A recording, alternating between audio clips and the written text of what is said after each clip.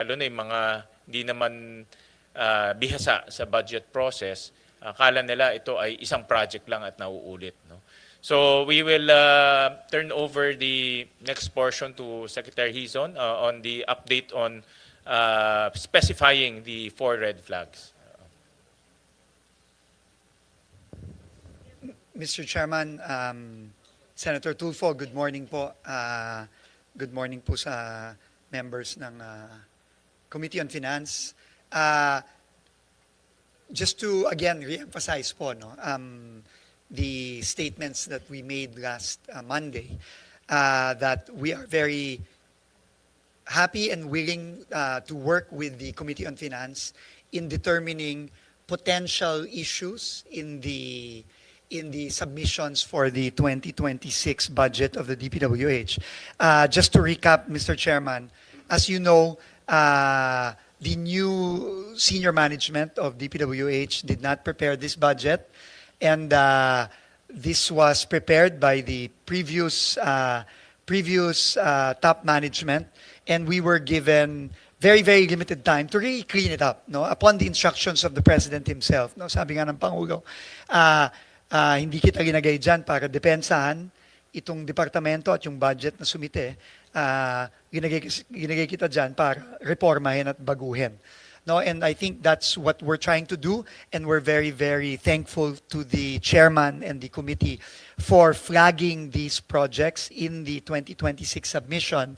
And if you recall, Mr. Chairman, you gave us 1 week to justify and validate these projects, which we promptly did by instructing all the implementing units from the regions to the district engineering offices to validate and justify, no, in particular the first and the fourth red flags, particularly on the stationing and also on the validation and justification of the seemingly repetitive projects in the 2026 budget compared to the 2025 budget. So as much as we could, we did that po, and we have a report that we have already submitted formally to the committee and to the Honorable Chairman. So just to summarize, no, for red flag, can we start with 1, please?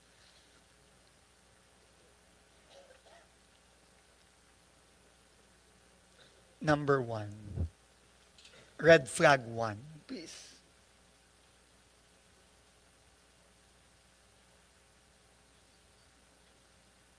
Red flag 1. I think there are 2 separate presentations. Mr. Chairman, I think they're preparing it, but if you don't mind, we'll start with red flag 4. Yes, go ahead, No, Secretary, so we can see red flag 4 were projects that were seen by the committee as repeating themselves, exactly the same or very, very similar line items from the 2025 budget. No, there were a total of 946 projects that were identified, amounting to 14.455 billion pesos. No, we are here to report to the committee that as of yesterday, we were able to provide validation and justification of 798 out of the 946 projects, roughly amounting to 66 billion pesos out of the 14.455 billion pesos. And this is broken down per region as follows. No? Next slide, please. And what we are going to show, Mr. Chairman, are just samples. No, obviously we cannot show all the napakadami po nito. No, we just wanted to show you our process, no, para po ma-validate at ma-justify. So simple lang po ang pinagawa namin, Mr. Chairman. Unang-una, pinababa po namin ang mga proyektong to based on geo-tag locations, and pina-validate po natin kung ito bang mga proyektong to ay completed na ba? Because I think that was the fear, no, nating lahat, no, na since kapareho nung 2025 at merong bagong pondo, parang doble-doble, no? Umuulit, no? I also wanted to thank and recognize Senator Rodante Marcoleta. Sir, thank you po for being here today. So, and then kukuhanan po ng litrato, no, ng dated at tagged photos para makita po na unang-una sa sarili nating mata, makikita natin na hindi pa tapos yung proyekto, no, at merong continuation. And we have changed the nomenclature of the entries, no, to reflect either a continuation or for completion of the project. So, if we can just go, Mr. Chairman, we identified na lang po one per region, no? But in the submissions, we have included in the annexes individual photos and individual reports for each of the 400 plus, close to 500, close to 700 plus, 798 out of the 946. So for CAR, simulan po natin, no? So for CAR, this is an example of a project that was initially flagged. So you can see po, this is the photo pictures. Meron pong geotag yan at may date, no? Nung kinuhanan ng litrato. No? At ang ginawa po natin, this is a 19.5 million peso project in Kalinga, District Engineering Office. And the next slide will show you the change in the, the next slide will also show you the straight line diagram para sa mga kalye po at mga bridge. Naggumawa na rin po ang ating DEOs ng straight line diagram which shows kung ano po ang pinopondohan for 2026. And in this straight line diagram, it is the, anong kulay? Yung blue.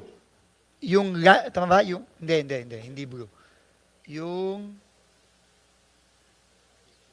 green, no? Yung nasa gitna po, no? Yung nasa gitna, yung from Station 2 plus 820 meters to Station 3 na plus 480. So ito po yung coverage nung pinondahan ng 19.5 million under the 2026 budget compared to yung napondohan nung previous years. No, nung I think the one beside it, yung parang pinkish color is yung 2025. So, pinapakita lang po yung yung straight line diagram kung ano yung napondohan in the previous years and ano yung pinapapondohan ngayong 2026. And we have also changed the nomenclature. I think that's the next slide. Wala bang changing nomenclature? Ito na pala. Ito na po pala yung bagong change in nomenclature, yung project name, Makutay, Green Hills, San Pedro, San Vicente Access Road leading to Elephant Hill, Archaeological Tourism Site, Barangay San Pedro, Rizal, Kalinga, Station 2 plus 820 to Station 3 plus 480. So, dinefine na po ito. I don't know kung anong nangyari dito. I don't know if it's just a question of laziness or kinat and paste lang yung previous submission. But clearly, based on the picture and the straight line diagram, this is a continuation of a ongoing project, of an ongoing road in this case. So ito po yung makikita natin sa ibang mga submissions. And next slide, please. Let's go to NCR. This is one example in NCR. So again, it is these are the pictures of the road that is being continued. In this case, rehabilitation of road at Asibal and Harmony in Batasan Hills in Quezon City, 25 million pesos. Ito po yung geotag location as well as the picture. We have validated this already based on the picture and the geotagged longitude and latitude. And if we go to the next, I think may straight line diagram dito. Ito din po, no? So, ang gagawin dito is, ito nga yung beginning of the project, which is station, hindi ko mabasa, sorry. Can you see it? 0 plus to station 346, which is roughly 9.5 kilometers na?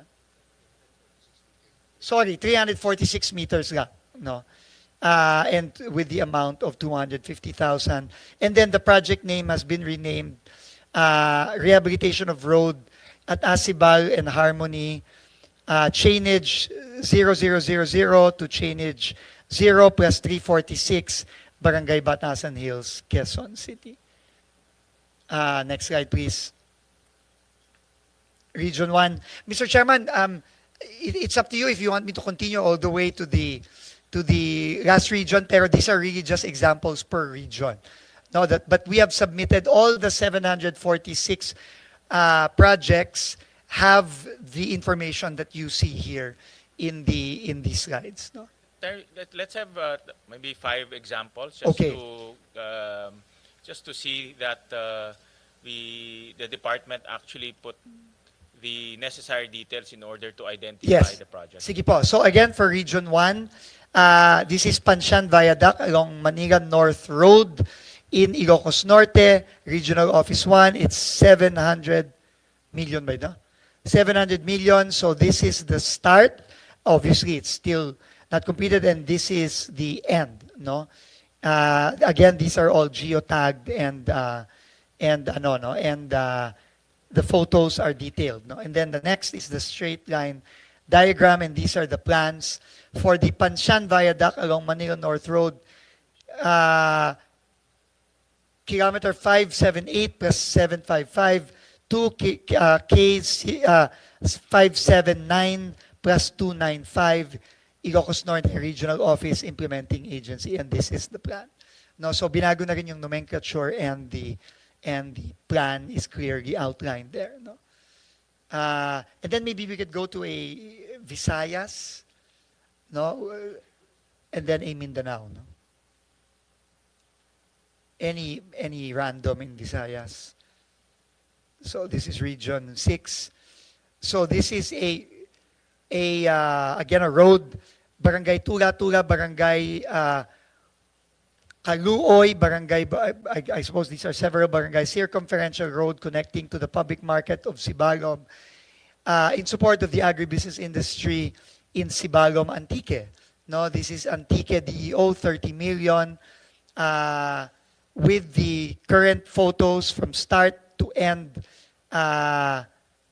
This is again, the geotags are there, and then this is the straight line diagram determining the segments that will be built. No? And then also the nomenclature of the entry is different already as well. No? And then we can maybe go to Mindanao for the 5th example. Anywhere in Mindanao. Region 10. So this is in Bukidnon, in Magay-Bagay, construction of road along Junction Magay-Bagay, City Bypass Road, Daguaon Road, Station 000 to plus 0 plus 240, Barangay San Jose. 5 million pesos in Bukidnon First District Engineering Office. And ito po yung, I guess, yung ongoing pictures. It is again, a continuation. Marami dito napansin natin, Mr. Chairman, mga continuation of projects that have already been funded in past budgets. No? Now, obviously, was not sufficient, no, to complete the project. So these are continuations of that. But now, very clearly, in the pictures and in the geotag, and also, next slide, the straight line diagrams as seen here. So these are all the supporting documents that we have furnished. The balance, hindi ho natapos, pero may deadline po tayong binigay. So we are requesting in the letter for time, if we can have more time, but of course, we leave this up to the committee. Kung sabihin nyo po, Mr. Chairman, na hanggang kahapon na lang, then please feel free to remove the other projects, the balance between the 746, 798 and the 946 from the budget. We will leave that up to the committee. So, but if you give us enough time, more time, we will try our best to validate and justify and provide the details similar to what we have provided yesterday. But if not, Mr. Chairman, by all means, tanggalin nyo na lang po, Mr. Chairman, yung mga line item na yan. We leave that up to the committee's prerogative na po, Mr. Chairman. Okay, so that's for the red flag 4, Mr. Chairman. So again, ulitin ko, 798 out of the 946 we have submitted as of yesterday with the corresponding pictures, new nomenclature, and the straight line diagrams because these are really mostly roads and bridges, Mr. Chairman.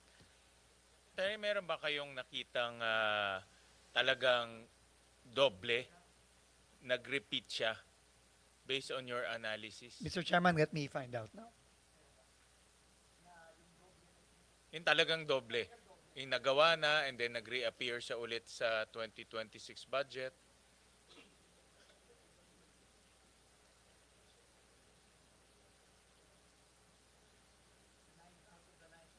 Meaning out of the 948, Mr. Chairman, no? Yes. Kung meron ba talagang nakitang kumpleto na pinasok pa rin? Tapos pinasok pa ulit.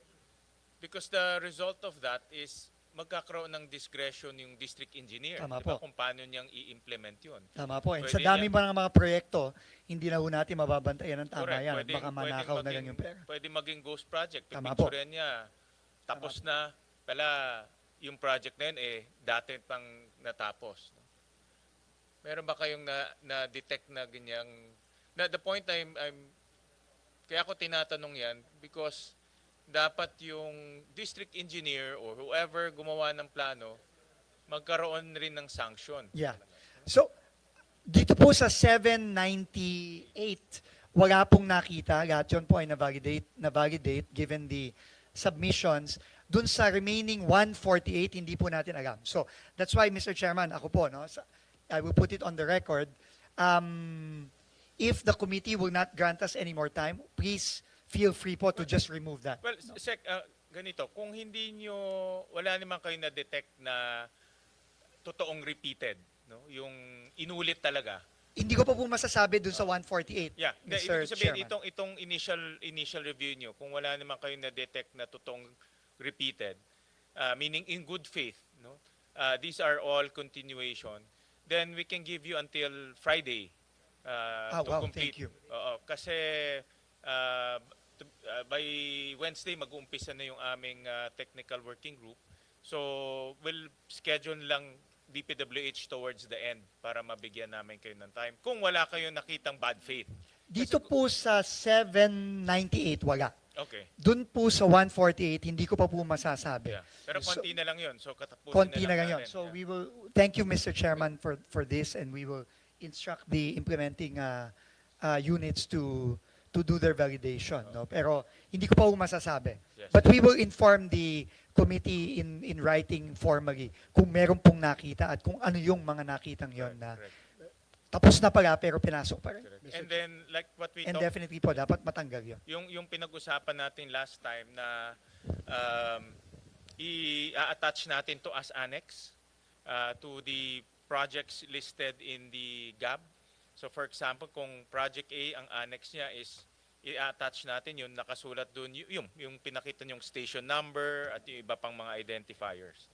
Mr. Chairman, I think that would be the most ideal situation para po for efficiency also and for time na i-annex na lang. Anyway, i-refer na lang yung mga projects sa HGAB dun sa annex na yon, no? Para madali naman yun. Correct. And we will also... Kasi may line item naman yes, yan. and i-upload rin namin itong mga annexes sa website ng As Senate. So kung nagre-review ka ng budget, makikita, mababangga mo ngayon sa annex yung exact project na yun. Yes po. Oo. That would be ideal. And we will do the same in our transparency portal, Mr. Chairman, as well. Okay. Mr. Opo. Chair? Mr. Chair? Yes, May I- Senator Irwin. I would just like to add, sana, Secretary, ito pong mga sinasabing duplication, could this be yung sinasabi ng mga kababayan natin na nirereklamo na katatapos lang ng project, bubungkalin na naman, sisirain na naman. Common po ito sa mga provinces. Sasabihin, katatapos lang yan, ka-inaugurate lang, next month, bubungkalin na naman. Pagkatapos, tirahin na naman, bungkal na naman. The same road, Mr. Chair, the same kalsada, the same munisipyo, pero paulit-ulit, binubungkal, wala naman pong problema, Mr. Chair, Mr. Secretary. Ito po yung nireklamo.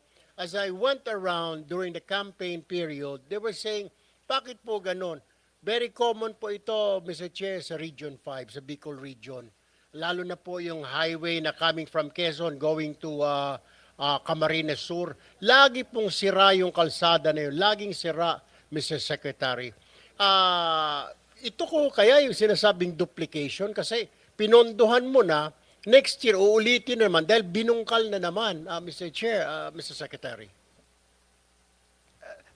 Mr. Chairman, tamang-tama po yung observation ni Senator Tulfo, no? Alam nyo, ito pong rebracking na ito, talagang tayong lahat, no? Talagang matagal na natin rinireklamo ito. That's why po, for the information of the good senator, in the first week of October, naglabas po ako ng memorandum, October 7, naglabas po ako ng memorandum suspending nationwide all rebracking activities. No, until makapaglabas po tayo ng very, very clear guidelines and criteria kung kailan po dapat lang mag-rebracking.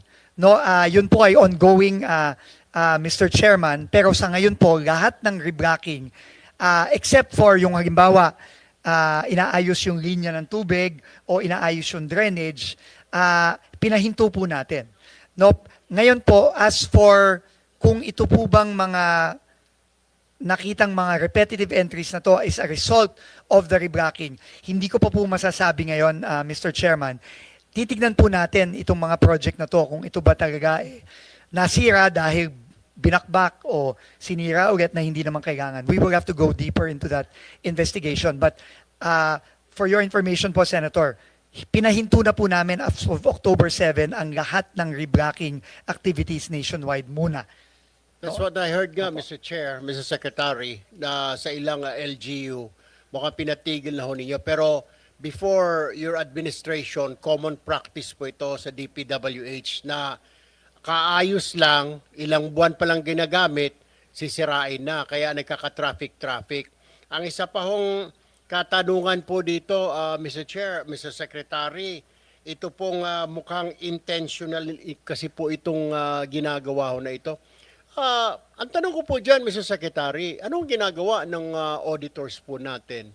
I mean, hinahayaan lang ho ito? I mean, hindi po ba dumadaan sa kanila sa audit ng COA, Commission on Audit, na katatapos lang nito, popondohan na naman natin, what's the problem? Popondohan na naman, parang multi-year siya, Secretary, pero kumpleto naman yung budget. So nakapagtataka, it seems like, Mr. Chairman, there's a collusion between the DPWH district engineers or regional office and the Commission on Audit kasi pinapayagan na pondohan na naman. Imbis na yung pondo na ipopondo mo rito, dalhin mo sa ibang lugar, ikaso mo sinira po yung kalsada eh. Ang pinaka-common practice po dyan, Mr. Chair, Mr. Secretary, yung may drill, dinidrill ka agad yung mga, kasi semento lang, hindi pa nga halos tuyo, dinidrill na naman after few weeks para mapondohan na naman. That's very ironic, Mr. Chair, Mr. Secretary. Yung question ko lamang po, meron po bang pamamaraan now? Have you already established na control para hindi po maulit ito, particularly with the Commission on Audit sa mga regions or district offices na mai-report? Or mahirap po natin kontrolin because there's collusion? Well, before, may collusion po talaga. Mr. Chairman, tama po kayo ulit. No? In fact, napag-usapan yan last hearing. And hindi ko lang po sure kung nandito ang ating COA resident auditor, pero nung nakaraan pong hearing, nagsabi na po tayo at nag-agree po tayo sa proposal ng ating chairman na imbes na post-audit lang, magkaroon na po ng pre-audit. Kasi doon po talaga mahuhuli yan, no? Na kinakailangan bang bakbakin o hindi. No, yun po ang katanungan eh. No, kasi ngayon po medyo discretionary sa implementing unit, meaning either sa district o sa region, na babakbak na lang na walang klarong guideline at criteria kung dapat bang bakbakin o hindi. So, there are two things po na gusto namin gawin ngayon sa bagong administrasyon sa DPWH. Unang-una, yun nga po, yung pre-audit, malaking pong tulong yan, imbes na post-audit lang. At ikalawa, meron kaming kinakraft po ngayon na siguro sa mga ilang linggo matatapos na clear guidelines. Kailan ba pwedeng o kailan ba dapat mag-rebrack? No? At meron naman po kasing technical at engineering criteria for that, no, kung kailan. Ang problema po, hindi po clear yan ngayon kung kailan dapat at hindi po transparent. Meaning hindi po nakikita ng mga kababayan natin na itong kaling to at hindi nila naiintindihan na kailangan na palang i-reblock. At nakikita lang nila yung mga magagandang kalye, bigla na lang tinitibag at gumagawa ng bago. So those two things po, Mr. Chairman, Senator, we will be implementing, I think, very, very soon po. Thank you, Mr. Chair. Thank you, Secretary. Thank you so much po. Secretary, napakaganda yung tanong ni Senator Erwin kasi kung yung title nga ay generic at may discretion yung district engineer, pwede nga niyang sirain yung ayos na kalsada. Dahil pareho lang yung title kasi generic eh. Hindi mo naman mapinpoint kung nasaan yun. Kung kahabaan yun is 10 kilometers, saan doon ang gagawin. No?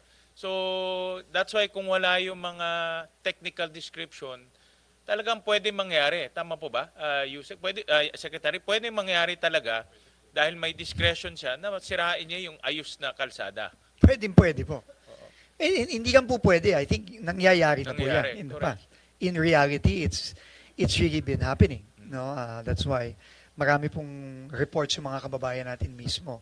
And I'm sure marami pong pinadating kay Senator Tulfo, no, na mga ganito. Kasi nangyayari po talaga. So with itong ginawa nating mayroon ng technical description, hindi na maulit to, Senator Erwin, kasi meron ng technical description. Yes, I trust Secretary Vince Dizon. Kasi sabi ko, I hope hindi na maulit. sabi ko kasi parang common practice ito before eh. Parang yung mga tao, kahit nung bata pa ko, kaayos lang, sira na naman, sinira na naman, wala namang crack, wala namang kwan. So, hopefully, Mr. Chair, with Secretary Vince Dizon at the helm, sana po matuldukan na ito, Mr. Chairman, Secretary. Opo, Mr. Chairman, you're absolutely right po. And I think yung pong mga reforma na nanggaling na rin sa discussions po natin sa komite, yung pre-audit, na nag-agree naman po ang COA no, na pwede tayong mag-pre-audit. Ikalawa, yung pong, ito pong station limits na very transparent po sa line item ng budget na klaro na ito ay ginagawa itong stasyon na to, hanggang dito sa stasyon na to. At ikatlo po yung magiging guidelines natin on reblocking na pwede kang mag-reblocking kapag na-fulfill itong criteria na ito. Tingin ko po, yung tatlong reforma po yun, tingin ko halos imposible na po siguro nilang madaya pa ito na sa mga susunod na mga taon, na susunod na buwan, susunod na taon. Thank you. Before we continue, let me formally recognize the presence of Senator Marcoleta and Senator Lauren Legarda. Opo. So, Mr. Chairman, pwede po ba ako magpagam nga at ako kailangan nga pong mag-CR. sige, Nung dumating sige. po si Senator Marcoleta, At the very least, kailangan ko ata mag-CR. At the very least naman, sa bigat ng trabaho niyo, Pasensya na po. payagan namin kayo mag-CR at the very least. To take advantage of the time habang nasa Call of Nature Ay, si salamat po, ma'am. Yes, good morning. Thank you for acknowledging me. Baka papayag sila para hindi waste of time yung expert sa allocable at non-allocable si Director Bote. Hindi, kayo po, no? Si Planning. Kasi wala nun si Sen Marcoleta at Sen Erwin para may definition of terms at yung bago ng pangalan ng allocable at non-allocable. Kasi nakaka-confuse, di ba? Di ba naging congressman tayo, Sen Erwin, naging congressman si Senator Marcoleta. Wala talaga akong alam na allocable at non-allocable.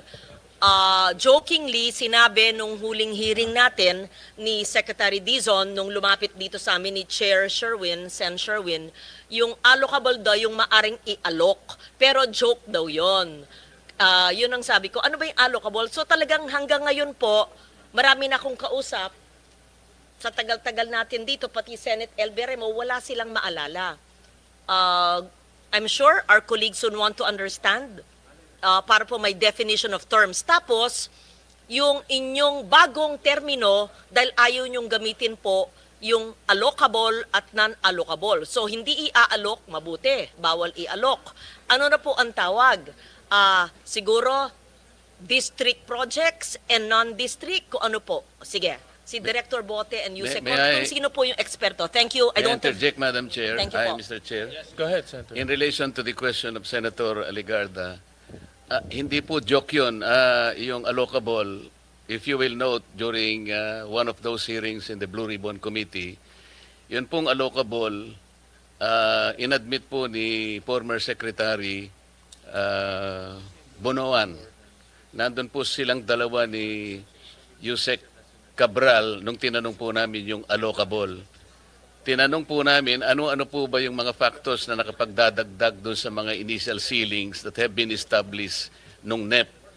So sinabi po nila yung allocable funding, yan daw po ay talagang inahanda nila, particularly in the House of Representatives kasi sila yung mayroong power of the purse para hindi na molestyahin, well, pardon for the using the word, para hindi na istorbohin yung mga nakalatag sa NEP, talagang provision po yun na talagang pambibigay dun sa mga members ng House.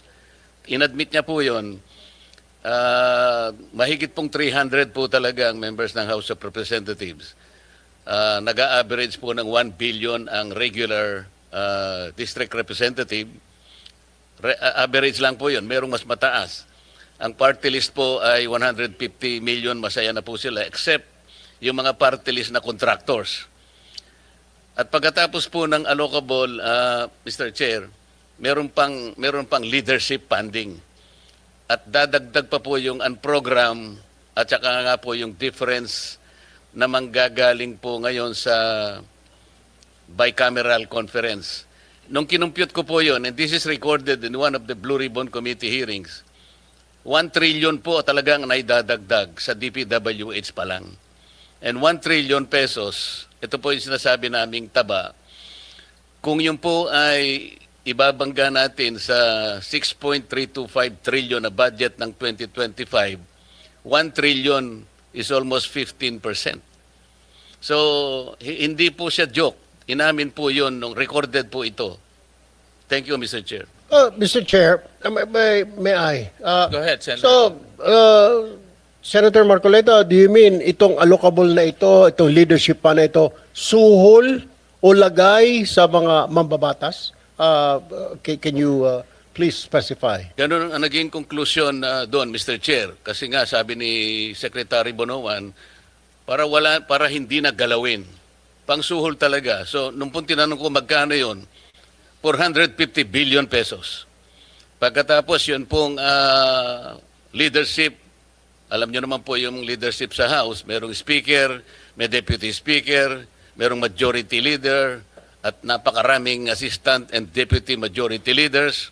Isama mo po yung mga chairman at saka vice chairman ng Appropriations Committee. Yun po yung 450 billion. Recorded po ito. At pagkatapos yung leadership, 100 billion yan. Nakarecord po yan.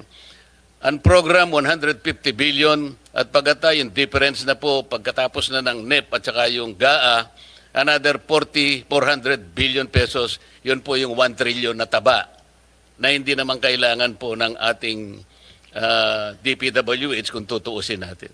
Salamat po, Mr. Chair. Thank you so much for explaining to me, Senator Marcoleta and Sen. Tulfo. Mr. Chair, kahapon po nag-uusap tayo. Sunday we were both working and we both acknowledged that we received the June or July list of allocable but not the September. So I am told by our staffs, wala pa rin. May we request the September as revised. Maski po hindi na yung words allocable, anyo mo, hindi naman kasalanan na may ceiling. Tama po yung sinabi nyo. Hindi naman forever kailangan humihingi ang congressman or ang mga mayor. Tapos, yung hindi district projects, makinig kasi kayo pag tinatanong ko po. Yes, yung hindi po district projects, yun ang tinatawag na non-allocable. Di ibahin natin ang pangalan, non-district, ganun lang. Wala namang masama doon eh. Alam nyo, first, allow me to commend the President and commend Secretary Dizon for heeding the clamor of both houses of Congress. I do not claim authorship of that idea in bringing down the DUPA. Thank you for that. It was declared by the President on the day that he left for the ASEAN meeting. We truly appreciate your listening to the people and bringing it down. But there are much more reforms to be done. I believe that all of us want really reforms and changes that will be felt by our people for bigger fiscal space to give other departments or other programs under DPWH that will really redound to the benefit of our people. Kaya, una, I commend you. Salamat po sa pagbaba ng DUPA na makakasave, sabi nyo ng 50. Pero sa computation ko, and I'll get back to that later, it should be bigger than 50B. And siguro dapat sagutin nyo yung hiningi ng chair last time, yung natuklasan niyang 271B. At pangatlo, yung sinabi po ng LBRMO staff and the chair staff na wala pa rin po yung September. We don't need the June, July of the previous leadership's allocable and non-allocable. What we need is the 625 billion revised NEP and then give us ano yung ceiling ng district, ano yung hindi alam ng district. And why do I say this, Mr. Chair? Mahalaga po. Kasi di ba nangyayari ngayon, may mga congressman na tatamaan, may mga ibang sa lokal o district engineer na tatamaan, hindi nila alam. Senator Sherwin himself, we were talking yesterday and we were both asking each other, nasa yung malistahan, pareho kaming we were in the dark, wala pa. And then you told me that indeed, in your district, your brother's a mayor, sa inyong Kong, and there are projects you don't know. Then we feared you could be blamed for it, and is that, we were asking each other, yan ba yung allocable? We don't know. So, just to protect everybody who will eventually sign the GAA of 2026, what if kaming lahat dito, tapos pipirma kami, tapos sasabihin natin, pinirmahan nyo, tinanong naman nyo, tanggap nyo yun na may non-allocable, hindi nga Maski po iba na ang tawag natin, gusto lang po namin makita ano yung alam talaga ng congressman, alam ng district engineer, at yung hindi nila alam na maaring alam ng region, na maaring alam ng central na hindi alam ng region. Walang masama po doon in all transparency. Diba? Am I conveying the same message we talked about? Yes. So, wag mo, please, I hope I'm not blamed. Because this, I'm speaking for the team. Kasi nag-usap po kami ng weekend. Yes. Yeah. Thank you.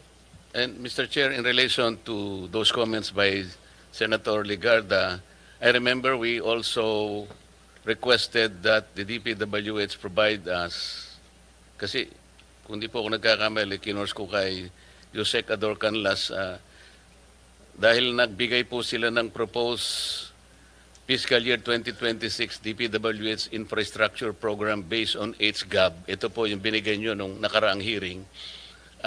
Mr. Chair, ang request po natin, kung mabigyan po tayo ng 2025, 2024, and 2023 in the same format. Kasi po ang binigay nila, nakita ko po, is a detailed HGAB. It will not permit easy comparison Dito po, kung gamitin po natin itong format na to, sinabi ko naman sa ito, Yusek Ador, ang daling ikumpara. Halimbawa po, yung National Capital Region, 26.6 billion, di ba? So makikita natin sa 2025, 24, and 23 kung ano yung latag. Because I remember, sinabi ko kay Secretary Dizon na ang pinaka-importante, mahimay natin din. Kasi ang importante rito yung allocation po ng finite resources ng ating bansa. Region 1, 24 billion. CAR, 17 billion. Sana sa ganitong format din po, napakadali na ikumpara natin yung 4 na taon, madadali po tayo Yun po yung aking request nung nakaraang hearing, kung matatandaan po ninyo. Hindi po yung detalye, mawawala na po tayo doon pagka yung detalye. If you are the one who submitted this format, in the same format sana, HGAB po, hindi po yung NEP.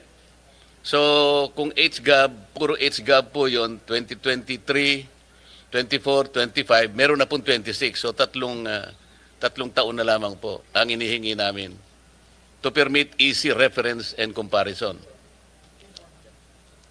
Pwede po. Go ahead, Yusek Conti. Thank you, Mr. Chairman. With the kind permission of the Secretary, I would like to address first the manifestation and comment of Senator Lauren. Ma'am, tama po kayo at nagpapasalamat po kami sa inyong pag-promote and transparency, accountability, and fiscal discipline dito po sa ating budget process.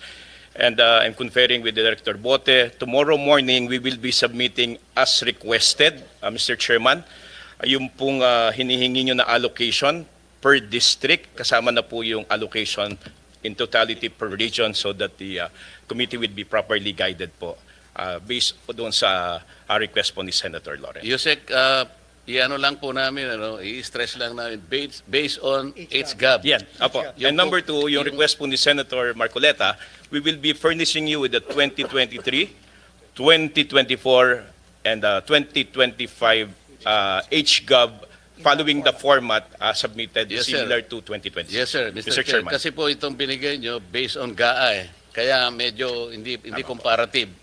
At Yusek Ador, nasabi ko rin sa iyo na pwedeng isama rin yung sa party list.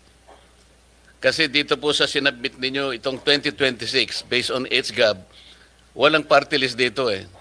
Bakit ko po ini-insist yun? Meron pong party list kasi na contractor congressman. Alam na po ninyo siguro kung sino yung sinasabi ko. Yung pong ordinary party list, masaya na siya sa 150 million allocable. Pero po yung contractor party list, iba po yun. Kaya gusto po naming makita, this is still in relation to the truthful allocation. Dito po nagkakaroon ng problema. Pwede po ba yun? Isasama po natin ang party list. Dito po sa HGAB po ninyo, 2026, wala pang party list. At, tama po, Mr. Chairman, because the party list, wala ko siyang distrito, will try to extract as Opo, much as possible. wala kaming ano, kasi Kung ano lang po available. nationwide po kami. Pero Yes. makukuha nyo kung ilan po yung na-allocate per party list. Tama po.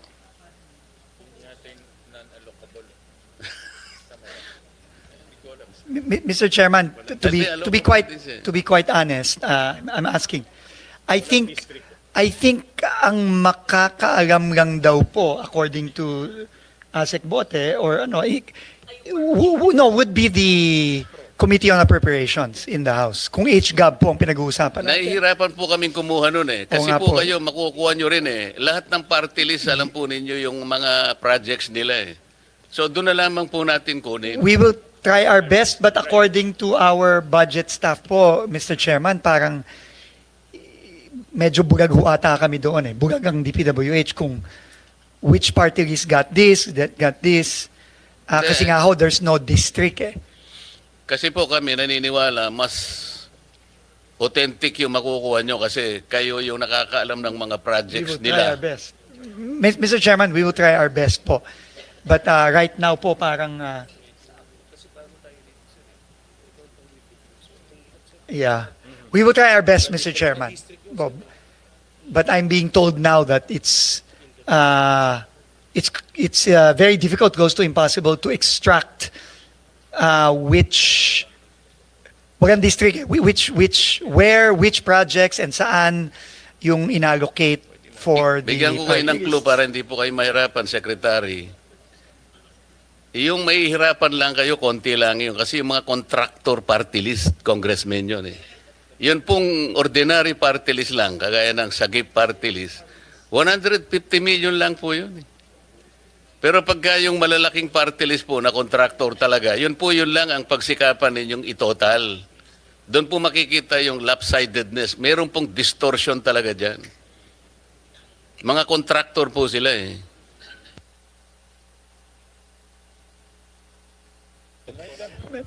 Mr. Chairman, we will also write the Committee on Appropriations and seek their assistance also kung paano po ang kung maibibigay nila sa amin yung detalyeng yun. But as of now, I don't think we have that information. Meaning we cannot extract from the HGAB specifically kung which line items, which projects were allocated or allotted to a particular party list representative. Sa planning Unlike the district. Unlike the planning districts. service ninyo, Secretary, nakukuha po yun. Sige po. Kasi si Yosek Cabral noon, alam niya lahat yun eh. Sige po, Mr. Chairman. Unfortunately, Yusik Cabral is no Mr. longer in Mr. the Chair. department, but we will try our best. No? Mr. Chair. Senator Tulfo? Yeah, I would just like to ask the planning service sa finance ng DPWH. Ito ba yung sinasabi because walang specific na district yung budget at saka so maaring may naririnig kasi ako nung when I was in the House of Representatives na pwedeng bumili si ganito ng pondo kay ganito. Hihingin ni congressman ganito kay congressman ganito yung pondo. Where in fact, naka-allocate sa district niya, dadalhin sa kabilang district or ibibenta. I know you've heard about that. I mean, Mr. Secretary. We have heard similar stories, Mr. Yes. Mr. Chairman. na yung pondo niya, pwede kong bilihin and dalhin ko, pwede ko ibenta ulit hanggang sa 3 kamay magpapasa-pasa. So, from 20%, nagiging 30, naging 40, Yes. hanggang sa wala nang natira because nga binenta yung pondo. Could it be, ito na nga yung sinasabi ni Senator Marcoleta, yung We have heard, allocable na ito. we have heard, Mr. Chairman, similar stories, and we've gotten similar information na yung bentahan, bilihan, yung parking, yung sagasa, yung mga ganyang mga terminologies. I think this is actually part of the ongoing investigation by the Independent Commission right now, and we have been asked to submit documentation as well for this. But as to kung itong mga sa party list ay kasama dito, well, it's possible po na kasama yan, although like I said po, mukhang hirap kaming at least sa department na i-identify kung magkano yung mga yan, saan yan, kanino ginagay. No, yun po ang medyo, I think we have a bit of a hard time getting all that Mr. details. Chair, Senator Lloyd. salamat po sa inyong sagot, Secretary. Kaya nga, last week pa namin hinihingi yung NEP revised, allocable at non-allocable, maski iba na ang salita, district project at non-district, doon makikita yung kanilang hinihingi. Yung pong tanong nila, doon makikita. Kasi yung hindi po alam ng district engineer, titingnan natin. Hindi alam ng congressman, district engineer at ng mga mayor sa distritong yon, alam dapat ng region. Pag hindi alam ng region, alam dapat ng central. Pag hindi po nila alam lahat, tatapyasin ng Eagle Eye Chairman. Ganun lang po yun, di ba? Mapo. So I think what we're asking for will address the concerns of the other senators. If we are really serious, and I'm Yes. sure you are serious about cleaning up the system. Yes. Ma'am, I think Thank you. there was just a little bit of confusion on the terminologies because in the revised NEP, the new team actually did away completely already with the concept of allocable, non-allocable. No? I think in the letter of Undersecretary Conti, ma'am, Mr. Chairman, to the Honorable Senator, we explained our process, but sabi naman ni ma'am na we will just submit it based on legislative district para lang makita. Naintindihan ko na po ngayon no yung point ni Senator Loren na all we want is, let's say X district got this much, we will validate with a congressman or the district office there. To shorten your work, Yes. hindi na kailangan po i-validate. Ito, 625, di ba yung NEP revised? Per district po, yung Magkano? yung sa district ito, yung region or central ito. So, iniba lang yung pangalan, hindi lang natin ginagamit allocable Yes. and non-allocable. Kasi, Understood, ma'am. just to simplify, sabi po ni Director Bote, ang allocable, yung ceiling po ng budget ng congressional district, allocable. O sige, ayaw nyo gamitin yun, ayaw din namin. So, tawagin natin district projects. Yung hindi po district projects, tinatawag sa dating leadership ng non-allocable. Ayaw po natin gamitin yon. Di tawagin natin non-district projects. Pag hindi po alam ni district engineer at ni congressman at ng lokal, di region siya o central siya o question mark, sino pa? Di ba? Ganun po. So, district, non-district. So, district, synonymous to allocable. Non-district, synonymous to non-allocable. Yung tinatanong po nila, parking, sagasa, whatever, ay siguro sa non-allocable dati. So, aalamin natin, doon lang natin makikita yung hugis at yung maaring mga tabang pwedeng putulin kung makita natin yung non-allocable synonymous to non-district. Tama ba ho? Thank you. Agree ba? Very Director? clear, ma'am. Nakikita- Now, Director Yeah. Bote and the But you have to Undersecretary. identify for us, hindi lang yung suma total, this district, 1B. Hindi. Lagay nyo, 500 district, 500 previously known as non-allocable, now called non-district. Ganun lang. At for all you know, these are national convergence. Malay mo may highway doon. Malay mo may, ganun lang. Ganun lang. Pero detalya. Oo. Thank you, Mr. Very Chair. clear, Mr. Chairman. Ma'am, very clear po. I was told po by ASEC Bote and Yusek Nick, they can submit this by tomorrow morning. Submit to the committee, Yusek. I think ang punto naman ng mga senators, Secretary Dizon, in the past kasi bigla nilang may lumalabas na project, no? At kung nasundan natin yung Blue Ribbon hearings, sila na nagsasabi, yung mga resource persons, sila Bernardo, sila Alcantara, na kaya nilang maglagay ng project nang hindi alam ng local government, hindi rin alam ng mga congressmen. No? Ang usapan, ika nga, nasa taas. That's the point Senator Loren and the rest of the senators are trying to make. So that makikita natin kung ano yung mga projects na coordinated on the ground, ano yung bigla nilang dumadating dahil may usapan na sa taas. That's the point. No? So just submit to the committee, Yusek, para maano natin. We will, Mr. Ma-process Chairman, natin. thank you po. Very clear na po ngayon. Ma'am, But- thank you so much. Secretary, we go to red flag 1. Yes, just, again, Mr. Chairman, with your permission, maybe 5 examples na lang po. No? 5 examples lang, no? So, just to summarize, next slide, please. Projects with no station numbers. Ito po, no, yung po yung observations ng committee, which we agree. Projects with no station limits now have been updated with station limits. For school buildings, station limit is obviously not applicable. So, yung school ID number na lang po ang ginagay natin para po klaro na it is a real and not a guni-guni school, no, para lang ho very clear. So next, so there were 4,566 identified by the committee. Again, we're very, very thankful po for identifying these.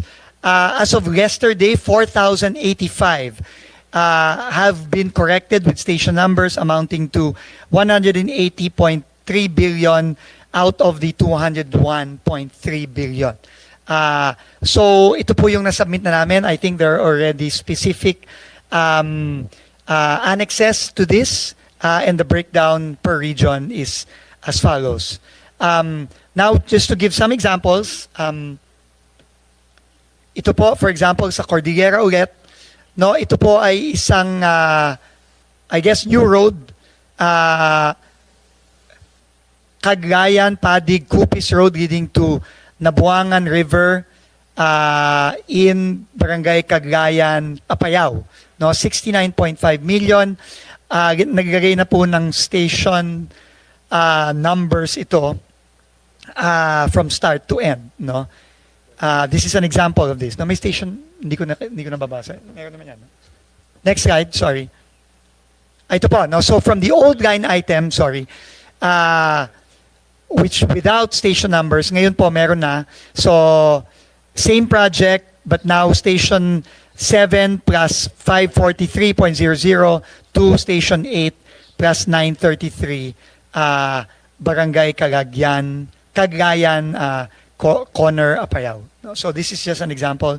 Another example, in the NCR, this is a school building, Mr. Chairman, obviously, and it is a retrofitting of a multipurpose building, which is a school building in Moises Salvador Elementary School, Manila, 103 million, and this is these are the geotag coordinates as well as the school ID number, and you will see it in the next slide. Next slide, please. Ito na po, no? Instead of retrofitting of multipurpose building, Moises Salvador Elementary School, Manila City, it is now retrofitting of multipurpose building, Moises Salvador Elementary School, school ID number 136464, Maceda Building, Manila. So ito po, no, ang example naman ng eskwelahan, no? And by the way, Mr. Chairman, and again, thanks to the committee, from now on, ganito na po ang gagawin ng DPWH in future budgets, no? Talagang, it will be as detailed as possible na with either station numbers or school ID numbers for school buildings. Maybe we can go to the Visayas as an example.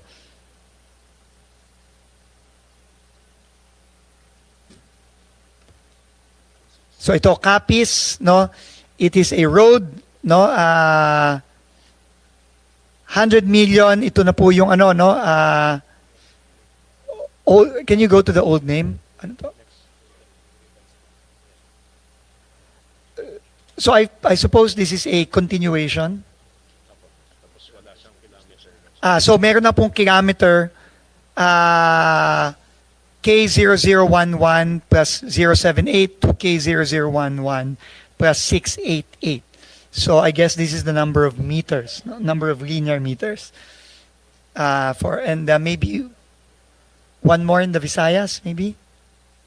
Negros Island region, again, construction of road, Barangay Cangabo, La Libertad, Negros Oriental, 38.7 million. This is the picture. And then there will now be station numbers, station limits. No, station 2 plus 670 to station 3 plus 970, La Libertad, Negros Oriental. And maybe finally in Mindanao, Zamboanga del Norte, again, a picture of the road with the geotag locations, and then for 20 million pesos, and then the station limits, the new name will be construction of the road with station 000. I think it is a new road, that's why it's station 00 to station 1 plus 000. So 1 kilometer po yung gagawin for 20 million pesos.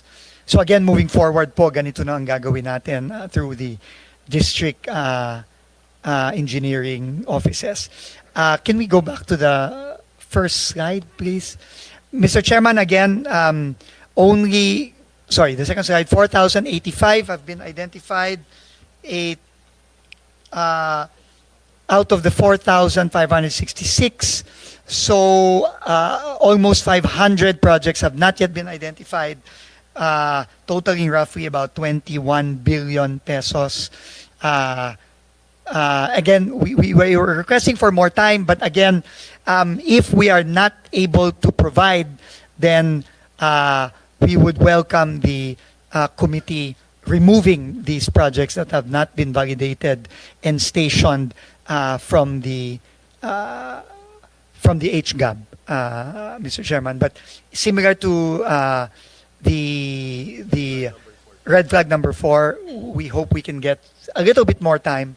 But if not, of course, we leave that to the discretion of the committee. Secretary, in your review of these projects, lahat to legitimate projects, meaning itong mga projects merong talagang pagdadaanan yung kalye, meron talagang i-construct na kalye in your review. Yes, according to the implementing offices, that is correct, Mr. Chairman. Okay. Then if that's the case, ganun na rin until Friday. Let's give it, kasi konti na lang, no? We're talking about 500 projects eh. Opo, Let's give it 500 until Friday para at least matapos na natin Opo. to. And again po, kung hindi po ma-validate at hindi po mabigyan, then Yes, kung hindi talaga, by remove Friday, them. By all means. tatanggalin na lang natin yun. Maraming salamat po, Mr. Actually, Chairman. because of this hearing and the interventions of our senators, may mga nag-reach out sa amin. Like for example, I'll flash this on the screen, si Congressman Colliantes. Nag-reach out sa amin. Sabi niya, itong tatlong project, doble to, no? Duplicates. So sabi niya sa Committee on Finance, yan. We have, Mr. Chairman, we have also Yeah. received the same letter from Congressman Colliantes from Batangas. We have also received a similar letter from Congressman Biron of Iloilo, also saying na hindi niya alam yung proyektong yan, so pwedeng pakitanggal na lang. So, and obviously, I mean, we will be, opo. So, buti si Maite. Maybe this is what the point of Senator, which is well taken po. Nag-reach Thank out you, siya Mr. sa Chairman. committee for the committee to consolidate or to remove itong mga project na ito. But this is an example na yung mga congressmen, they themselves on the ground, hindi nila alam na may doble, no, na ganito. At siyempre, baka nangyari ito magaling sa central, binaba, hindi nila alam. Kung merong usapan sa taas, madadamay sila. No? So sila nag-reach out sa amin. And then, yes, yeah, go ahead. Sir, Yeah. paano yun? We commend the congressman who wrote you, si Maitet, o anak niya. Pero, paano yun? Bababa naman yung kanilang NEP at GAB. Dapat palitan naman ng tamang project. I-restore naman. Di ba? Mr. Chair, di ba fair lang?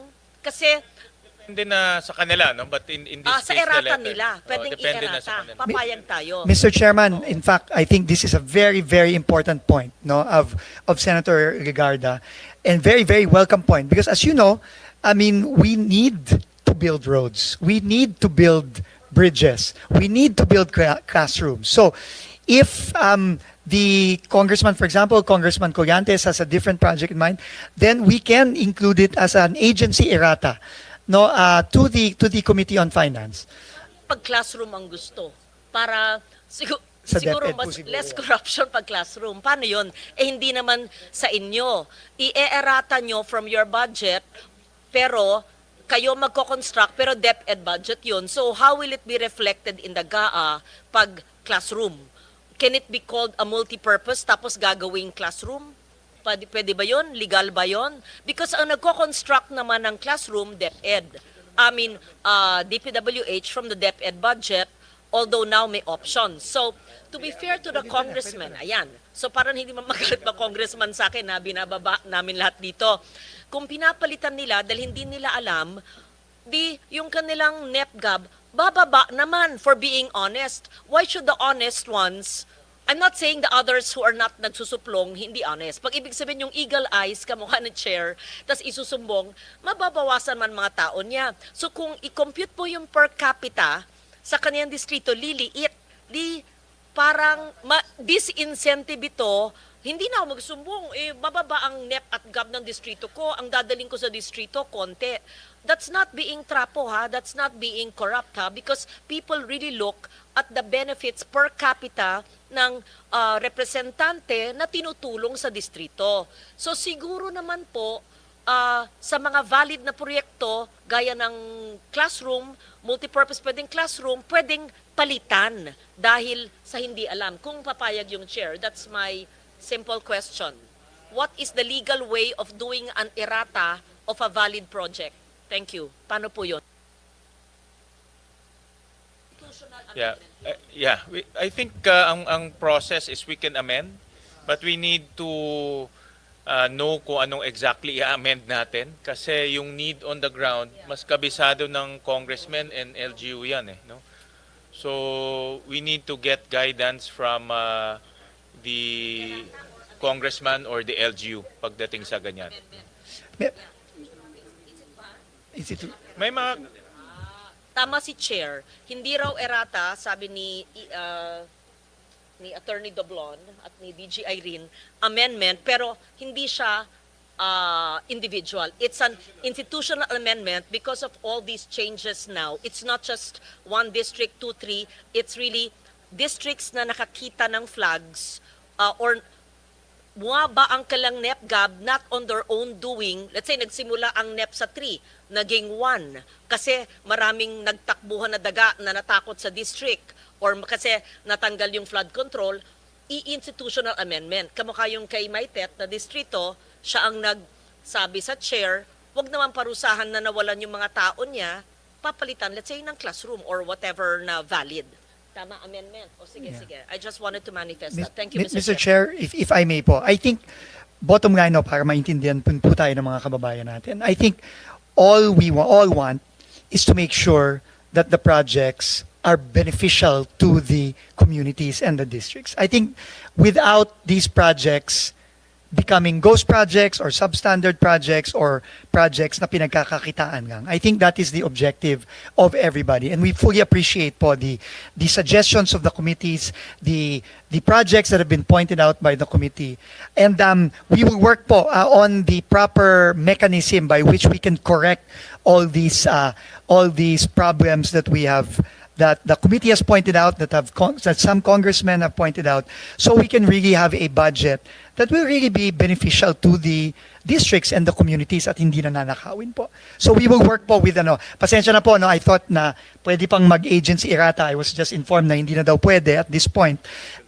But we will work with the Committee on Finance po for the appropriate institutional amendments that need to be made to make sure na maayos po itong budget ng DPWH ng 2026. Thank you very much, Mr. Chairman. Thank you, Senator Secretary. Loren. Meron din akong example na baliktad naman, no?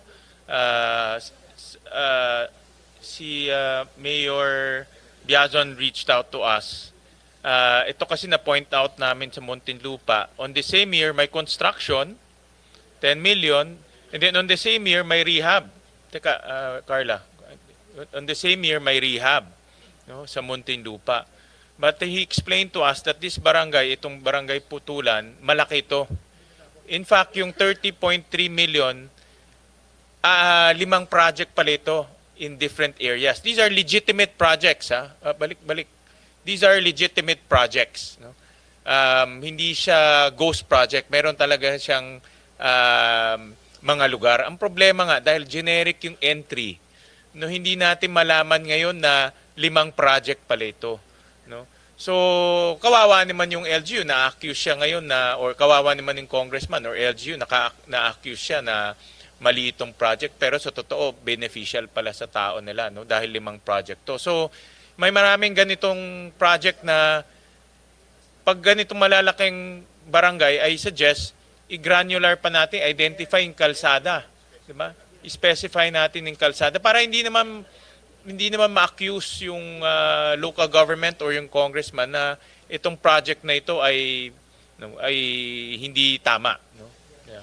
Mr. Chairman, ito nga po, no, and first time ko pong nakita itong complexities ng DPWH budget. No? And tama po kayo, no? And I think the key here to ensure transparency and to ensure that natama yung mga proyektong may implement is really to go very, very granular. Ang napansin po kasi natin dito, dahil nga siguro napakahaba na ng budget ng DPWH, I think this is over 700 pages in the GAA, no, nagiging generic po ang line items. When in fact, dapat mas granular, mas specific. And I think this is the right direction moving forward. And if we could get a copy po of the details here, then maybe, you know, we can have it validated and then just resubmit, no, a more included in our submissions for Friday po, Mr. Chairman, no? I think yung mga ganito mas alam to ng mga district engineers. Yes. No? Kasi like itong document on the right, ito binigay siya lang sa amin to ni Mayor Biazon dahil meron siyang, I guess binigay sa kanya ito ni Congressman Fresnedi. But itong ganitong document, nasa district engineer siya, hindi namin alam yan eh. Nasa GAA, basta nakita namin sa GAA is rehabilitation of multipurpose building. Yun lang. Hindi namin alam na 5 project pala ito. No? So, we'll request the district engineer kung meron mga ganito. Na legitimate naman, no? Valid naman yung project, i-breakdown na nila, no? By street para granular yung ating description. No?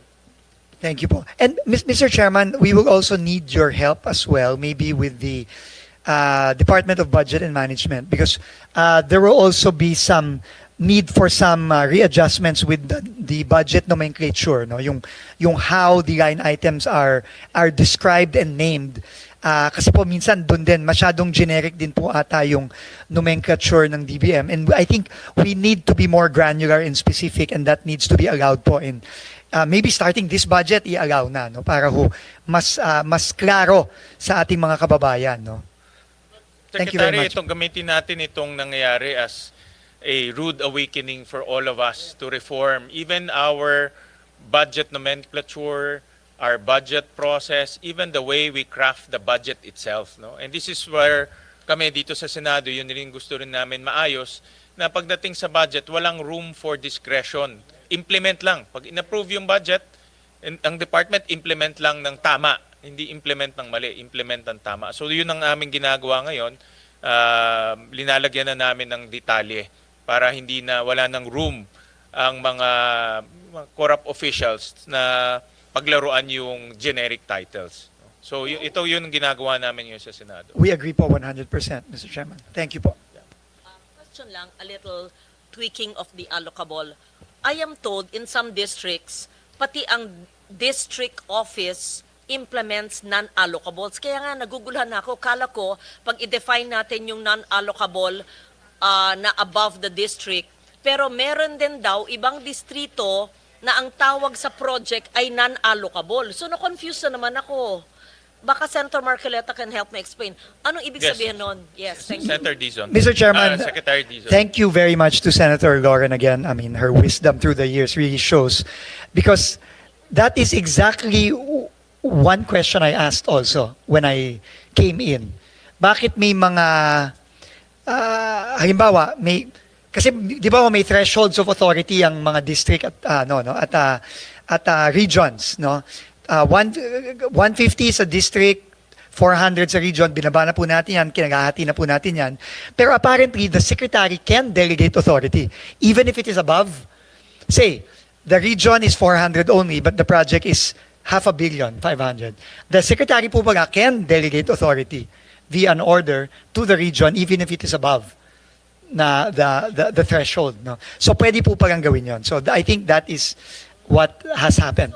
It's really kayo po ang mag-identify sa list of district projects per congressional district. Ano yung allocable or non-allocable? Kala ko it's as simple as pag sa district, ito. So meron din pala within the district pero ang tawag dati non-allocable. So maybe you should identify when you submit tomorrow, ito ay district projects na alam talaga ng district engineer na vinet ng district. Para sagot ni engineer, to be fair to him or her, sagot niya. Pero ito, ini-implement sa district, hindi niya alam.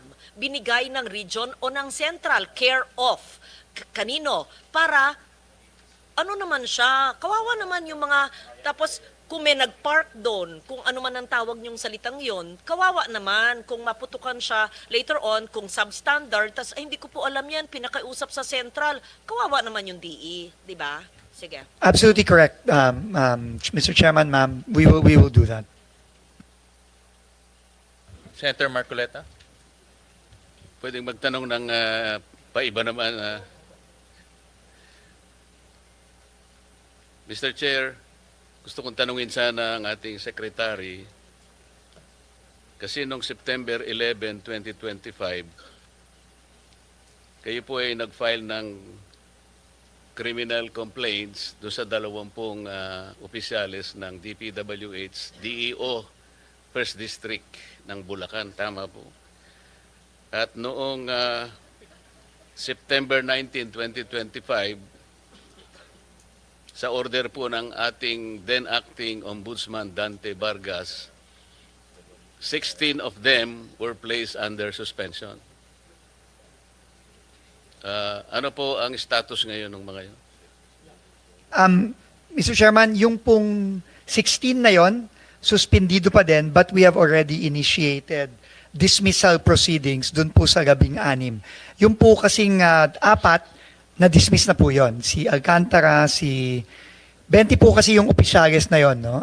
Na nakasuhan sa unang kasong final natin before the Ombudsman for the First District of Bulacan.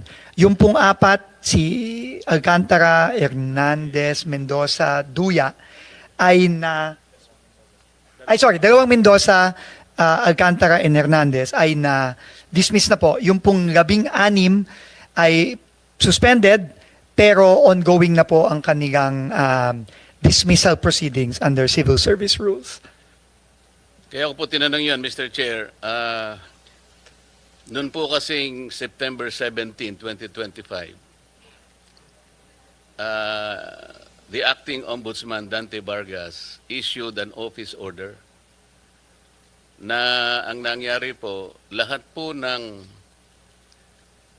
criminal or administrative complaints that were filed within 10 days prior to that order, meaning to say,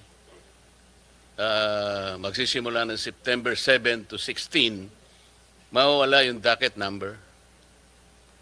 Ang epekto po noon, dalawa po ang epekto. Halimbawa po, yung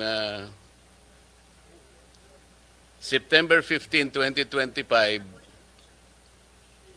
wala pong connection ng DPWH dito. Kaya ko lang nabanggit yung September 15, 2025 complaint. Ito po ikasali doon sa 10 days na inalisan po ng docket number prior to September 17.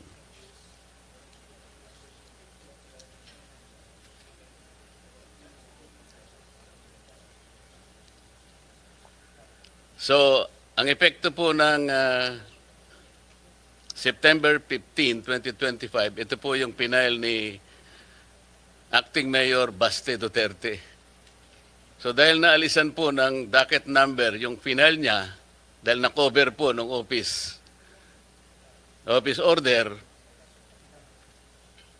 yung pong ombudsman natin nakaligtas.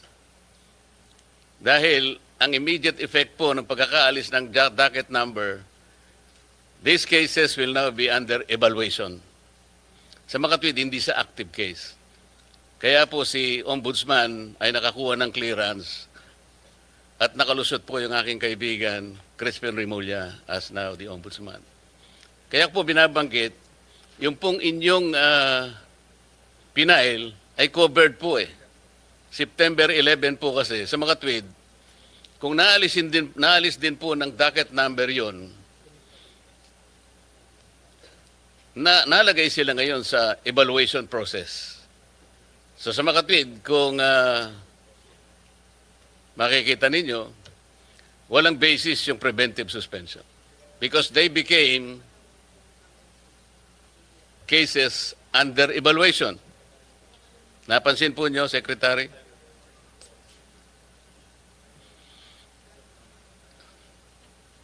While it benefited the Ombudsman, the applicant Ombudsman at the time,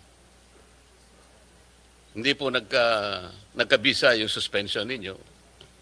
Because both of these cases were covered under the order issued by Dante Vargas. So may nagsasabi nga, Mr. Chair, kapag ikaw ay nanalangin para umulan, kinakailangan ay pagtiyagaan mo yung putik na idudulot nito. So, nasaan po ngayon yung suspension? Opo. So hindi pa, right now po, ang immediate po kasi naming naging action, pagka-file namin ng kaso, ay ito nga po, no? Nag-show cause order kami sa lahat to initiate administrative proceedings against the 16 na hindi pa dismissed. Nagpa-show cause order na kami agad-agad sa kanila para masimulan na po yung administrative case against them, no? And in the process of that, when we received the suspension order from the Ombudsman, sinuspend na ho namin at Which is nag-appoint. ineffective. Yun ang sinasabi ko Opo. Pero right now po, hindi naman po ginif. So right now, they are all suspended. No? At ongoing na po yung administrative process against them. So for all intents po sa amin, at least sa administrative case, tuloy-tuloy lang po kami, Mr. Chairman.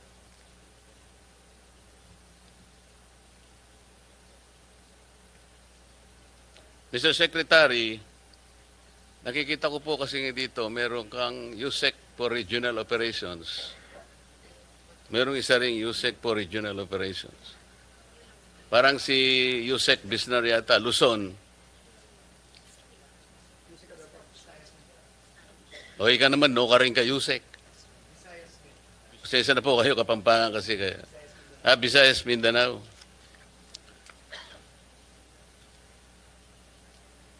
Pero, Mr. Secretary, yung DPWH Undersecretary for Luzon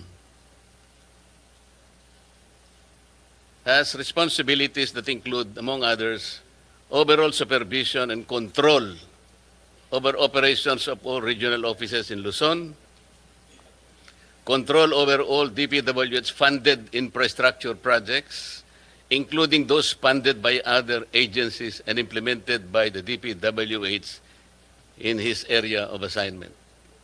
Tama po?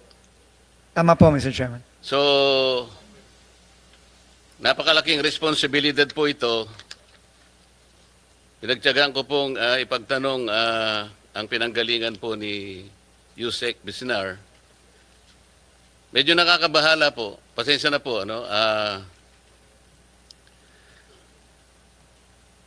Noon pong August 15, 1998, Yusek Bisnar,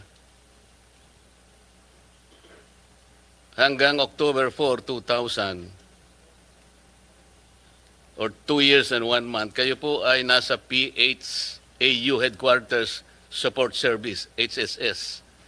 Ang ibig pala sabihin ng PHAU, ito po yung Personnel Holding and Accounting Unit na nakakabahala po ang kalagayan sapagkat ito po pala ay mga police personnel assigned to PHAU for various reasons, including secondment to other agencies, those on study leave, or those under floating status, such as personnel with pending criminal investigation, etc., etc. And then, in January 16, 2002 to November 7 to 2002, ganun din po, PHAU HSS. Ganun din po sa November 8, 2002 to 2003, 4 months ito.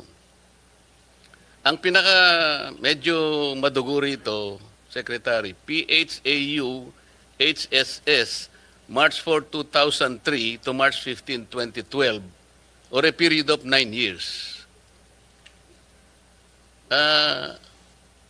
Ano po bakit po kayo naka-float ng ganito katagal pong panahon? More than, from 1998 to 2012, it's more than 11 years. Were you in floating status, sir? Mr. Chair, with the permission of the Go ahead, Secretary. Yusek. From 1998 to 2001, Mr. Chair, I was detailed to the Presidential Anti-Organized Crime Task Force. What is that, sir? The Presidential Anti-Organized Crime Task Force. Yun Mr. yung Chair. PAOK-TF. Yes, sir. That's 2001 to 1998 to 2001 or 2002, Mr. Chair. 1998. Pero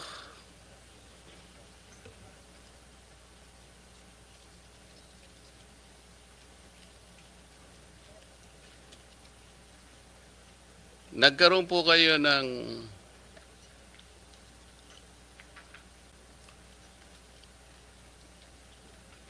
you obtained your bachelor's degree, Philippine Military Academy, 1986-1990 po.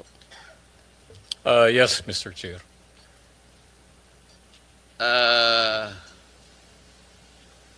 Meron kayong Doctor of Veterinary Medicine, University of the Philippines, Los Baños, 1986 to 1985 to 86. I attended the Did you finish the this? program. Apparently, parang hindi nyo naman nakumpleto. Tama? It's only for 1 year, 1 year.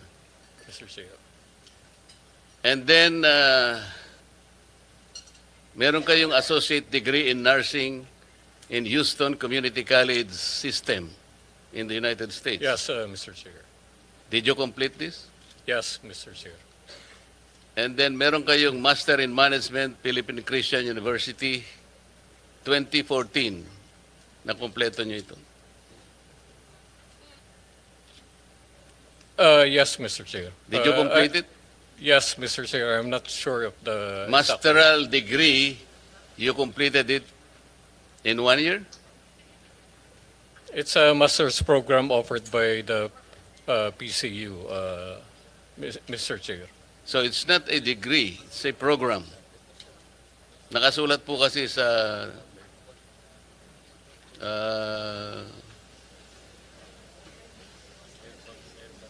inyong background ay masteral degree. It's a degree, Mr. Chair, offered by PCU. How can you complete a masteral degree in 1 year? It's in tandem with the officer senior executive course that they offered.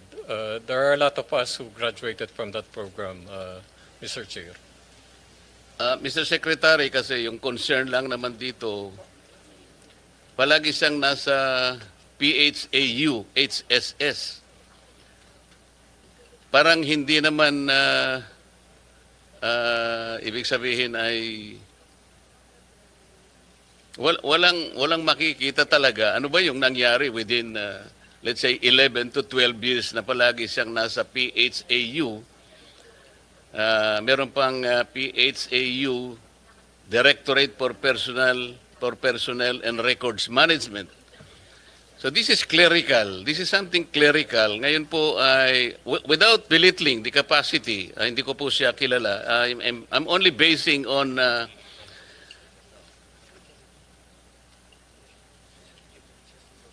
kasi po noong 2003 kayo po ay nung makuha po niyo yung associate degree in nursing in Houston Community College, nakakuha po ba kayo ng student visa? Yung F1 visa? No, Mr. Chair.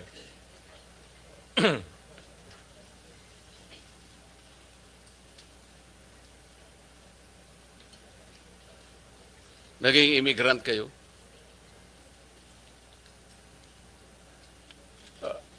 Mr. Chair, just to clarify, by 2003, I was dropped from roles by the PNP. And prior to that, I applied for study leave and emergency leave. Did in you the apply US. for citizenship or did you become immigrant? I did not apply for citizenship. Pero naging Mr. Chair. immigrant kayo? Yes, sir, Your Honor. But citizenship is a requirement for PNP members under Republic Act 6975. You know that, sir.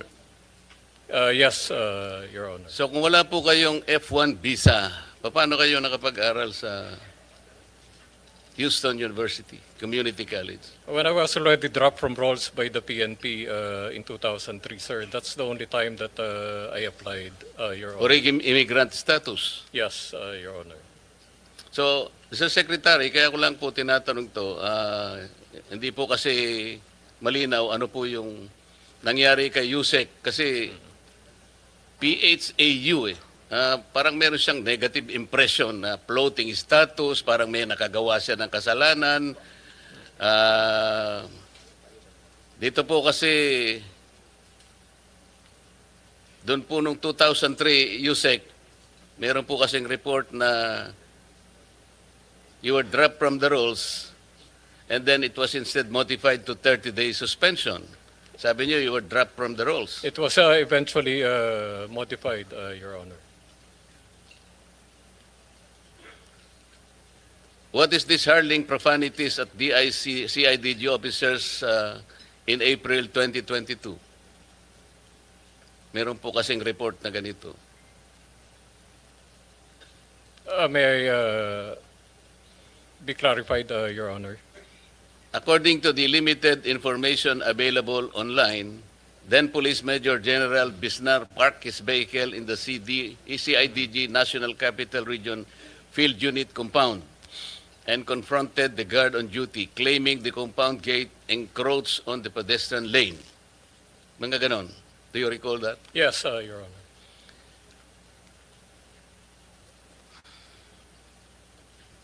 And you have been reported to have berated a police officer assigned at the CIDG for wearing a bracelet at that time. Yes, Your Honor. In October 2024, a complaint for grave abuse of discretion and unjust vexation against Bisnar were filed before the Quezon City Prosecutor Office by one Marites Cabilian, a non-uniformed personnel assigned to the PNP Directorate for Controllership.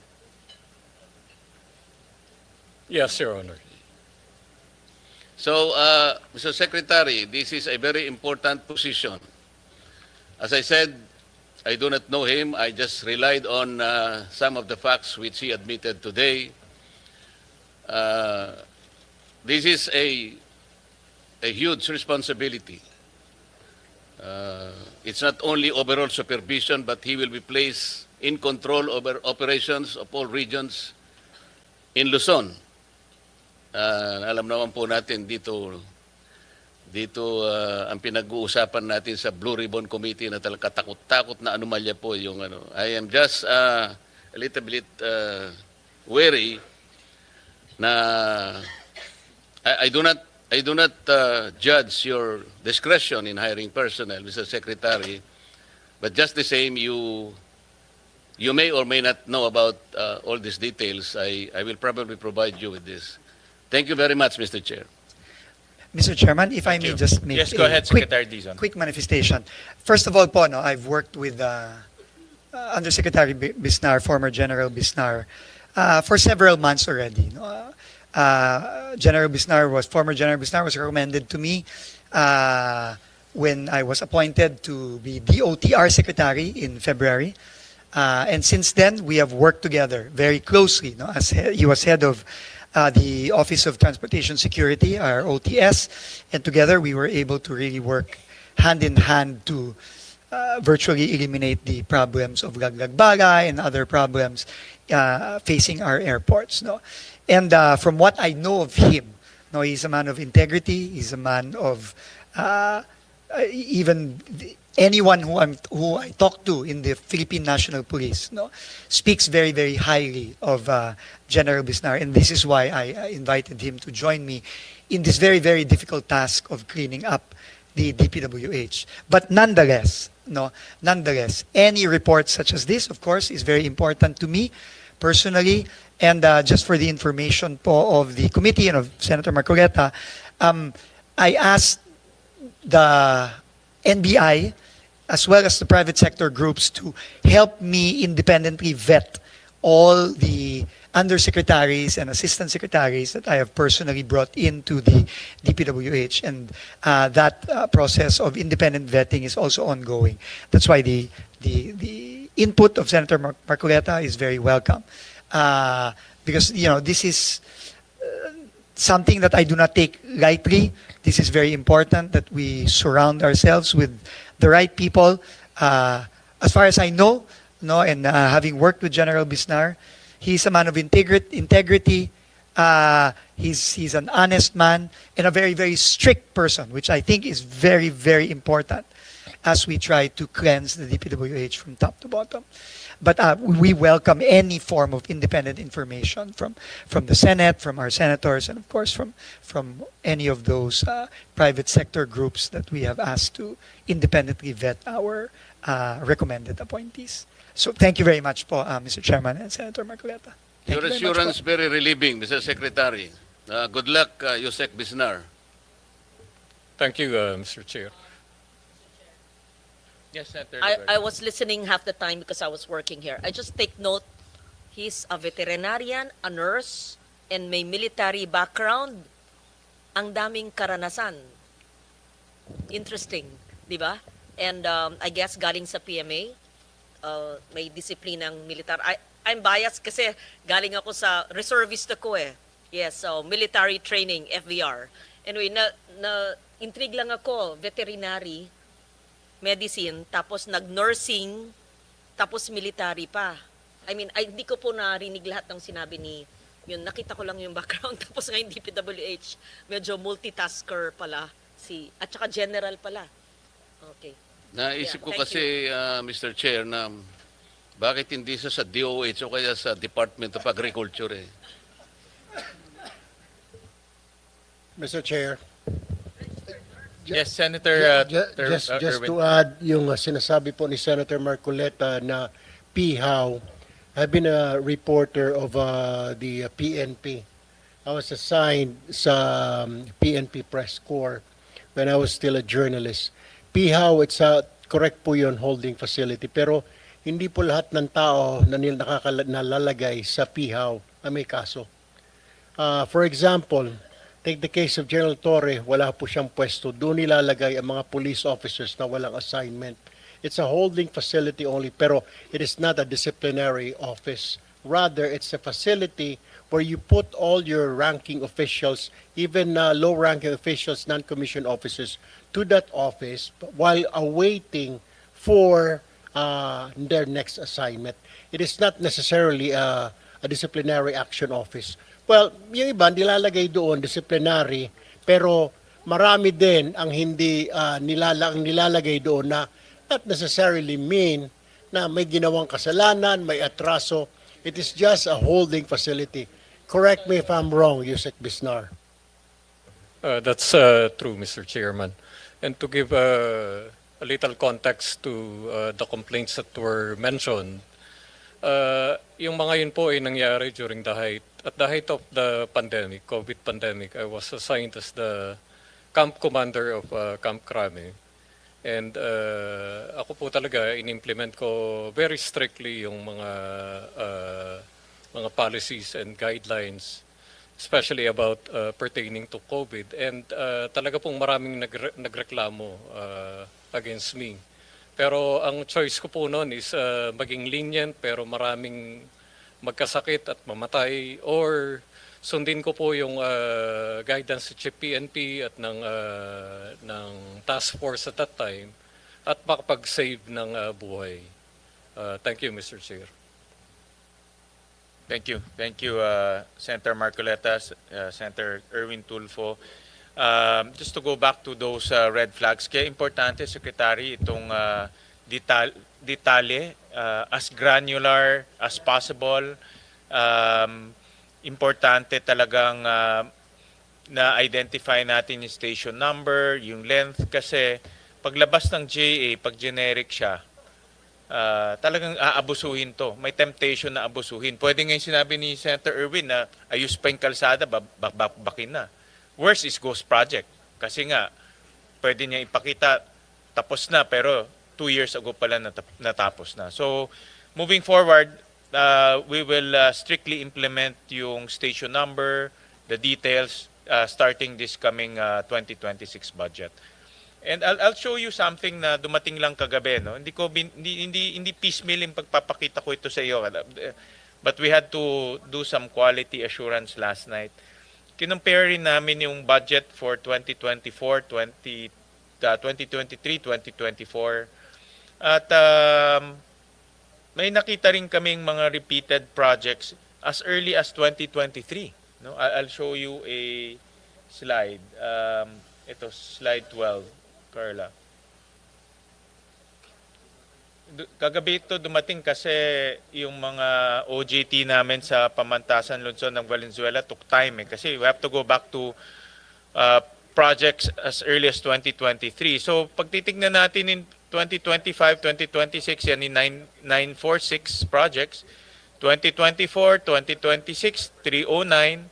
2023 to 2026, 778. Meron rin kami nakitang projects na 3 years nag-appear. 2023, 2024, 2026. 2024, 2025, 2026. Meron rin kami nakitang project na 4 na times nag-appear. No, 23, 24, 25, 26, no, 17 projects. So a total of 1,465 projects to a tune of 26 billion. I'll give you an example, Secretary. No? For 2025, ito yung mga nakita namin, pinakita ko na rin to sa inyo, construction of Malolos Diversion Road, City of Malolos, Bulacan. Kikita natin 2 years, parehong-pareho yung title, iba lang yung amount. Next will be tinignan namin yung 2024. Ito sa Bohol, construction of roads. Carmen, Bohol, in isa construction of road. Wala lang S. No? Carmen, Bohol. Marami ho yan. Ha? And then next, will be 2023. Construction of road, Barangay Kawayan, Katarman, Northern Samar. Construction of road, Barangay Kawayan, Katarman, Northern Samar. No?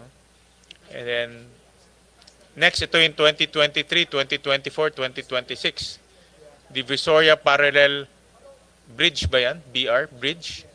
Along Cagayan Valley Road. So makikita natin, ito yung hindi ko maintindihan yung bridge. How can you construct a bridge 3 times? Diba? 2023, 2024, 2026.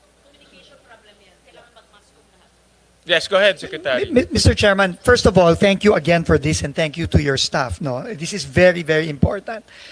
I guess my question to the staff that prepared it, are these part of the 946? No, hindi kasama ito. Okay, but in that case, Mr. Chairman, if I may volunteer again, please give us the list and we will validate Yes. this again. No, if it's 1,400 plus, we will validate this again because I think, Mr. Chairman, this is really a problem. This is a recurring problem where, in most cases, I think these are continuation Yes, of projects that were not finished given the limited funding. Kunyari po yun, no? Itong Divisoria Parallel along Cagayan Valley Road. Yung una niyang funding, 8 million. I'm assuming mahabang kalye yan at 8 million lang ang binigay nung 2023. But this is a bridge, Secretary. Bridge ba? Bridge. Yan ang hindi ko maintindihan. Bridge. Ano yun? Pero how do you... pwede pong Mr. Chairman, kunyari, no? Pwedeng baka yung 8 million na yan, yung approach pa lang tundo sa bridge. No? Tapos, yung 20 million, yan na yung first span, no, nung bridge. At yung susunod, ito na yung final span. I'm not sure. Yeah. That's why I think, number one, we need to validate. And the district offices, the regional offices, need to validate and justify this, similar to what they did with the 700 plus. No? Hindi po natin dapat pagampasin yan ng ganyan lang. No? Kailangan i-validate yan. Kung ma-validate, okay. Kung hindi ma-validate, wala tayong choice po. We have to, as Senator Marcoleta said last time, act on the side of caution and remove them. So, Mr. Chairman, I think moving forward with this budget, dapat talaga detalyado. Tama po si Senator Ligarda. This is a communication problem because it is not the same project. It is a continuation of the same project. And that needs to be reflected in the line item, which clearly it is not. Yep. Mr. Chair. Yes, Senator Irwin. One quick question lang po kay Secretary Vince Dizon. Malaki pong tinapyas doon sa budget ninyo, lalo na po sa flood control. Pero my question is, well, I wasn't here during the first hearing. Ano po magiging impact nito sa infrastructure? So are we looking at wala na tayong totally flood control? May mga problema pa rin po tayo sa baha. So are we not going to deal with our floods in the future, next year? Hahayaan na lang nating bumaha ang buong Pilipinas? How will you handle this? Malaki-laki po ang tinapyas eh. 250 billion po. 255 billion po eh. So, paano ho ito, Mr. Secretary, Mr. Chair? A very, very important observation, Mr. Chairman, by Senator Tulfo.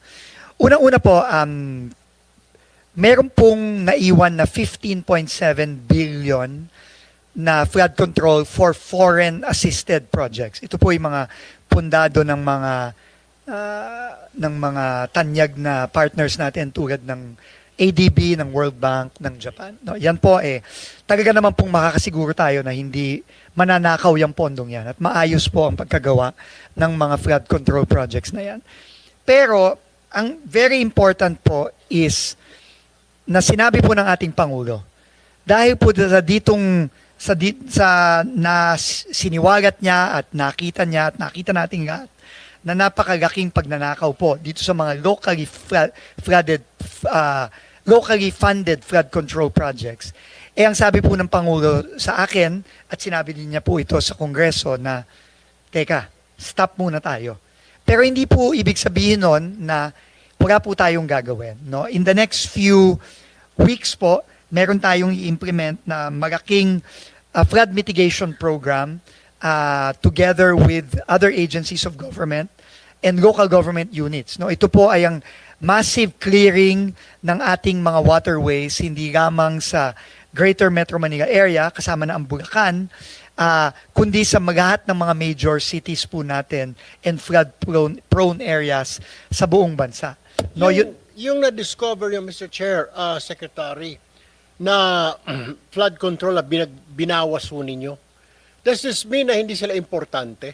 I mean, does this mean na itong flood control na tinanggal ng Pangulo, it's not really important, ito ay gawa-gawa lang, kaya tinanggal at wala naman magiging epekto kung tanggalin ng Pangulo ngayon, alisin natin itong pondo 255 billion na naka-allocate for flood control. They're not really necessary. Is that what it is?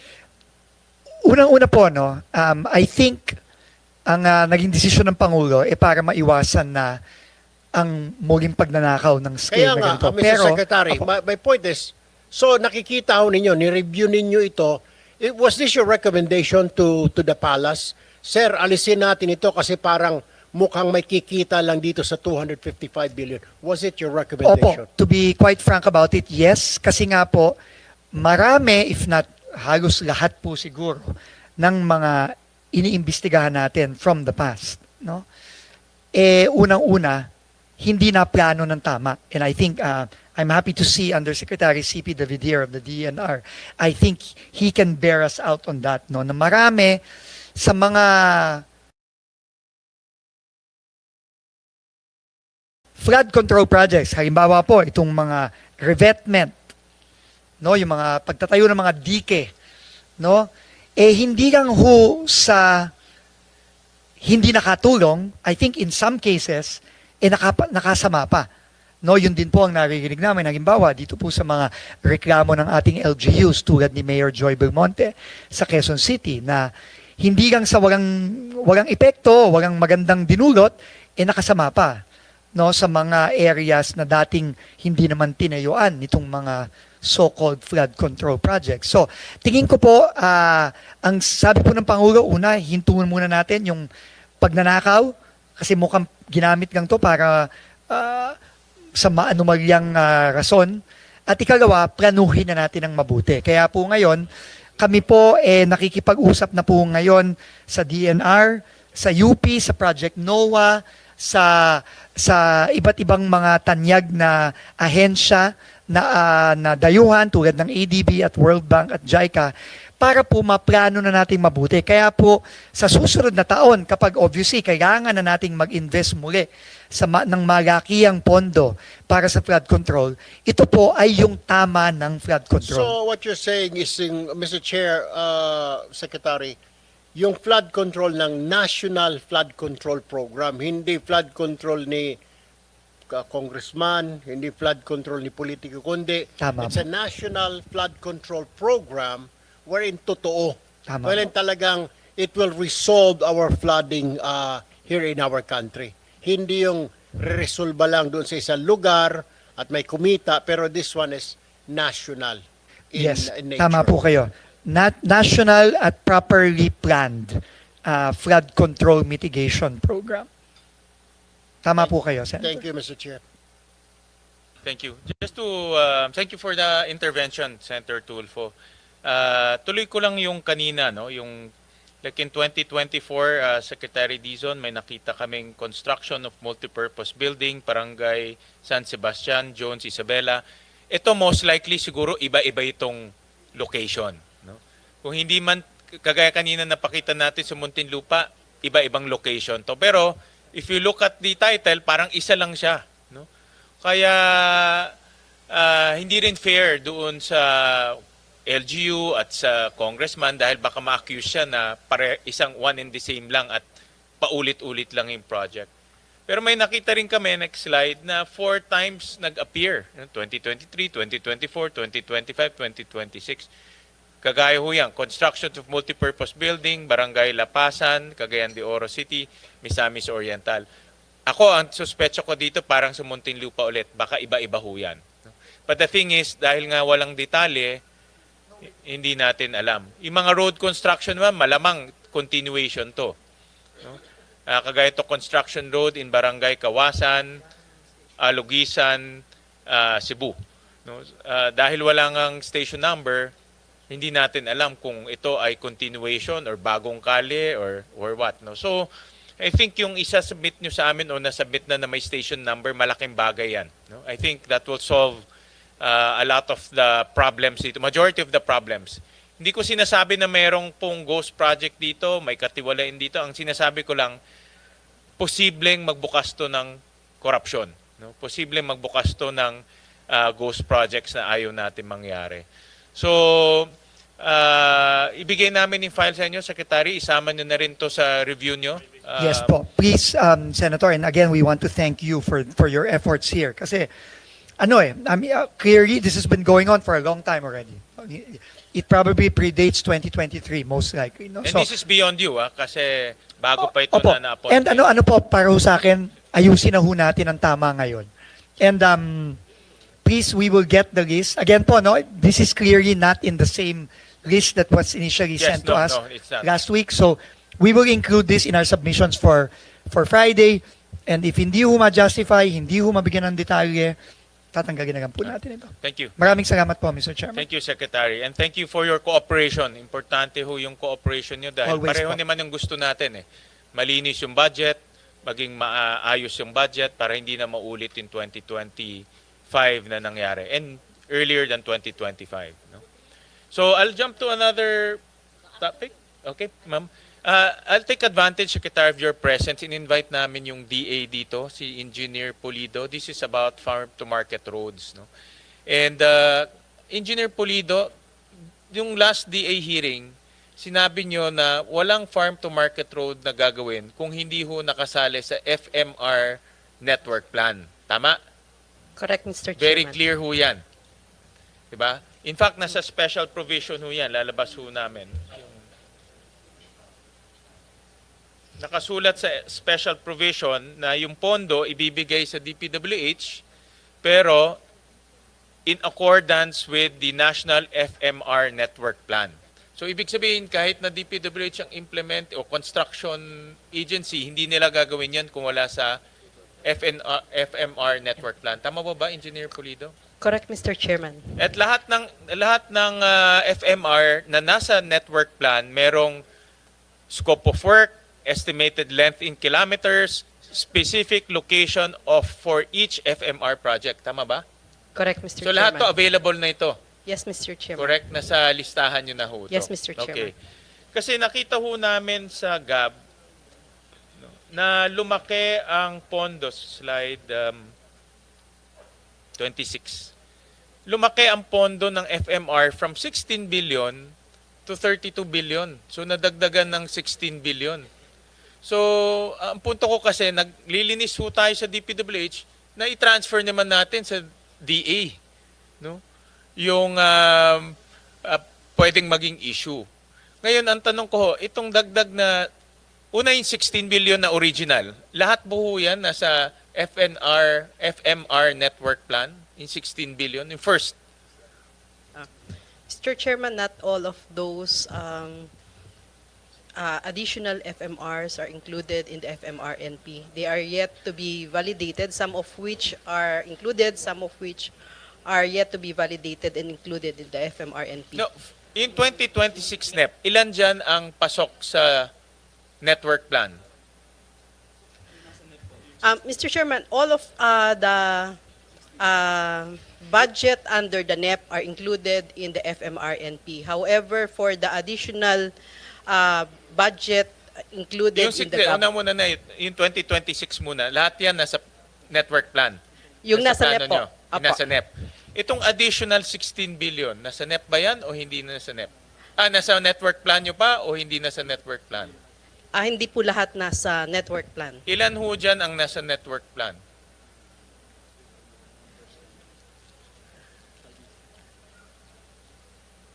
Kasi ang iniiwasan ho natin ngayon yung mga FMR na hindi naman pasok doon sa inyong master plan, di ba ho? Correct, Mr. Kasi Chair. kung hindi pasok sa master plan ho ninyo, di hindi magagamit ng ating mga magsasaka at mangingisda yung FMR. It has yet to be validated. It's possible that some would be feasible, but there might be possibility that some will not be feasible. Correct, correct. So Or it's, there could be a duplication or may that duplication rin. some diba? of those FMRs could have already been funded by other agencies, Correct. especially in 2026. So itong nadagdag na 16 billion, ilan ho dyan ang pasok sa inyong network plan?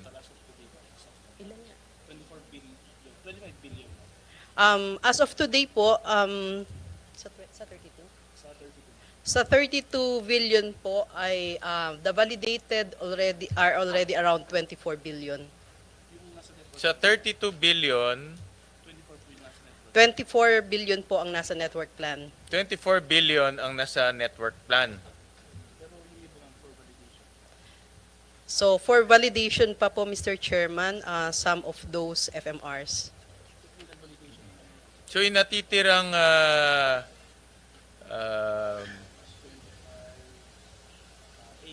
8 billion,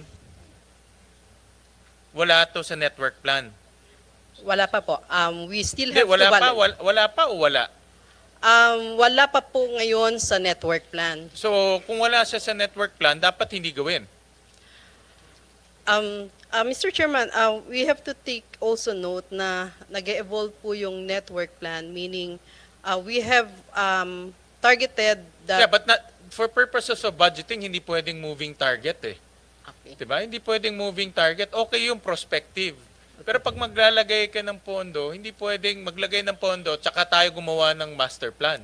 Parang po. sinushoot mo yung master plan sa pondo eh. Correct po. Dapat yung pondo ishoot sa master plan, di ba? Correct po. And marami pa po tayong nasa master plan that has yet to be funded. Correct. So, ang tanong ko nga, dito sa 32 billion, ilan ho dito ang pumasok na sa, o ilan dito ang hindi pasok sa master plan nyo ngayon? Around 8 billion So, po, sir. 11, 8 billion. So, yun ang tanong ko nga kasi, yan ang magiging dilemma rin ng DPWH. Once tinuloy natin yung special provision, hindi nila i-implement in 8 billion. Correct, sir. The DPWH still has to get concurrence or clearance from the DA that these are indeed validated and feasible po ito. So, DPWH cannot implement those projects unless na-clear po ng DA ito. So, sayang yung 8 billion. Correct. Tama? Sayang yung 8 billion kasi wala naman sa master plan ninyo. Hindi nila i-implement pero naglagay tayo ng pondo. Correct, sir. Diba? That's number one. Number two, nakita rin ho namin, napakinggan nyo naman yung conversation kanina. No? Nakita namin na yung mga FMR, pakilabas nga yung sample ng FMR. Yung mga, hindi, yung list, yung sa GA. Yung sa GA. Yung sa NEP, yung sa NEP. Yung sa NEP. Yung sample sa NEP.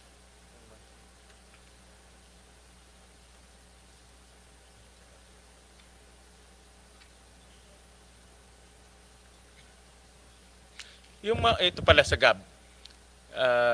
Yung mga FMR ninyo, nakita ko na ganun rin, very generic yung pangalan. Pero under sa special provisions, dapat meron ng location, may length, may specific location, may work program. So ibig sabihin pwede ring ilagay yung station number. Possible po, Mr. Chairman. Hindi possible. Dapat ilagay yung station number. Kasi may- kung hindi, narinig nyo kaninang conversation, di ba ho? Kung ang kalsada nalalagyan ng station number, ang school nalalagyan ng school ID, dapat rin yung FMR. Dahil for all intents and purposes, kalsada rin to eh. Kalsada rin ho to. May specific purpose lang nga, no? Farm to market. So, dapat meron rin ho tong station number at the very least para malaman ho natin kung nasaan at hindi ho madoble yung FMR. Correct, Mr. Chairman. We subscribe to the wisdom of putting the station number, but we also have to clear lang po namin that prior to the implementation of the FMRs, DPWH and DA conducts a joint geotagging of the start and the end of the project. So both agencies are aware kung saan po magsisimula at magtatapos yung mga proyekto po ito. But we could also include in the list of the FMRs the specific coordinates, geotag location po nito. Actually, hindi pa namin ito nabangga yung earlier years, no? Kasi nga, sa dami ng ano. But I am assuming marami rin dito mga repeated projects. In terms of title, in terms of title. Tama? Mr. I'm Chairman, not saying repeated as in naulit ginawa yung project, but repeated in terms of title. Yung nakita natin sa DPWH. No? yes, correct, Mr. Chairman. But instead of putting a generic name, we put phase 1 and phase 2 kasi it's possible po na the entire need is 2 kilometers yet the fund allocated is only for 1 kilometer. So we put phase 1 and if case there would be an additional funding for the following year, we put phase 2 on it. Pero itong mga ito, meron na itong location, may length, at meron ng work program. Wala pa pong work program, we just have a validated name, coordinates and the length. But for the program of works, that's the responsibility of the DPWH. But these are all in your master plan. Correct, sir. So pwede nang i-identify, sabi nyo kanina yung coordinates, pwede nang ma-identify yung Correct, length. sir. So ilagay na rin natin. Correct. Para hindi na, the same, no? Para hindi magkaroon ng duplication, repeated, hindi rin magkaroon ng discretion on the ground kung anong gagawin. Correct, sir. Alright, We could so- do that po. Okay, so submit nyo rin sa amin by Friday? Yes, sir. Oo. And then yung 8 billion na hindi ma-track down, kung hindi yan pasok sa master plan ninyo, ang inclination ng Senado, tanggalin na yon. Hindi pasok sa master plan eh. Or, Mr. Chairman, an alternative would be to look at a possible replacement Pwede coming rin. from the FMRNP. Yes, pwede so rin. that means Pwede we could allocate for those unfunded, validated, Okay, feasible. we can do that. So, can you suggest to us na rin kung anong ipapalit doon sa mga wala sa master plan? Sige po, Mr. Chair. Kayo na rin mag-suggest in that location. All right, sige. Thank you. Thank you. Thank you for that.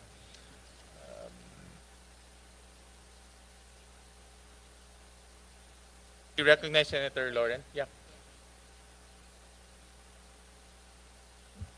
Before we proceed with my questions, Mr. Chair, I think you were in the DNR hearing.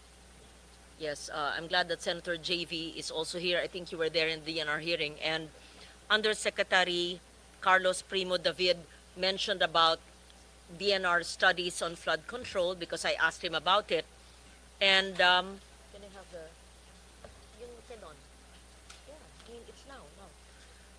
Can you please briefly explain what you explained in the hearing and not to pit you against another department? Oh, wag ka mahiya yung sinabi nyo. Sabihin ko rin totoo, hindi po kami pinakikinggan ng DPWH. In so many words, right? Did you say that or is it my own words? You said there was a plan, you presented it to DPWH, and I said, so what happened? Kasi hindi dapat scientific, nature-based, science-based ang construction. Hindi naman lahat kailangan semento, iba nature-based. But I'll go to that later. But you said that DNR had a plan because I put all the water agencies together and I was asking them one by one. It took us the whole day. Anyway, and you said you had a plan, not you personally, the department submitted to DPWH, but it was not heeded. Am I accurate in my remembering what happened a few weeks ago? Undersecretary David. Mr. Chair. That was in the context of a meeting I had in 2024 with officials of the DPWH, wherein we were planning for convergence projects. And these are projects that have multiple benefits for flooding, for water supply, irrigation, and so on. DNR and NIA submitted a list of convergence projects to DPWH, but they were not considered during that time. Pakipaliwanag po, DNR, NIA, and all the water agencies, should there not be clear coordination between the water agencies, and should there not be environment impact assessment for all the flood mitigation measures? Should there not be ECCs granted for all the flood control projects, whether it's a dike, a revetment? And to be fair, as a climate adaptation advocate for 3 decades now, flood mitigation, flood control is a climate adaptation measure. But hindi naman kailangan puro semento. Ay may nature-based solutions, the others naman are infrastructure. So hindi natin minamasama ang flood control na tama yung paggawa. So kindly explain, and do you have a short, I don't know if you have the time for a presentation, but Mr. Chair, I have a 15-minute mahaba. presentation. It's 2 pages long, so baka iklihan ko na lang. Chair, wag na 15 minutes, 5 sige. minutes. Bilisan ko na lang. Ganun mo lang. Pakita mo sige. lang, and then we just want to know from the agency, DPWH, if indeed you received it and what happened. And maybe I'm wrong, maybe there shouldn't be coordination, maybe you should stand alone and ignore DNR, but in my mind and in my work for decades, I know that infrastructure must take into consideration the natural ecosystem around it. You just don't build a dike without knowing where the water goes. And we cannot fight the water. Kailangan may mga small water impounding, kailangan may mga rain gardens, kailangan may yung pababa, yung sinasabi ni Sec Dave Singson. Oo, so yes, Sec Dizon.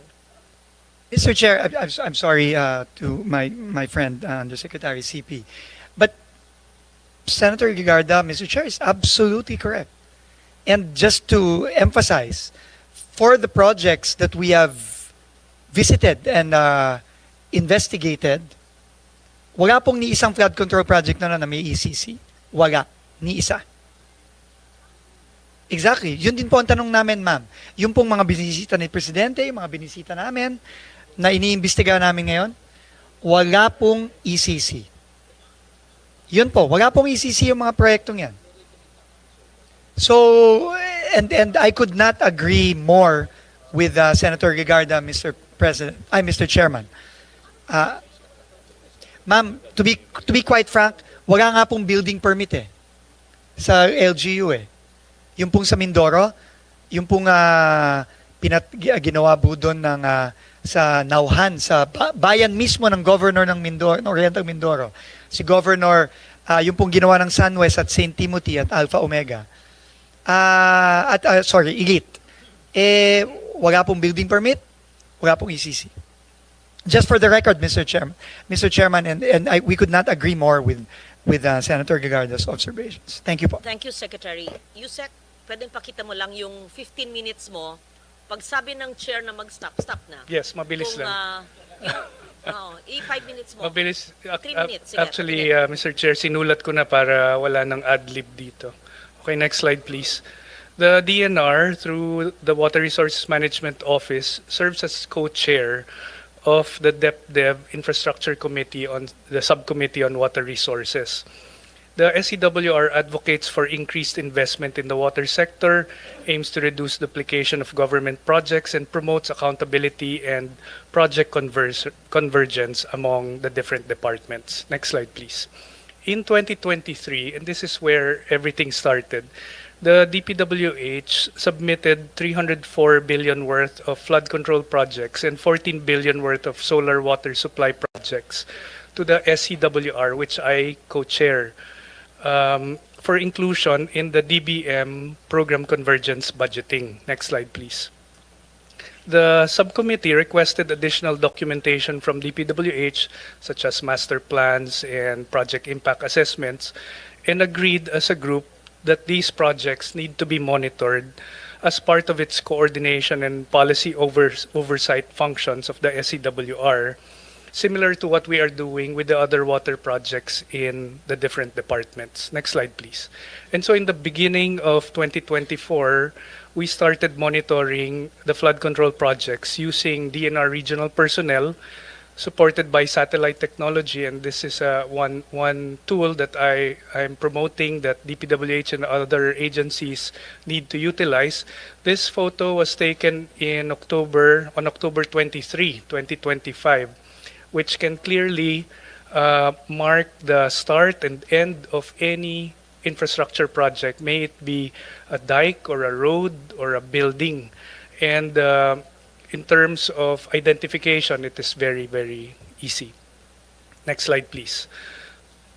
We use geospatial data analytics and artificial intelligence in monitoring projects. Since then, we have assessed over 5,300 flood control projects like this one you are seeing, implemented from 2021 to 2024. Next slide. All findings are compiled in an online dashboard that has been shared with PMS, DBM, and DPWH, allowing validation of our assessments on the ground. Next slide. We classify projects into three categories. Validated, meaning they are confirmed to exist and effectively protect communities from flooding. This is about 23% of all the projects that we have assessed. Ghost projects actually come in many forms, not just those that are unconstructed, but also those that are duplicated within the same funding year or in previous years. Projects that are located in invalid sites wherein there are no rivers or creeks, or also incomplete wherein the prescribed length is actually much shorter than what is funded. The third kind, next slide please, which I wish to focus on, are the poorly situated projects. Here's an example pala of multiple projects in a single river. Ito yung nakakalitong pinag-uusapan kanina. In this slide, in Kamiling River, you will see 8 projects funded in different years with different funding. But if you plot it in a map like this, you will readily see that there are overlaps in the projects. And when you compute for the length versus the total amount, for example, the 99 million pin over there should stop at the next pin, which is 98.5 million. That length is only 200 meters, which means that the dike has a unit linear cost of about 500,000 per linear meter.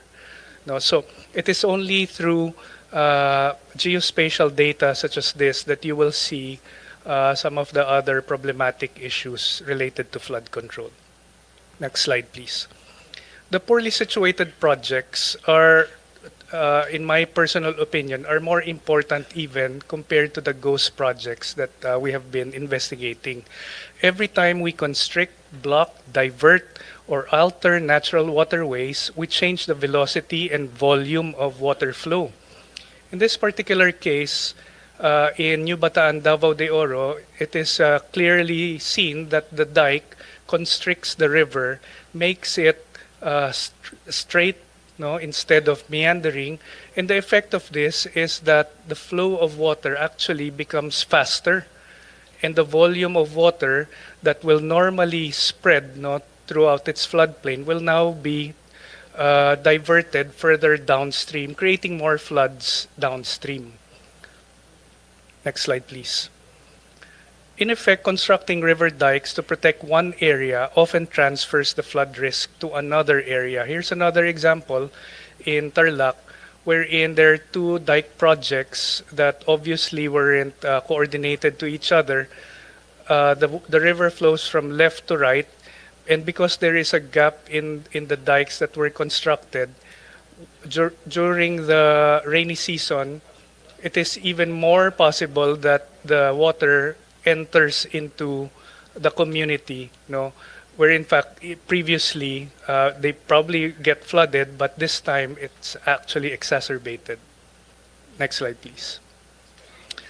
Some projects do not put any harm, but are poorly situated because they do not function as a flood control structure. In this particular case, there is water on both sides of the dike, and therefore you're not protecting either side if there's water on both sides. Next slide, please. This one is a small creek that leads into a bigger river. The dikes looks like they were properly constructed. In fact, they are thicker than the creek itself, but they are not protecting any vital assets because on both sides, no, these are idle lands. No, this is the result of poor planning, and there are definitely other areas that require protection. Next slide, please. This one I wish DPWH would look further into because we're not an investigating party in this flood control issue, but we transfer everything to those that are investigating, whether it be the Blue Ribbon Committee, DPWH, or the ICI. This is a flood control project within Laguna de Bay. But if you look at the satellite images, they are actually reclamation projects within the lake, right along C6. And so this is a different kind of issue because there are much more permits, environmental impact. Maybe it even causes further flooding within the Laguna Lake area when you do reclamation projects. Next slide, please. There are many, there is far more to be uncovered from the data, and we leave this to those conducting deeper investigations. It also exposes the cost of poorly planned infrastructure. I therefore recommend to this committee that government institutionalize a centralized project database similar to Sumbong sa Pangulo or DBM's Project Dime or the Sandata system or even our own dashboard that we developed in DNR. This will promote better planning, transparency, and accountability across implementing agencies. More importantly, this will assist Congress in allocating funds under the GAA. I also urge the legislature to support a new type of flood control projects. Next slide, please. We have drafted a National Flood Management Master Plan, which should be harmonized with that of DPWH. We advance the IWRM approach, Integrated Water Resources Management approach. We recognize water as a vital national asset, one that includes even floodwaters, which when harnessed, can be used for water supply, irrigation, hydropower, aquaculture, and other productive uses. The principles are very simple. Nature-based, protect our watersheds, keep our waterways clear, create natural flood buffers. Instead of diverting water into the ocean, we should impound using man-made lakes, reservoirs, aquifer infiltration, dams, and underground cisterns. Land use planning cannot be highlighted enough. Development away from flood-prone areas, promote open spaces, and effective LGU policies. And therefore, gray infrastructure is a vital component of this strategy, but it should be cost-effective, properly placed, and that maintenance is built in. Next slide, please. In the past, we were constructing man-made lakes for reservoirs for various purposes, whether it be aquaculture or irrigation. We wish to push forward with these kinds of projects. This is one example in Tarlac. Next slide, please. This is a proposed man-made lake in Angat River that will reduce the flooding in the Bulacan area such as Kalumpit. Next slide, please. This year, we initiated feasibility studies for 21 of these kinds of projects. These are not yet included in our proposed budget in DNR, as we are completing the studies, consulting the concerned LGUs, and securing the necessary permits, including our own ECC. We wish to develop these projects further with the new team in DPWH, but we believe that, such as this example, this is called Lake 77 in Bislig, Surigao del Sur. It's 77 hectares in size, constructed in 1977. It is now used for aquaculture and ecotourism, as well as for flood control if it's refurbished, and also for water supply later on. Next slide, please. Many examples of convergence projects such as this one in Midsayap. This is an existing dam for NIA. This is now going to be used for water supply, no, to supply water to about 70,000 residents of the area. Next slide. Last few examples. This is our proposal for flooding in Marikina River. Instead of putting dikes, we wish to propose a man-made lake in San Mateo that will capture and hold water from going down to Marikina and Pasig. This water can now be used for other purposes, whether it be ecotourism or even aquaculture. Next slide. Here's one example of regional planning that we have done. This is for the whole of Bicol River Basin, wherein we plot out all potential man-made lakes for various purposes, but also including flood control. Finally, next slide. This is an example, and I think you can click on the slide because this is a video. This is one of the projects of DPWH that I should commend. Siguro hindi nagpe-play. Together with NIA, it's a convergence project both for flood control and irrigation. In summary, while ongoing investigations into corruption must continue, we view this as an opportunity to strengthen interagency planning, enhance public accountability through transparency dashboards, and shift towards a more sustainable and integrated approach to flood management and water resources development. Maraming salamat po. Thank you very much, Undersecretary David. Thank you for bringing that to our attention during our DNR hearing and for being here today. All of this information are not new. You were supposed to coordinate with DPWH to present it in the interagency, and was it taken into consideration or totally not used or ignored? And for what reason? Maybe In the please. past, it Thank was you. not considered because the mandates of DPWH and DNR on water resources are disconjuncted. No? They handle flood control and we handle water resources. But now I'm happy to say that we are working with a team in DPWH to do convergence. That may also just cite that perhaps DNR needs to review the ECC requirement, because I am told small flood control projects only apply for certificate of non-coverage, even if by nature they are in critical areas and they're critical projects. So kung non-coverage, walang ECC nga. Yun. Pag maluwag, paano yun?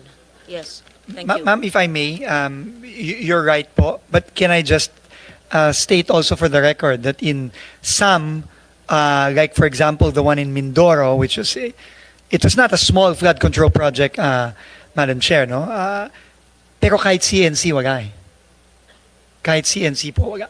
Thank you, Madam Chair. Thank you, Mr. Chairman.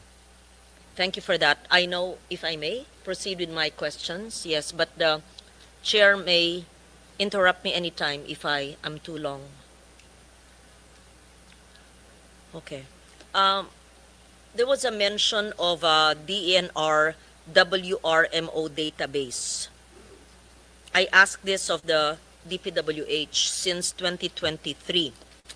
And it has evaluated more than 4,000 flood control projects using AI, satellite imagery, geographic information systems. And the results were shared through a dashboard with PMS, DPWH that was mentioned by USEC and DBM. And he said that it remains unused.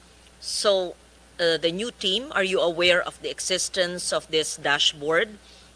Why has a DPWH not utilized or validated the WRMO's flood project database, and what steps will the DPWH take to integrate the system into project validation, planning, and budget allocation?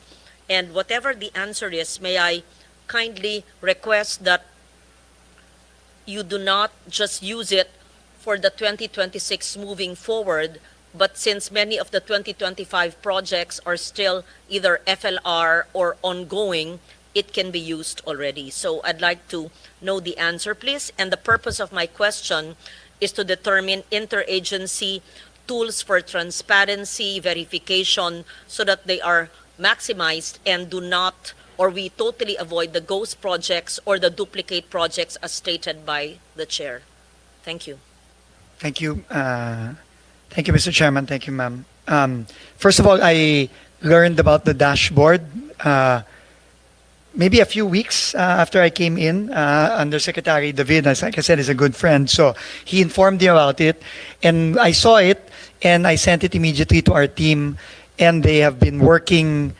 The technical groups have been working since. No? And in fact, tomorrow, with our new OIC for on Wednesday, for a new, they will already start presenting recommendations on how to use the data, both in terms of planning moving forward, but also, and I think I made this very clear to the team when I first learned about the findings of the DNR and the WRMO, that we have to apply what the DNR has learned about these flood control projects, even for projects that have already been completed. Why? Because according, and if I may speak frankly, Mr. Chairman, according to USEC David, their evidence shows that not only have some of those flood control projects been useless, but they have become harmful. Meaning, sumama pa yung baha. Dahil nga yung pong ine-explain ni Undersecretary CP kanina na ang mga dike kasi, ang problema dyan, either both rini-restrict ang flow ng tubig, ibig sabihin yung carrying capacity ng mga waterways gumiliit, but ang more harmful doon ay yung pinapabilis niya yung daloy ng tubig o yung velocity of water speeds up. At yun ang mas nakakasira at nakakasama. So, why did I ask for that? Because we are already thinking ahead that with enough data and with enough evidence, maybe we might even need to dismantle some of those flood control projects because of their net harmful effects to the communities and the environment. So, ma'am, that is the purpose. But this is a very, how should I say, it's a very meticulous process, and it's also a very sensitive process because there are COA issues involved, and alam naman po natin, there are COA rules where you cannot just demolish a project that was built after within a certain period. So there are complexities to this, but we first need to look at the evidence. They are harmful. Exactly, ma'am. If they're harmful, Absolutely. kung ikamamatay, ikababaha ng mga barangay at komunidad, kailangan gawing kaagad kung Correct. scientifically Proven. proven. O kaagad yun. We Yun, agree po, yun. Mr. Chairman and Senator Lauren. This is critical. That's why I think the reports will be presented to me in particular and to the senior team on Wednesday, and we are already currently working not just with DNR but also with the University of the Philippines, particularly with Project NOAA with Professor Mahar Lagmay, as well as one of the renowned hydrologists in the country, Professor Tabios of the University of the Philippines. So we are working with them, and we really need to put some order and some science into this, because clearly there was very little to no science involved in the implementation of these projects. Thank you very much, I-embed na ma'am. nyo si Yusek David sa inyong mga projects. Kasama po Dapat siya. coordination naman talaga eh. Tama Yes. po, ma'am. Thank you po. Okay, thank you for that. WRMO's evaluation shows that 42% of the projects reviewed were unconstructed, duplicated, or already existing, yet some were declared completed and paid for. So may I know, how are these projects cleared for payment and certification despite being absent or duplicated? And can we use the systems to demand project completion, case building, and or restitution? So the purpose of this question is to assess the adequacy of DPWH project validation and internal audit mechanisms so that we can prevent the continued misuse of public funds. The accountability of duplicated projects, although you somehow answered that, but can you kindly assure us of the use of the evaluation of WRMO? We assure you, Madam Senator, and we assure the committee that from here on, the DPWH will work very, very closely with the DNR and specifically the WRMO, because we are in total agreement. In fact, the project that was the last slide of Yusek David, the project in Claveria, the Union water impounding joint project of DPWH was in fact visited by the President 2 weeks ago, and we consider it one of the more successful not only flood control but water impounding and irrigation in one, no? And we feel that with the help of the DNR and other experts, we can really guide and plan our flood mitigation program towards these types of projects and no longer those that we have seen in the past couple of years. Thank you very much, ma'am. Thank you for that. I now go, Mr. Chair, to the fragmented flood management and the basin-based planning. I ask this in the context of floods and water systems not being administrative or political boundaries, because floods do not recognize political boundaries. Hindi distrito niyan, ganito niyan, geographical. Yet government planning and implementation of flood control projects remains fragmented. And here we are, even us perhaps, both houses of Congress are guilty because we are looking at congressional districts in terms of infrastructure planning when water and floods, as we see, do not look at congressional districts in the way nature moves. So DPWH programs per district, even per province, often without alignment to hydrological or river basin boundaries defined by WRMO or the River Basin Project or even DepDev. So how are we assured, I mean, we're studying it, that for the GAA 2026 and for existing GAA 2025, how are we assured that this will be taken into consideration in the future? Does the DNR recommend shifting DPWH flood control programming from district, meaning congressional or provincial levels, to a basin-based framework aligned with the integrated water resources management principles? And can the DPWH adopt river basin level coordination using updated geological and sedimentation data? In short, nature-based, scientific, hindi political or administrative boundaries. So what kind of innovation, if any, has the DPWH new team done to take this into consideration? Because we're talking about allocable and unallocable. Distrito pa rin eh. Hindi pa rin nature-based, hindi pa rin scientific eh. Political pa rin eh.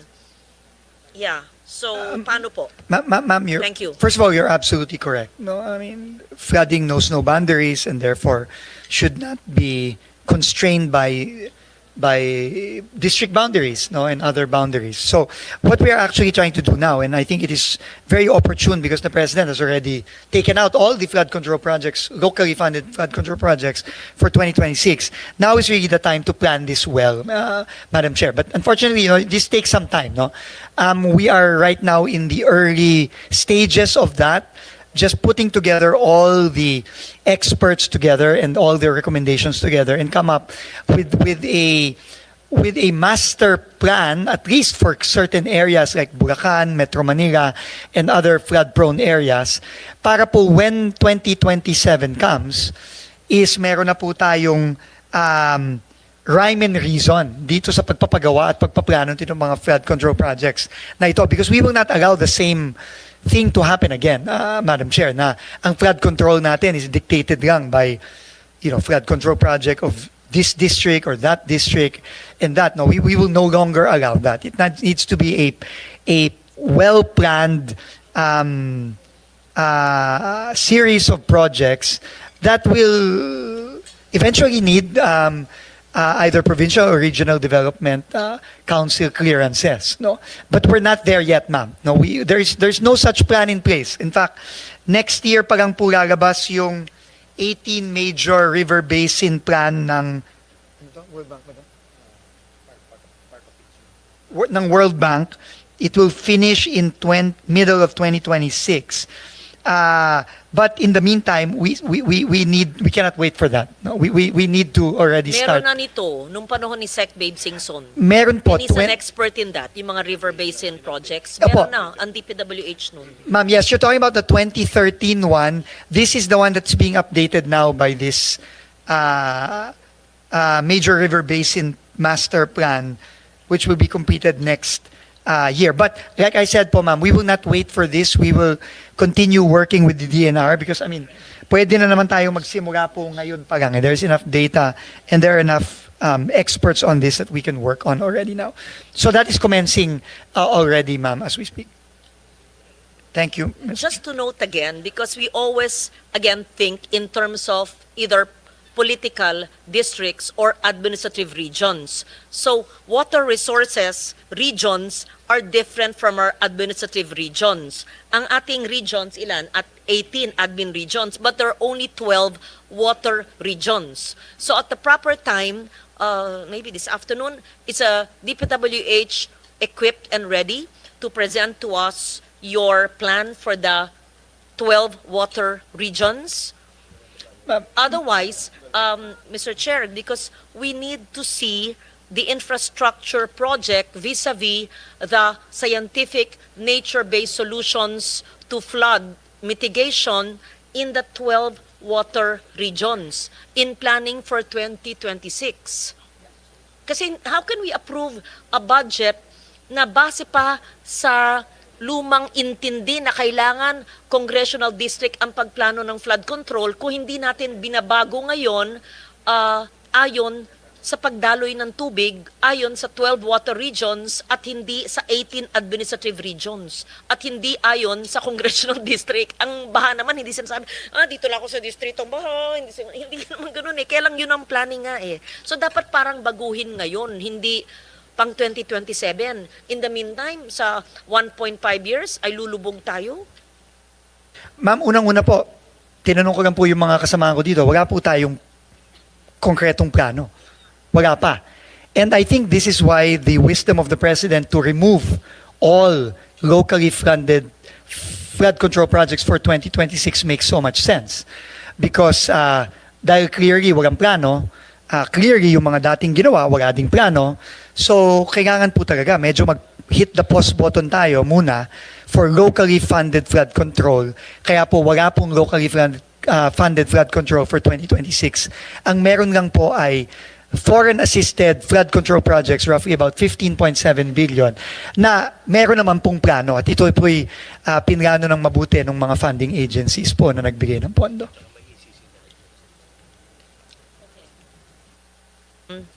I appreciate your honesty and your candor na wala pa. Pero siguro naman po, pwede niyong i-backtrack yung ginawa nung 2013. I remember it was in the same room. I asked Sec Singson. He had a study, he had plans, and then nag-end na yung term ng Aquino administration. But meron tayong basihan, hindi naman nagbabago. Nagiging worse lang ang sitwasyon ng kalikasan eh. So you can use whatever he had then, right? Yes, yes. Absolutely, ma'am. Thank you po. Okay, so I actually have so much question about that, but I don't want to belabor that point. I now go to the lack of detail which the chair earlier cited. To be fair to those LGUs you mentioned, perhaps it's a miscommunication or lack of communication. Maybe all DPWH people, while they are engineers, should learn how to communicate clearly, in detail, and correctly. Meron lang maling, may grammar. DNR yun. Far faster. Faster lang. More faster. Faster lang. Okay, ang gobyerno kailangan matuto ng grammar at saka accuracy. Okay. So, the lack of detail and transparency in the nomenclature of DPWH projects. A close reading, may hearing sa kabila? Okay, ingay ah. Yeah. A close reading of the 2026 DPWH infrastructure program shows that many listed projects are described in vague, generic terms. For instance, construction of multipurpose buildings, rehabilitation of roads, or construction of flood mitigation structures with no accompanying details such as location, coordinates, project length in kilometers, technical specifications, implementing unit or scope of works. Kindly correct me if I'm wrong, dapat bang kasama ito? And the same issue is observed in convergence programs. For example, farm-to-market roads under the DA or SRA, DPWH own access roads for strategic infrastructure, yung CPAG, and network development programs where project titles and codes often overlap, making it nearly impossible for auditors, LGUs, senators, and even the public to validate whether these refer to unique projects or duplicates under different agencies. Moreover, many project entries contain alphanumeric codes. Example, K0107 plus 000-K0107 plus 511.96. Siyempre, naintindihan nyo, pero paano maiintindihan ng mga nag-approve ng pondo?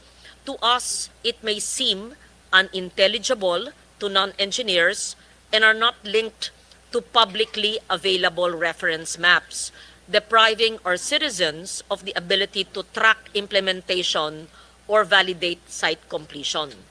So this creates an opaque budget environment where even Congress, both houses, and even COA and civil society cannot easily distinguish between legitimate or questionable projects. So if this continues, transparency measures like the Budget Transparency Portal or even open data, government data will have limited value as the entries themselves are unverifiable at the project level. So may I know from DPWH, because this is in our NEP revised, yun pa rin ang ginagamit eh. So there are no changes. In short, parang we're depriving the public and non-engineers of understanding either through incomplete or unintelligible data. So why does the DPWH continue to use this vague and non-descriptive nomenclature for projects without key details such as project length, yung haba syempre, location coordinates para malaman kung saan, barangay coverage para malaman ng mga tao ay meron palang darating sa amin, or technical specifications?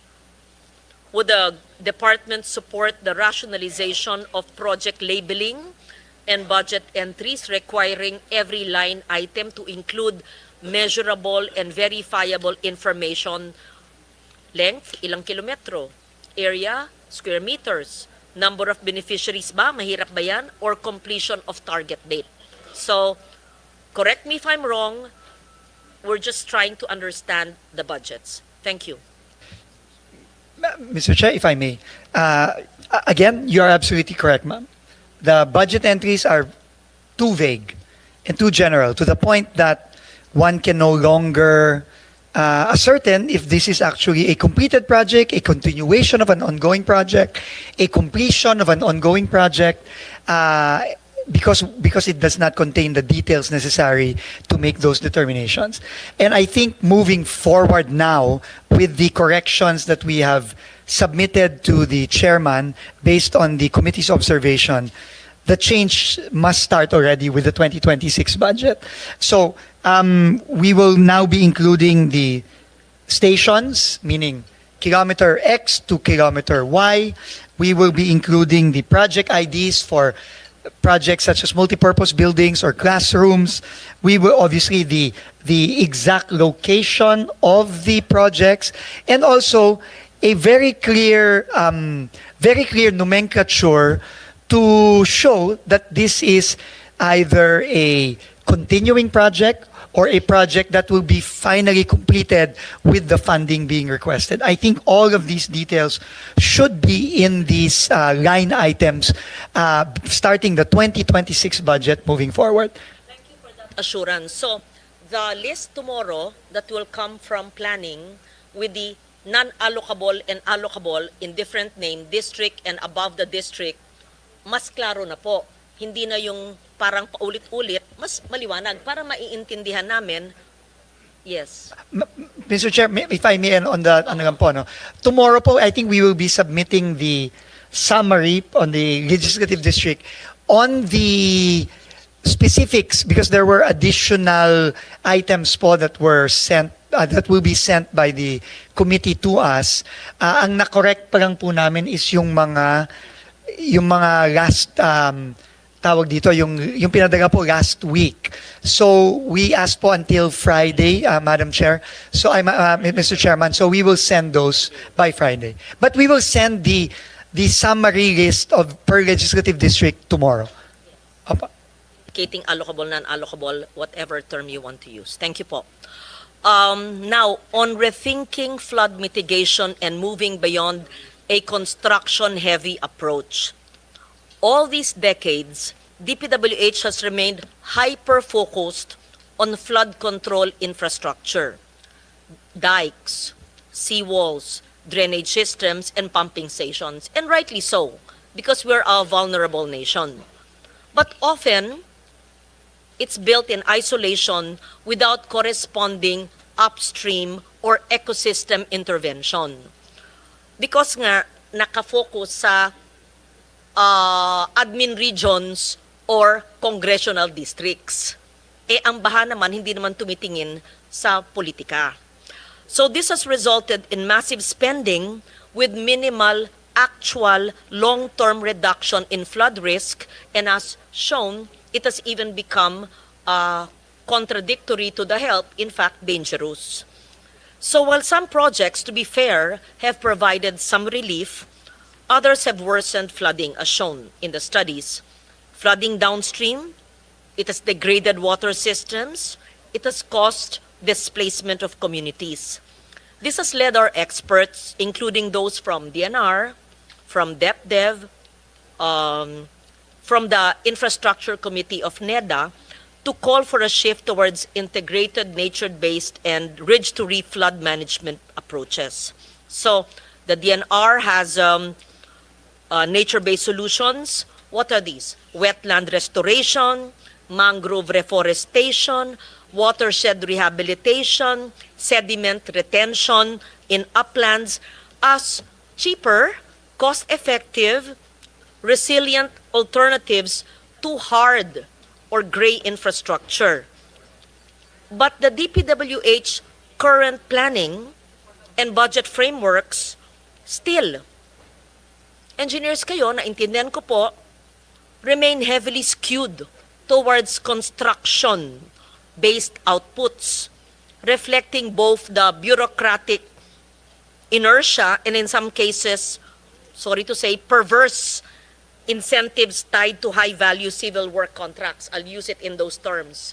So, construction-heavy, hindi ko pa nararamdaman, as of now, not to blame anyone, yung nature-based solutions. Mas gusto ko pong makita, kasi, ano to hindi pwedeng puro, parang yung ginagawa ng Singapore, alam ni Sec Dizon yan, they work with nature in their dike system.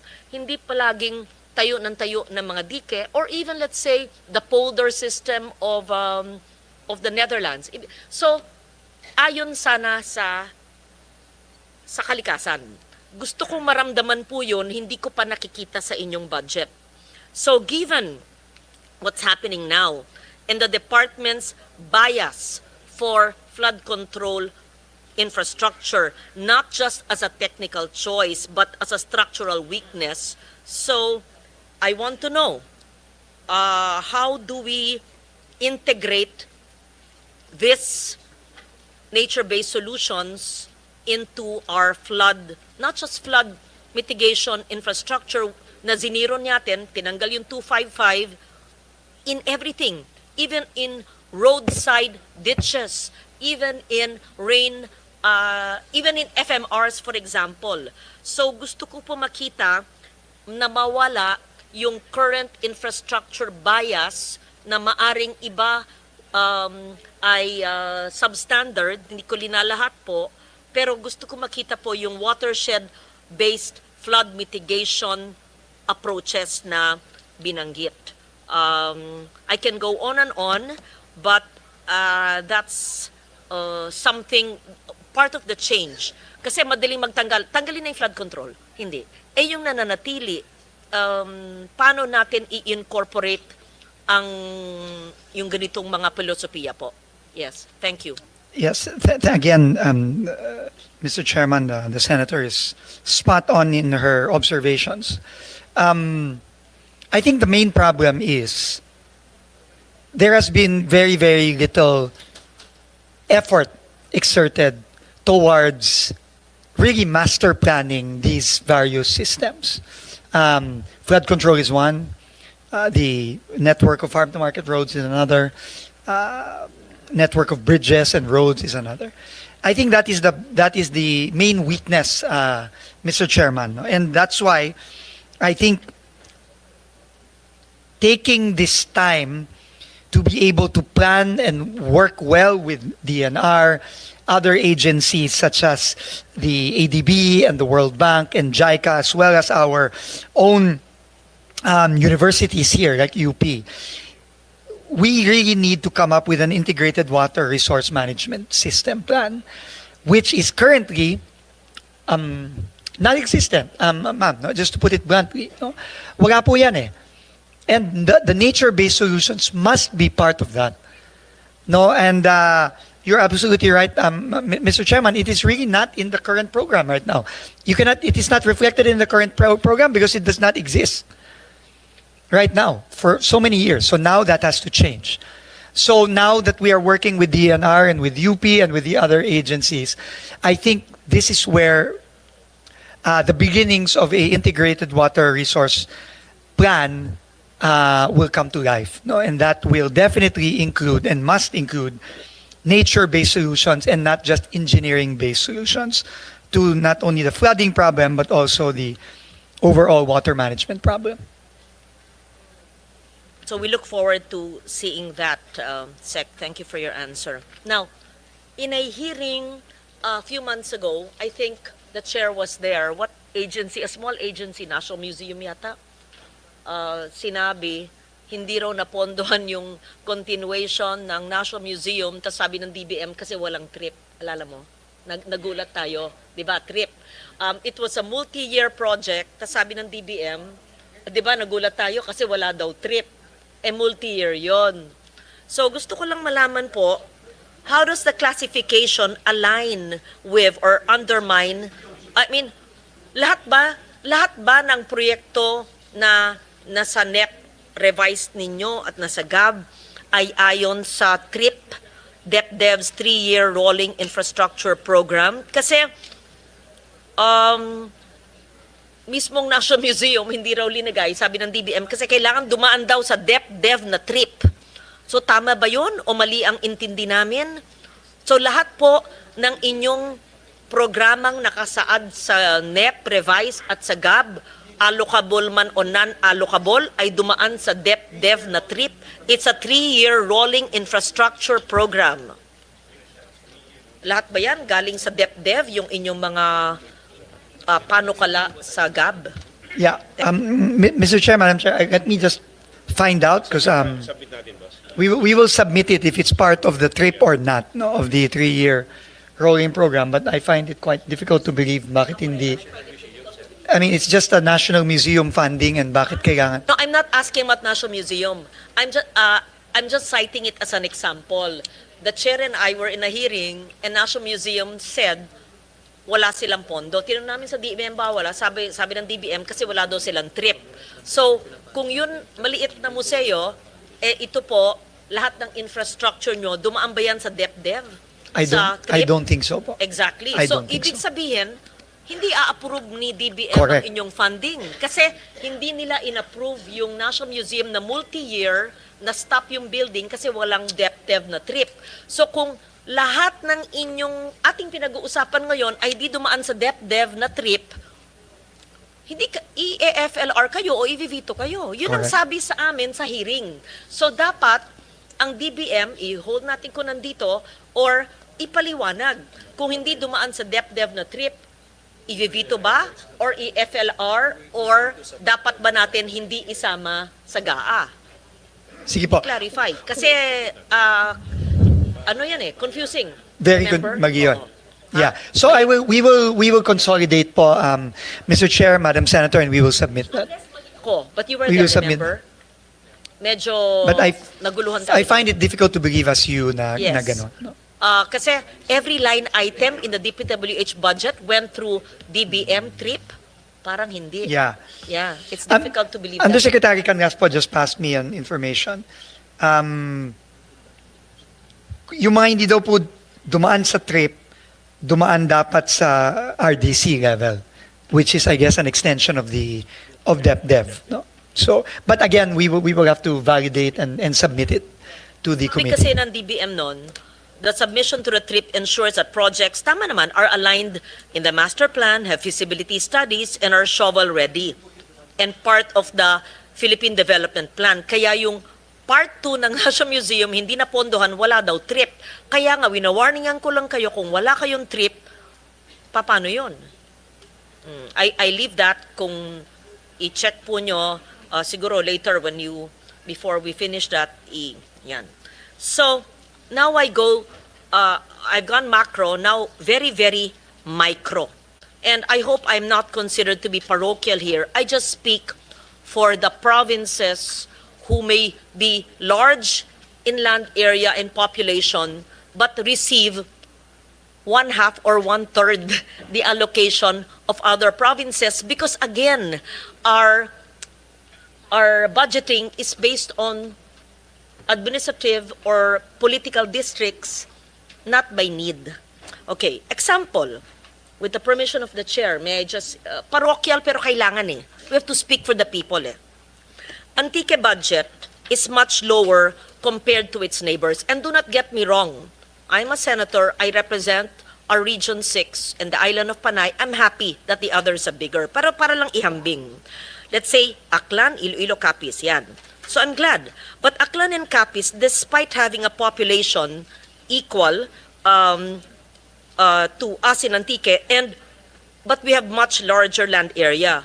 Per land area, Antique receives only 0.43 million per square kilometer, roughly 1/3 of neighboring province, kasi lone district kami.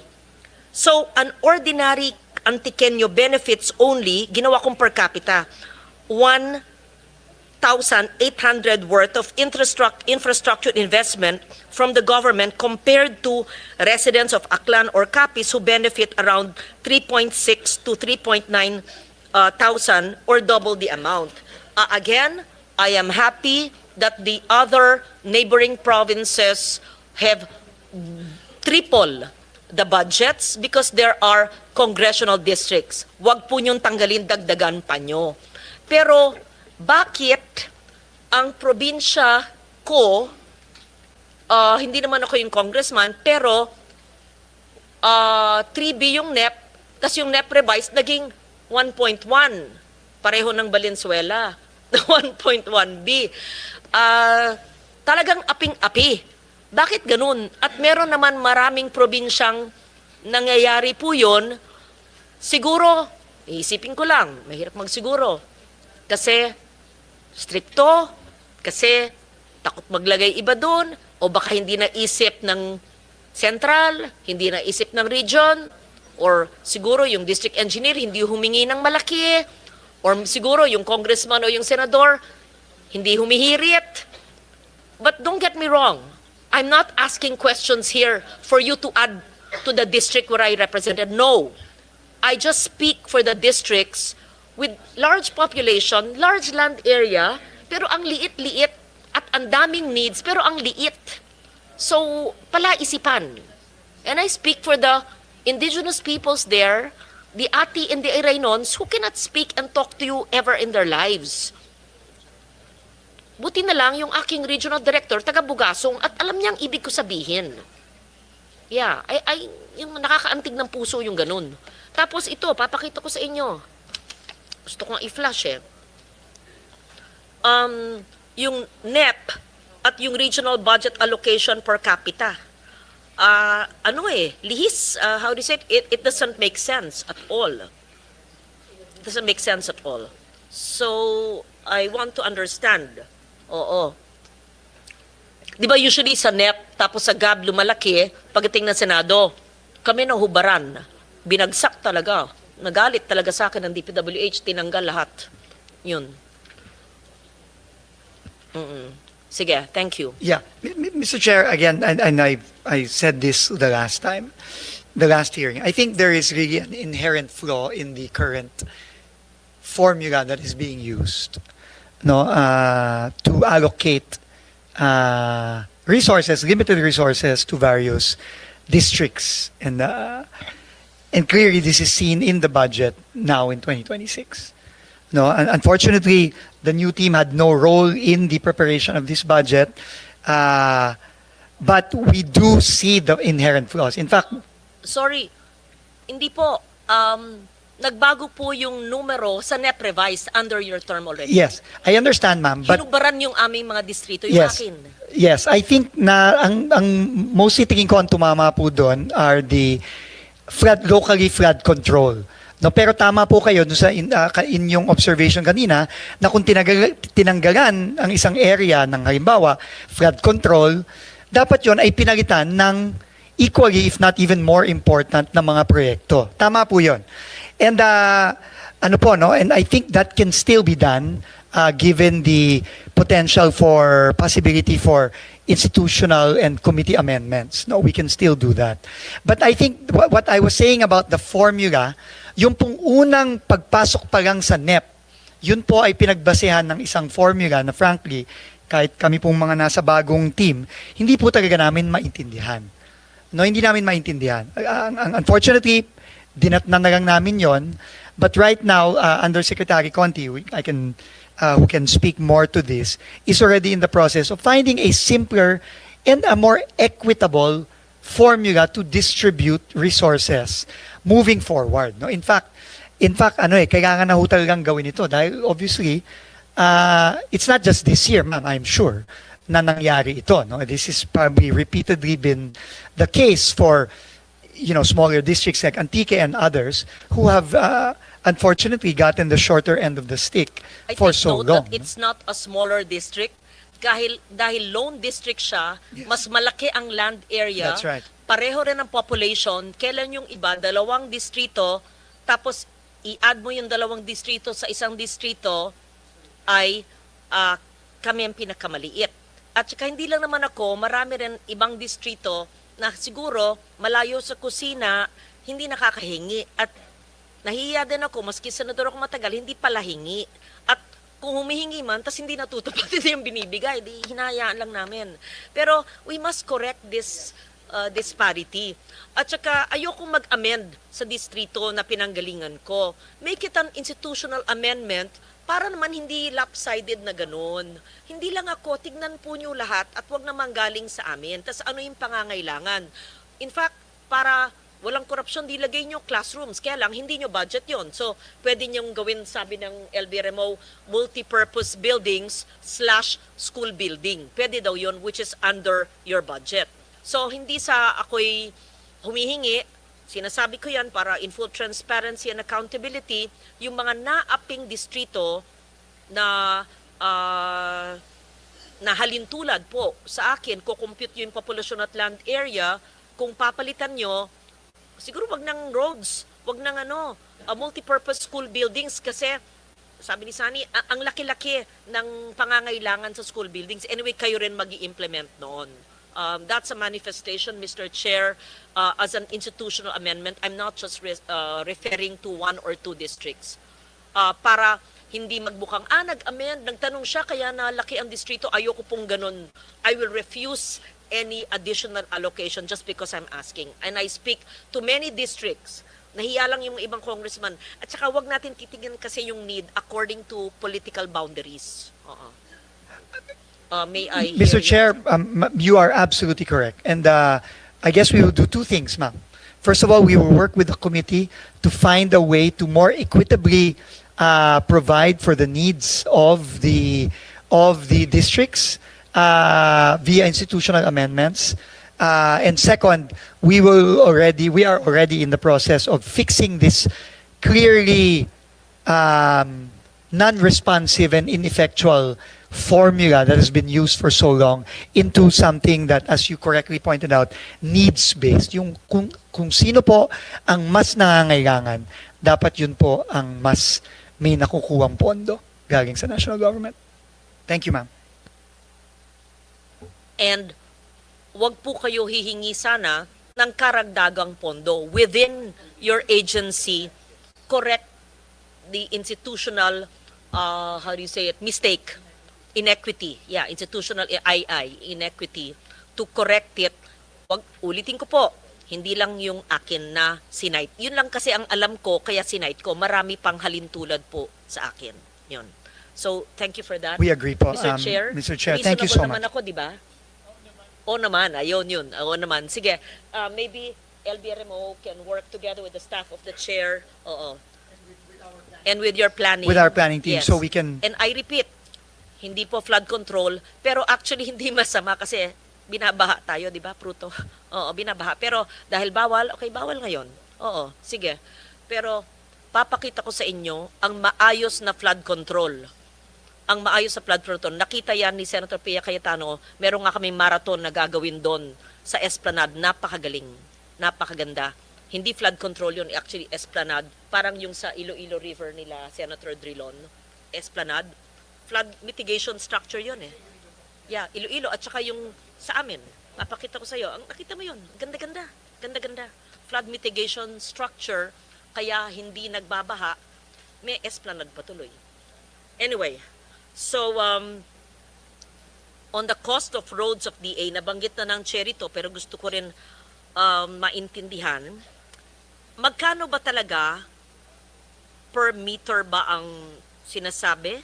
Magkano ang per meter ng cost benchmark ng farm to market road na same width and may roadside ditches or canals? Magkano ba talaga?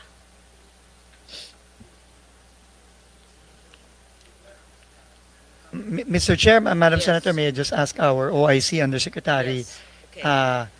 Engineer Esquivel Our to very respond? engineer. Opo. I'd like to learn from her. Ay, good Apo. afternoon po. Based on the July 2025 rates po, we're ranging from 18,000 to 26,000 per meter. Bakit pag DPWH, ang taas sa notes ko nga 15,000 eh. Pero sabi ni sa hearing nga sa'yo, ni DA, Sec Laurel, Iba, ranging. sa kanila, sa kanilang measurement, 10,000 per meter is sufficient. He even implied a 1/3 savings given apples to apples, assuming this is correct. Yes, thank you. Mr. Chair, Madam Senator, I think it's important to note that, as correctly pointed out by Senator Lauren earlier, the President already directed us to bring down the cost of materials. So, in all likelihood, that number is going to go down significantly.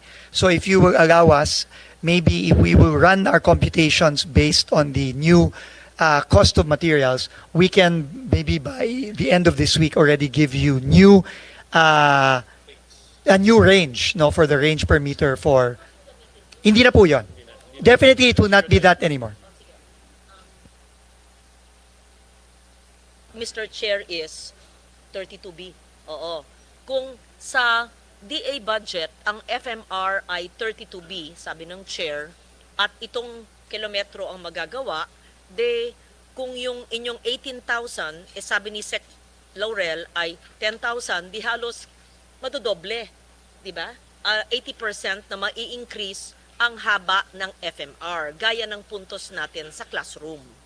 So, simple, pag papati ng bahay, di ba? Hindi mo mababayaran yung contractor pag nalaman mo midway na, i-ano natin yung kontrata, ayusin. Ito, hindi pa naman tayo nagsimula sa 2026, hahaba. So, ibig sabihin po, sa DA budget, or isumitin nyo sa amin, kayo implementing agency, i-check natin, hahaba ang mga FMRs. At dapat may coordinates. Thank you. Opo, and correct po, and in fact, even with respect to classroom, dadami po ang pwede nating itayong classroom dahil sa pagbaba ng detailed unit price ng DPWH. Thank you po. Thank you for that. Health centers. From the DOH itself, about 300 super health centers built nationwide, mostly by DPWH, were found non-operational, hindi natapos, substandard, etc. I'm not talking about walang gamot o walang tao. It's really kulang o hindi natapos na structures. And second, maaring may mga natapos pero wala naman utilities or staffing na hindi po nyo problema, but when you build, do you coordinate with the LGU or with DOH to ensure that, okay, you will build, may nag-request na politiko, pero wala naman provision ang DOH for staffing or for utilities. So, do you just build blind? O basta build kami without coordinating with the agency na may kapasidad sila for staffing? Thank you.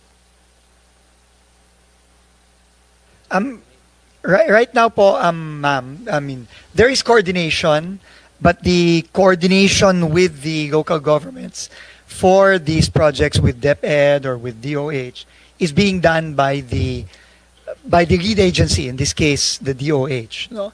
But you're absolutely right. I think that needs room for improvement. No? Because clearly, marami pong mga sitwasyon ngayon na nakita na natin na more coordination is needed. No? Dahil nga po, yung areas na nakatayo na yung building pero wala pang kuryente, nakatayo na yung building pero wala pa ring tubig. So this requires, mahirap po kasi yung turuan, so dapat magtulong-tulong na lang po. So we will see, we will work with the DOH and the DepEd and the other agencies so we can coordinate better, Mr. Chairman. Mr. Chair, how do we help DPWH do this? Kasi tagatayo sila. Pero hindi pa pag nagtatayo, dapat tanungin sila sa nagpapatayo. O magtatayo kami. Sapat ba yung pondo mo? Sabi na, ay kulang kasi ng 1 million, hihingi naman next year. So, it's a structure na hindi tapos. May mga ganyan, yan. Ganun palagi nakikita when we go around, right? Or, itayo, maayos, pero hindi naman napondohan yung equipment at yung staffing kasi magre-request pa sa DBM o walang gamot. So, karapatan nyo magtanong, itatayo namin to. Handa ba kayong ahensya nagpapagawa, maglagay ng staff, at ng pasilidad? Kung hindi, ba't itatayo? Pero hindi ba nila tungkulin yun na may silbi yung tinatayo nila? At tanong sa ahensyang nagbabudget na linilipat sa kanila yung budget? Right? If I can intervene, Senator Lauren, in fact, yan ang isang malaking problema rin ng Department of Health through HPEP, yung health equipment and facilities. Dahil dapat, bago sila nagpapatayo, meron ng coordination with the local government units. Dahil yung LGU, sila bahala sa doktor, nurse, equipment, at yung pang day-to-day to operate. Like for example, kuryente, tubig. But marami rin mga LGU nagsasabi na, hindi namin kaya magkumuha ng doktor, hindi namin kaya magbayad ng kuryente. Kaya na ano rin sila, na walang nagmamando ng mga health centers. No? DPWH, in fairness, is just constructing. Kung anong pinakonstruct, kukonstruct. Pero yung operating DOH, malaking problema rin yan sa DOH right now. That's why we have to look at the HFEP funds, which is about 14 billion, very closely. Dahil nasasayang, maraming pondo dun, unfinished hospitals, unfinished rural health centers, unoccupied super health centers. Nasasayang lang yung pondo natin sa health. No?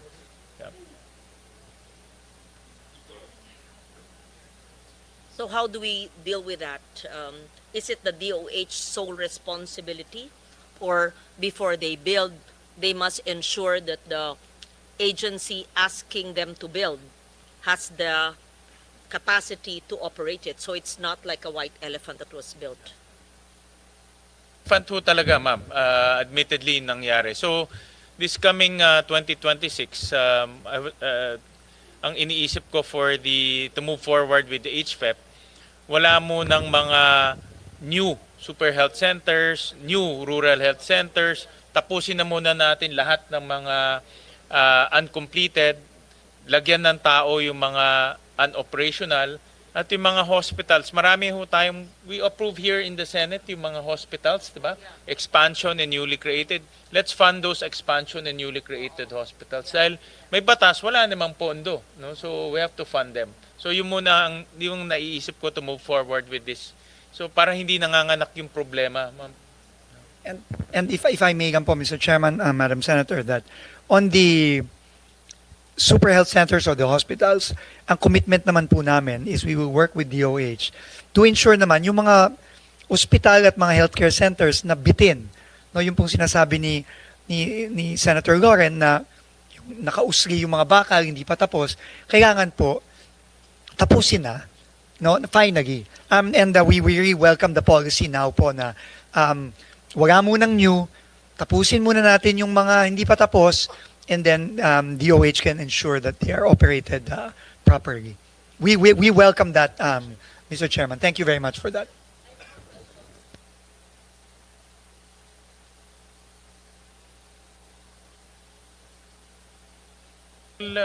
Ako muna, ma'am. I just have just one question lang. Nawala to.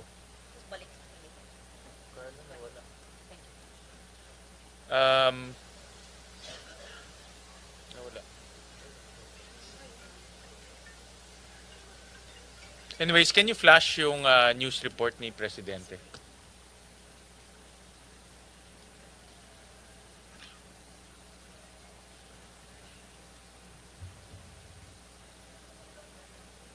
So, ito yung news over the weekend, Secretary Dizon, about the comment of the President na nakita niyo overpriced by 50%, no, yung mga materials. In fact, in some instances, in fact, pinag-uusapan lang to natin last hearing, and he said we can save as much as 45 billion pesos, no.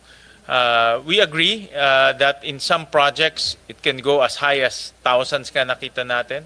Pero may mga projects rin na mababa. Maraming projects actually, in fairness to the different engineering offices, mababa siya or justified. No, so, ang way forward na naisip natin dito is to submit to us yung materials cost, no?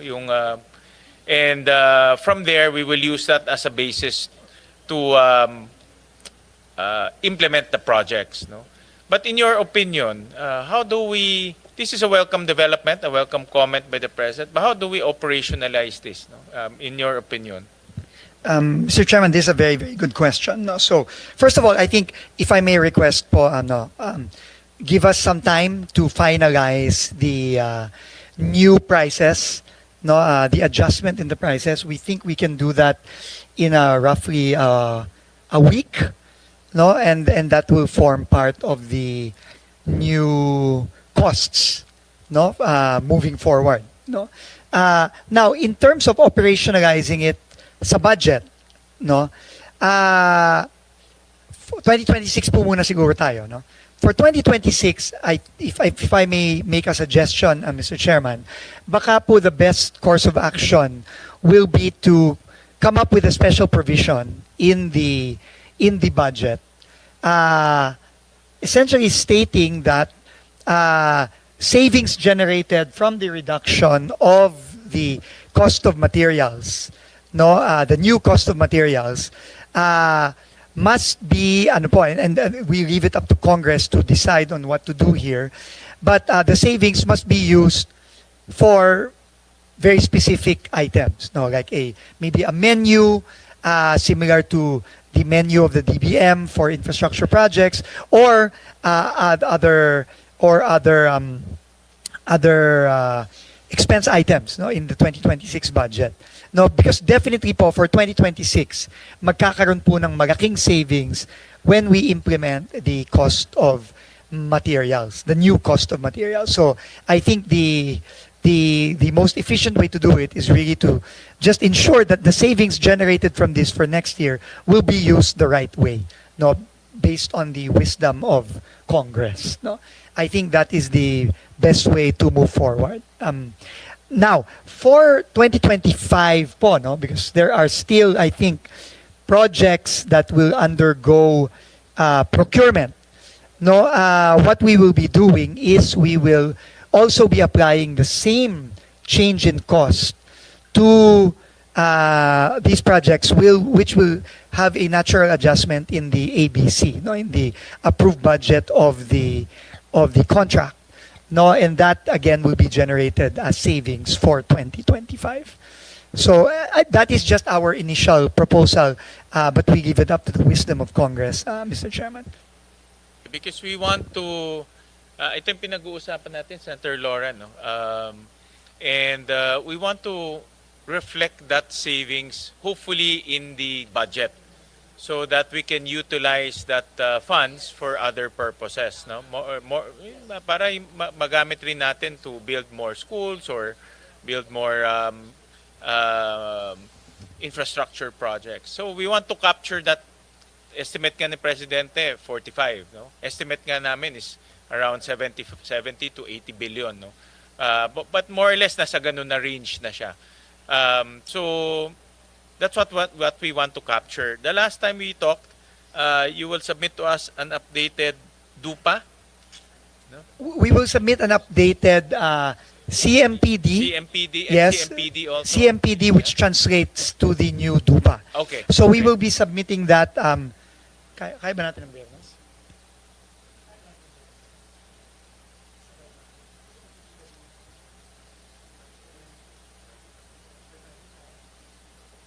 Okay, the team says we can submit also by Friday. So we can submit everything already by Friday. By Friday, okay. Opo. That will be good kasi doon natin makikita yung pagbaba ng presyo. Opo. Opo. And then yun ang gagamitin namin as a basis to capture that savings. The savings. no? And ma-estimate na rin po, no, yung magiging savings generated. Open kami, Secretary, kung meron kayong suggested language on the special provision. Because I can see that is you're very open in using those savings. So we're very open if you have any suggestion to that. We can work together on that. No?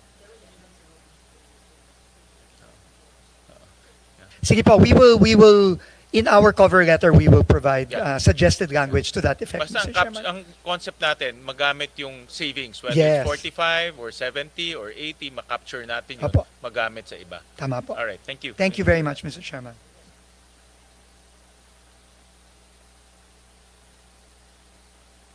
Have an intervention after you about the savings. Tapos na po ako. Yes.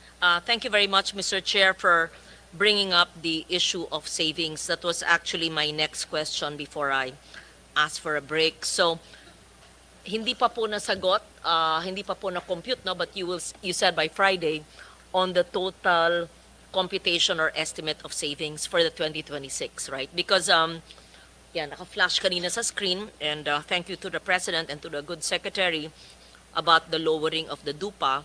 But more than the lowering of the DUPA, meron pa rin ibang pagkukuhanan ng savings. Kasama na ba sa DUPA the cost of equipment rental, overhead contingency, and miscellaneous, yung OCM? Kasama na sa DUPA. Iba pa. Dapat ibaba din yun. Yung cost of equipment rental, overhead, contingency, miscellaneous expense, and yung projected contractor's profit. Diba? Mr. Chair, as for the equipment rental, no, Baka this overpriced din yun eh. is based on apparently a guidebook na yun nga po ang basis ng DPWH. It's called the ASEL guidebook. Maybe I can ask OIC Undersecretary Esquivel to explain the ASEL guidebook. And then the indirect costs and labor, obviously, ito po ay hindi po kasama ito sa mga gagawin. Ang gagawin lang po natin is the cost of materials. No? Cost of materials po. Opo. And with your permission, Mr. Chairman, Madam Senator, maybe I can just ask OIC Undersecretary. Okay ka ba? Sige pa. I want to understand, yung cost of materials, kung overpriced yan, hindi ba baka rin naka-overpriced lahat eh? Pati yung contingency, yung miscellaneous, yung equipment rental, overhead. Bloated lahat yan. Um, Kasi sa ibang ahensyang inupuan namin, lahat bloated eh. Yung subscription sa monthly nung Starlink coverage sa isang ahensya, grabing taas din eh.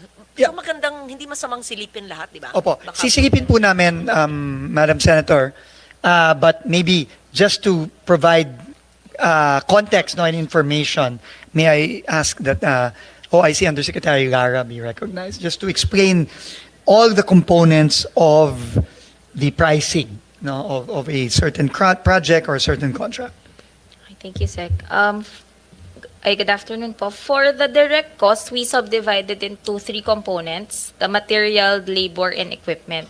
As mentioned earlier, the material we use as reference the construction materials price data, which is issued by DPWH. But for labor, we follow the DOLE, Department of Labor and Employment Memorandum.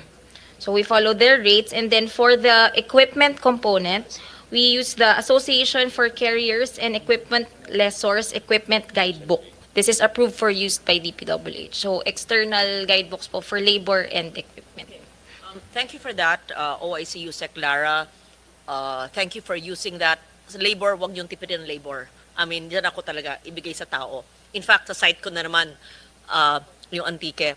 Dahil sa pagbaba ng NEP revised, 75% ng mga trabahador, laborers, mawawalan ng trabaho sa 2026. So, ganyan kami nagpapaapi. Wag naman. So, ang labor, wag natin. Okay yan. Siguro naman walang ghost labor dyan, di ba? Wag naman. Pero yung sabi niyong guidebook, kayo pong mga engineers nakakaintindi niyan, kung tama po at hindi po overpriced. Yeah. So, yun lang ang aking, kasi,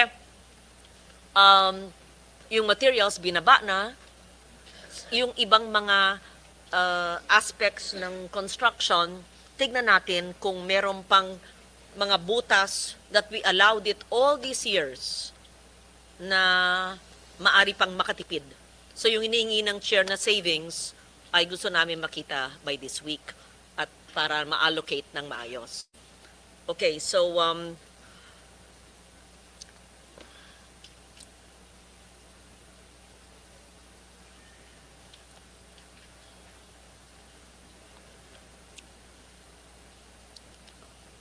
another source of savings, if I may, would be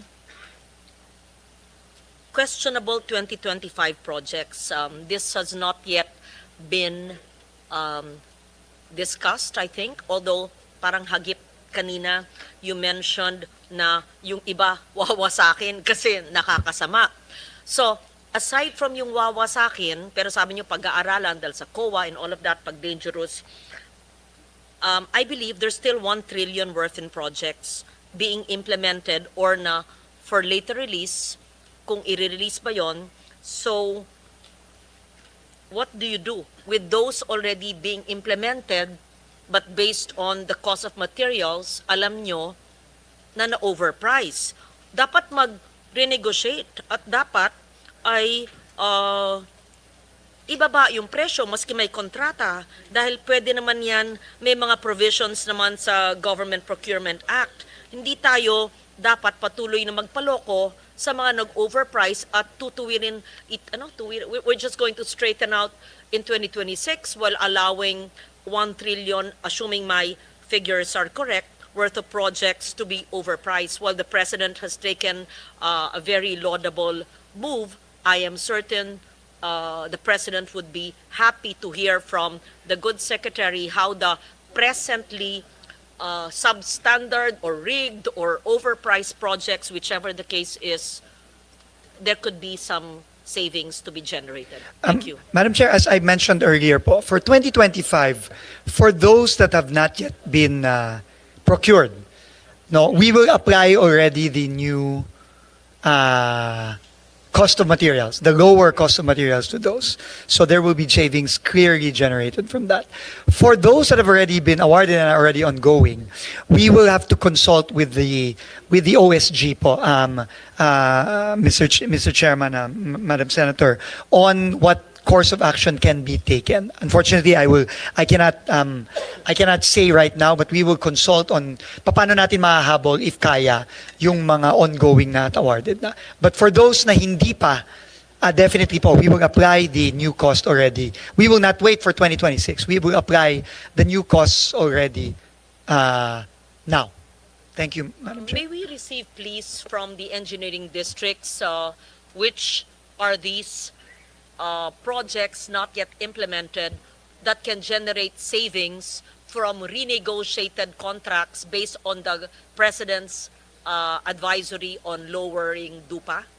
And second, ongoing projects, pero alam naman yung linoloko tayo, bago ba yung bagong team pumasok, maaari naman yung i-terminate. Nagawa na nyo sa ibang distrito, di ba? Yes. In fact, we have terminated several already based on the cases that have been filed, as well as the licenses that have been canceled. So there is a clear process po, Mr. Chairman, Madam Senator, and we've already terminated several already, particularly all the contracts of the Diskaya companies, as well as their joint venture partners, as well as the other companies where we have filed cases, such as Wow, Sims, etc.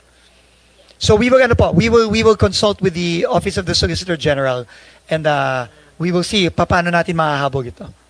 Okay. Thank you, Madam Chair. Thank you, So, Mr. Chairman. The DPWH can actually do a sweep of these projects ongoing for 2025, terminate those that it can terminate, or renegotiate for a lower price based on the President's advisory on lower DUPA, so that we can generate more savings bigger than what was already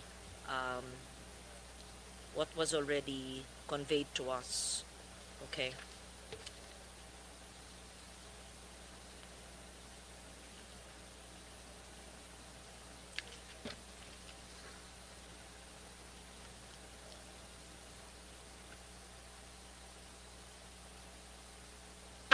May I know the process after the DPWH has given us the estimated savings?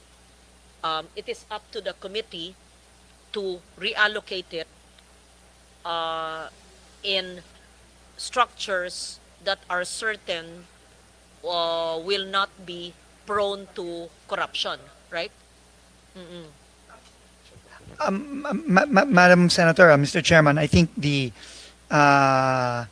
approach will be to have a special provision in the 2026 budget that because clearly whatever savings we will estimate is still estimated savings, no? Meaning depende pa po yung actual savings kapag yung mga project na yan ay na award na next year, no? Kasi may bidding process pa po yan. So we were suggesting po that a special provision be crafted so that the savings, actual savings generated in 2026 from the DPWH budget will be utilized to fund a very clear menu of projects, of services that of course will come from Congress. No, so I think this is the approach po, because while we can give an estimated amount, it is still estimated, ma'am. Hindi po siya pwede talagang maano. Thank you po. There are two ways, Mr. Chair. Yung mga sigurado na sila, kasi na-convey na nyo sa news na may savings na kayong 50, tapos yung additional na makukompute po nyo hanggang Biyernes, we have, you as Chair, we have the authority na yun ang pool na paggagamitan sa iba. Pero yung special provision is useful dahil sa karagdagang savings. Pero hindi lahat ipagpaliban sa next year. Yung kaya ng desisyonan dahil na-convey na nyo na may X amount na savings, pwede na rin yun. Yeah. Diba? Kasi Mr. alam Chairman, natin, we leave it up to the but wisdom we of leave it- Congress. But I leave it to the Thank you. judgment of the Chair. I think, Secretary Senator Lauren, ang pinakamalinis is for those projects to be amended down. Now na, gusto ko nga ngayon eh, But kasi you have special to tell provision us, gray area. kasi ang dami, we're talking about 14,000 projects eh. Some of them are low, some of them, based on our analysis, some of them are justified. In fairness, hindi lahat rin overpriced. Marami ring overpriced, no? But for us to go through that 14,000 plus, hindi natin kaya yun, ma'am, because we don't have the manpower and also the technical know-how.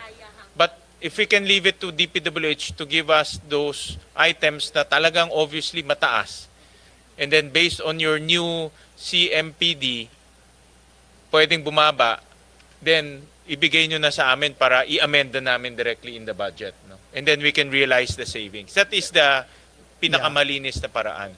Mr. Chairman, Madam Senator, I think, well, just consulting our technical people here, they are telling me that it is virtually impossible po to do that at this point given the limited time available na unang-una ho, mahirap po kasing mamili lang ng kung ano ang babawasan, ano ang hindi. Obviously, the program of works are different across projects. So it might be virtually impossible for us to do that, no, given the limited time, no. But we will leave it up to the discretion of Congress if you will reduce, no, on a project per project. But I guess we are just being honest that it might be difficult, no, for us to go through all the 14,000 or so, close to 20,000, I think, no, project line items, no. I mean, if this was January or February, I mean, beginning of the budget, I think we can do that. But unfortunately, it might be impossible to do that at this point. But I think the objective, ma'am, is to save, no? So we'll find a way. I'll consult with Senator Loren and also the member Senator JV on how to make that happen. No? Kasi may time constraint tayo. Eh. Yes. We're going to open the TWG this Wednesday. Tuloy-tuloy na yan, no? Tuloy-tuloy na. Yes, and also, Mr. Chairman, it's also, I think, important to consider as well, no, the reduction in the cost of materials for other agencies as well, no, because that is also that will also be another source of savings as well, no. But again, limited time might be difficult to adjust in the other departments as well. So maybe special provisions to that effect, as you described earlier, might be the most efficient way of doing it. At least for the next year, for 2026. But obviously for 2027, lahat po magbabago na yan. Submit to us yung CMPD. Yes, and we the will lupa. submit the CMPD and also the corresponding estimate of the effect on the capital outlay. Okay, sige. Opo. Okay, sige. Thank you very much, Pag-isipan Mr. namin. Chairman. I'll consult also with our budget experts. Thank you very much, Mr. Chairman.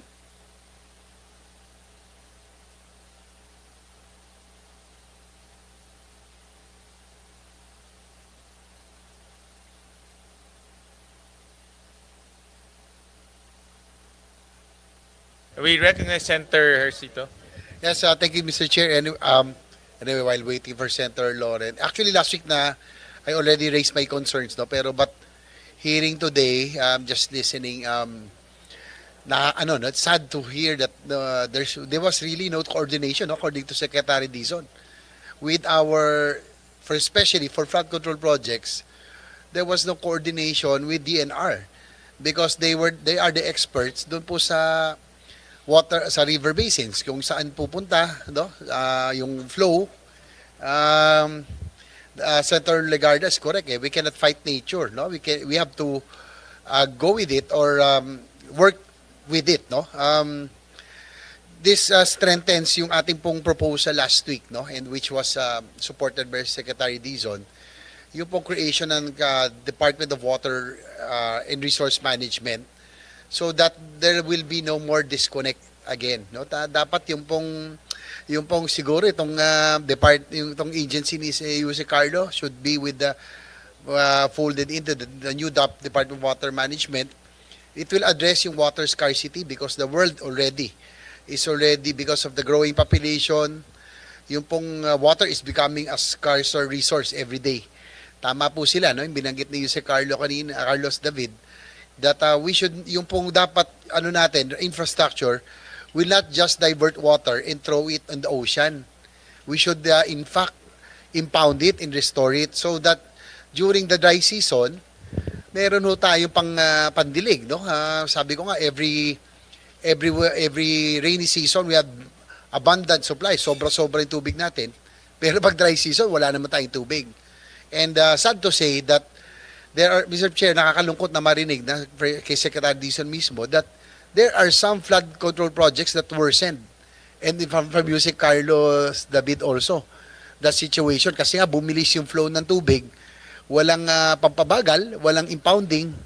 So, I think, siguro for the, na-bash tayo last week, no? Sa mga netizens, sabi nila, creation of water department, Department of Water, dapat may Department of Fire daw and Soil and everything. But this is not a laughing matter. I think water is getting scarcer every day, the world over. And I think yung flood control, management of water has to be under one full-fledged department para hindi na ito maulit muli. We have seen, Mr. Chair, yung disconnect, no, na nakakalungkot na Secretary Dizon already said na coming from him, that most of the projects had no coordination with the Water Resource Management Office. Sila po yung merong expertise, no? Kung saan po yung daloy ng river basins and all. So, yun. Sec Dizon, thank you very much for your support, no, for two bills that I have in mind, no, yung master plan for infrastructure and national development, and also yung a lot of our colleagues filed yung pong creation of Department of Water and Resource Management. I think this is timely, no. Unang-una, maano na natin tubig natin, we will use it wisely and at the same time prevent yung pong nangyaring mga floodgates scandal from happening. Anyway, doon po sa the President said that 250 billion of flood control project will be realigned to other programs, most especially social programs, no? So, but there will still be 100 billion, Sec Dizon, that will be used. O wala na, talagang totally. Mr. Chairman, wala na po. Ang matitira lang po for flood control are the foreign assisted projects assisted by JICA, ADB, and World Bank, roughly about 15 billion pesos. So the entire 250 billion will be realigned for social program. Ang ano ko lang doon, Mr. Chair, because government spending, especially for infrastructure, is a driver for economic growth, di ba? Siguro maganda. I would like to propose to the President, if given the chance, that probably half of the 250 billion be still used for infrastructure, specifically for, halimbawa, since DPWH ay still undergoing reforms, hanggang di pa tapos, pwede ilagay sa DOTR to. Total, galing naman si Sec Dizon sa DOTR. For airports, for ports, and other economic drivers in infrastructure. At least tuloy-tuloy po yung spending natin for infra, and it will also have returns. Kasi hindi naman sa pagano, Mr. Chair, kung ilalagay lahat natin to sa ayuda.ax, there's no return. Diba? Iba yung infrastructure because this is an investment for the future, to stimulate economic growth, to create growth areas. So yun po yung ano ko siguro, no? Meron akong breakdown dito, siguro half of it nilagay natin sa DOTR for ports, airports, and other major infra. Dapat infra din, di ba? Mr. Chair, para hindi sayang, para yung, as I said, the multiplier effect, yung economic drivers, dapat tuloy pa rin. Siguro, DOTR would get half probably. Siguro, for social programs na gusto ni Presidente, at least may impact po. For health, okay po ako doon, no? MAIP, PhilHealth, that is really felt by the people, no? Kasi kung AX lang, ang hirap doon, hindi natin, that's cash. It's also prone to temptation, no? Mas okay ni MAIP direktang na tulong sa. And also, Mr. Chairman, siguro si Sen. Loren will agree.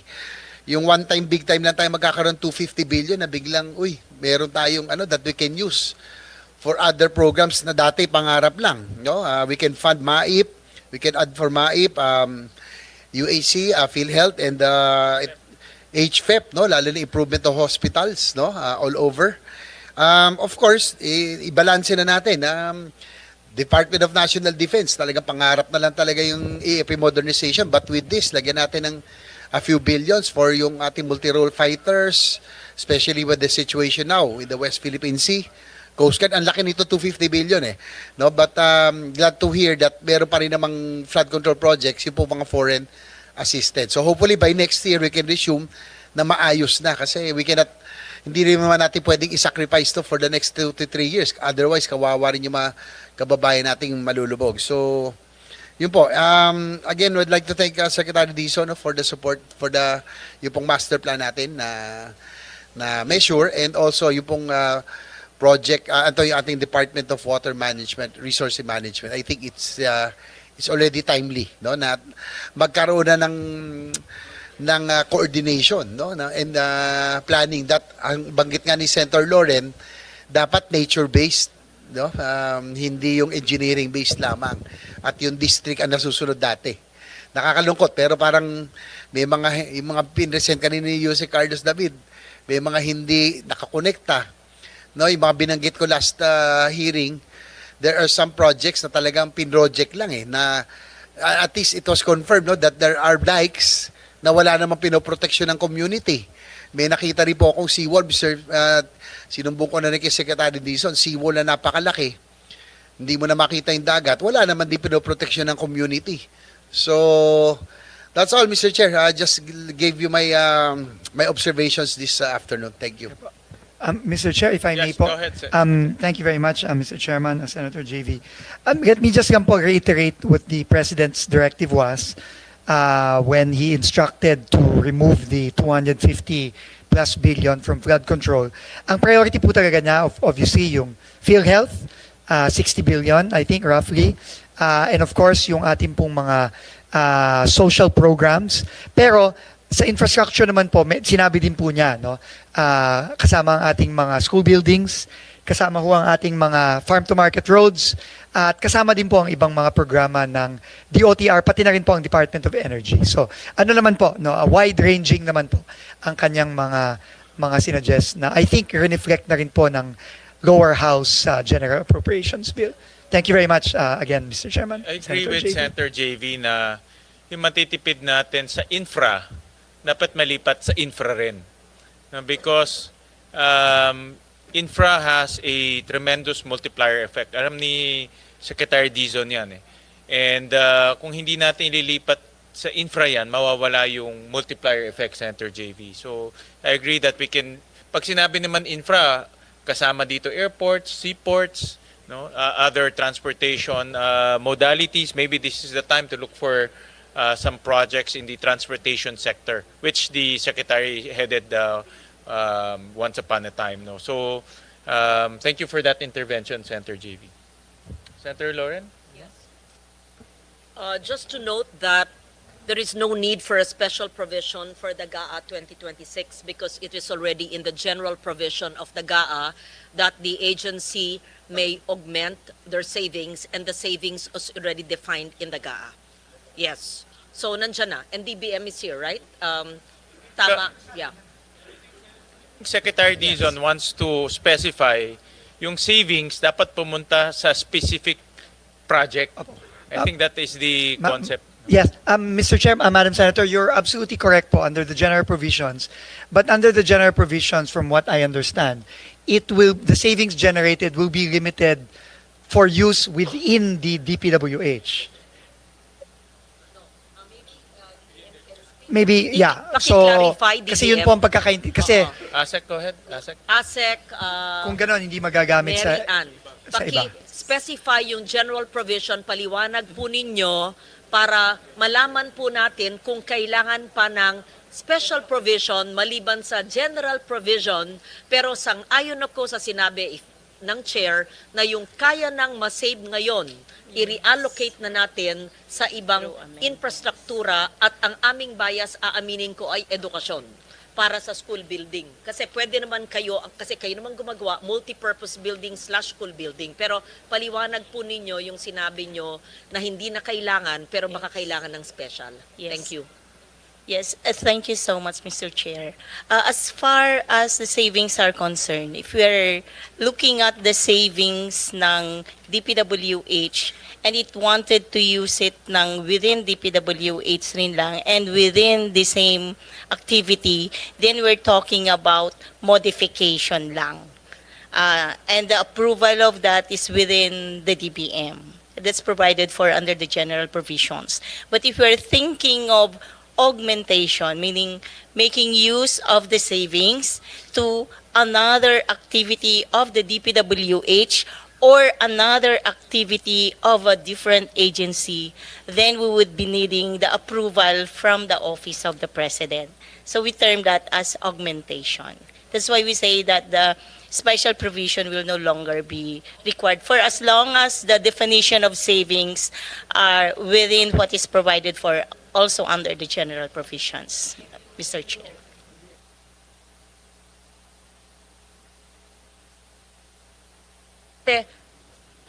Pag DOTR, oo, kailangan ng OP. So, kailangan ng special.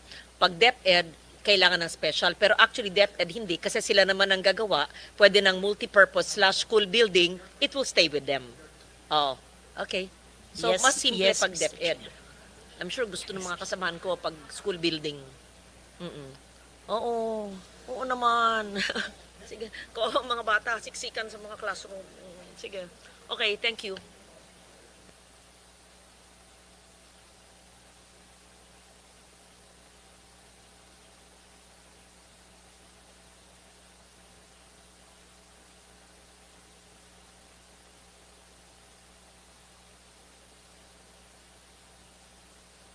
The classroom kanina, yung single facility na classroom. Magkano ba talaga? Kasi pinag-usapan natin yung health center, pinag-usapan natin yung FMR.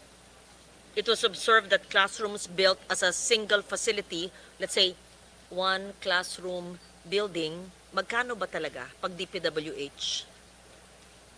And how do you measure it per square meter? Given the same kind of materials. Yeah. Mr. Chair, Madam Senator, I'll ask OIC Undersecretary Lara to respond. But again, let me just place a caveat that the numbers she will tell you are still the old numbers. These will decrease drastically within the next week or so because of our adjustments in the cost of materials. Undersecretary, please. Thank you, sir. Good afternoon po again. For the estimate, we use po cost per square meter. So I'll give a range from different regions. It's ranging from 24,000 to 33,700 per square meter for the previous CMPD. Know very well that from the private sector, yung Chinese chamber nga 8,000 pero baka naman iba yung materials doon. Walang tax on profit. Sabi mo na mga lahati. Ewan ko, hindi ako engineer pero sigurado ako mas mababa dyan. So, kung yung DepEd school building program ay 28.056 billion, so sa estimate ng DPWH ay this will cover 12,000 classrooms. Kung ikakalahati mo yan, you will have 10,627 more classrooms, but this would be depending if we use a lower unit cost to 1.2 million. That perhaps, Mr. Chair, can be discussed in a technical working group because we're talking about costs. These are just estimates. So, ibig sabihin, yung sinabi po ni OIC Yusek Clara ay sabihin mo ng mga lahati, sabihin mo na conservative 40%. So, i-compute po ninyo yung square meters ng classroom, lalaki ang numero ng classroom. Tama ba ho? Oo. Pangalawa po, yung savings na sinabi po ni Chair kanina na gusto niya ngayon na i-allocate, wag na ipa-savings, wag na pag-antayin ng mga tao. Yung sa kay Presidente pa lang ay 50B na yon, assuming lang sa classrooms para hindi na umalis sa DPWH hindi na OP approval, it will be multipurpose slash school buildings, i-increase si number of classrooms maliban sa pag-slash ng 40% ng cost. So, more than the 10,627 more classrooms, si 50 billion pa, assuming hindi mapunta nga sa AIX at sa iba-iba, na mahaba pa ang proseso, mag-OP approval pa if it stays with them. So that's just my sincere and honest and well-meaning recommendation, and I would assume pag classroom, hindi naman siguro mandadaya, hindi naman siguro mag-ghost, hindi naman sigurong subject to anomalya o corruption, at magiginhawahan ang ating sektor na basic education. Yun po ang aking katanungan. Yeah. Okay, Mr. Chair. Lumabas lang po si Secretary, but before he left, he's aligned with your observation, Senator Lauren, when it comes to the possible use, which is to utilize that for the classroom, Mr. Chair.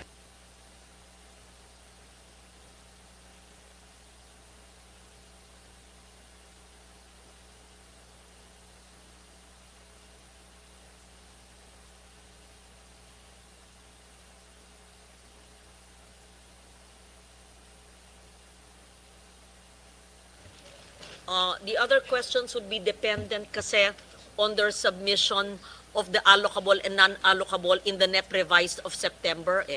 And it would be dependent also on the savings that you can already compute. So I leave it to the chair what to do. Kasi we cannot work on assumptions. Gusto natin ay fact-based.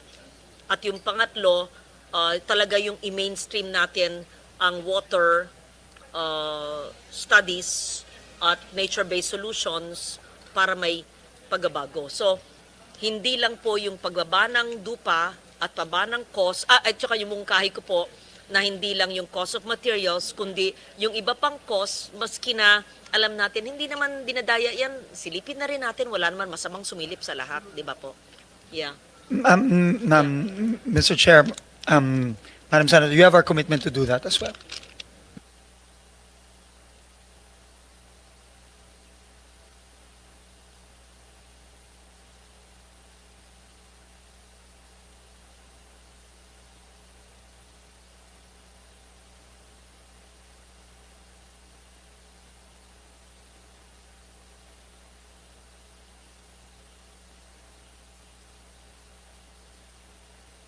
Mr. Chairman, sorry, we just realized that Friday is a holiday, so we will submit by Thursday afternoon.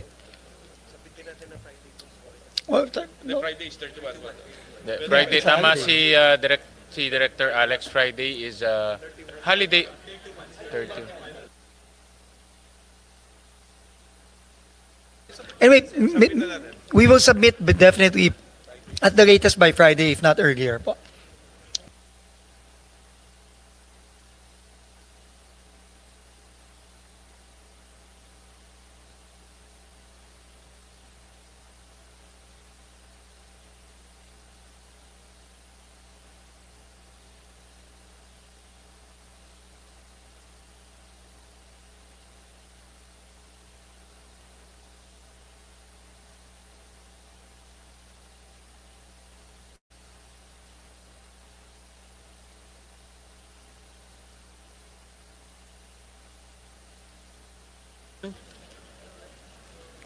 The foreign assisted projects are seemingly successful. So, may I just know what's the difference and why don't we use those doing the foreign assisted projects in auditing and monitoring all the local infrastructure projects? Thank you. May I respond to that? That's a great question, po, Mr. Chairman. First of all, the reason for the success of the foreign assisted projects is that they are well planned. I think that is the foundation that is lacking in what we have seen, in the past years. That foreign assisted projects are well planned, backed up by a very solid feasibility study, backed up by very serious detailed engineering work, and may plano po talaga. And obviously monitored by the funders, by the lending institutions. That's why it's very successful. Now, to the question, can the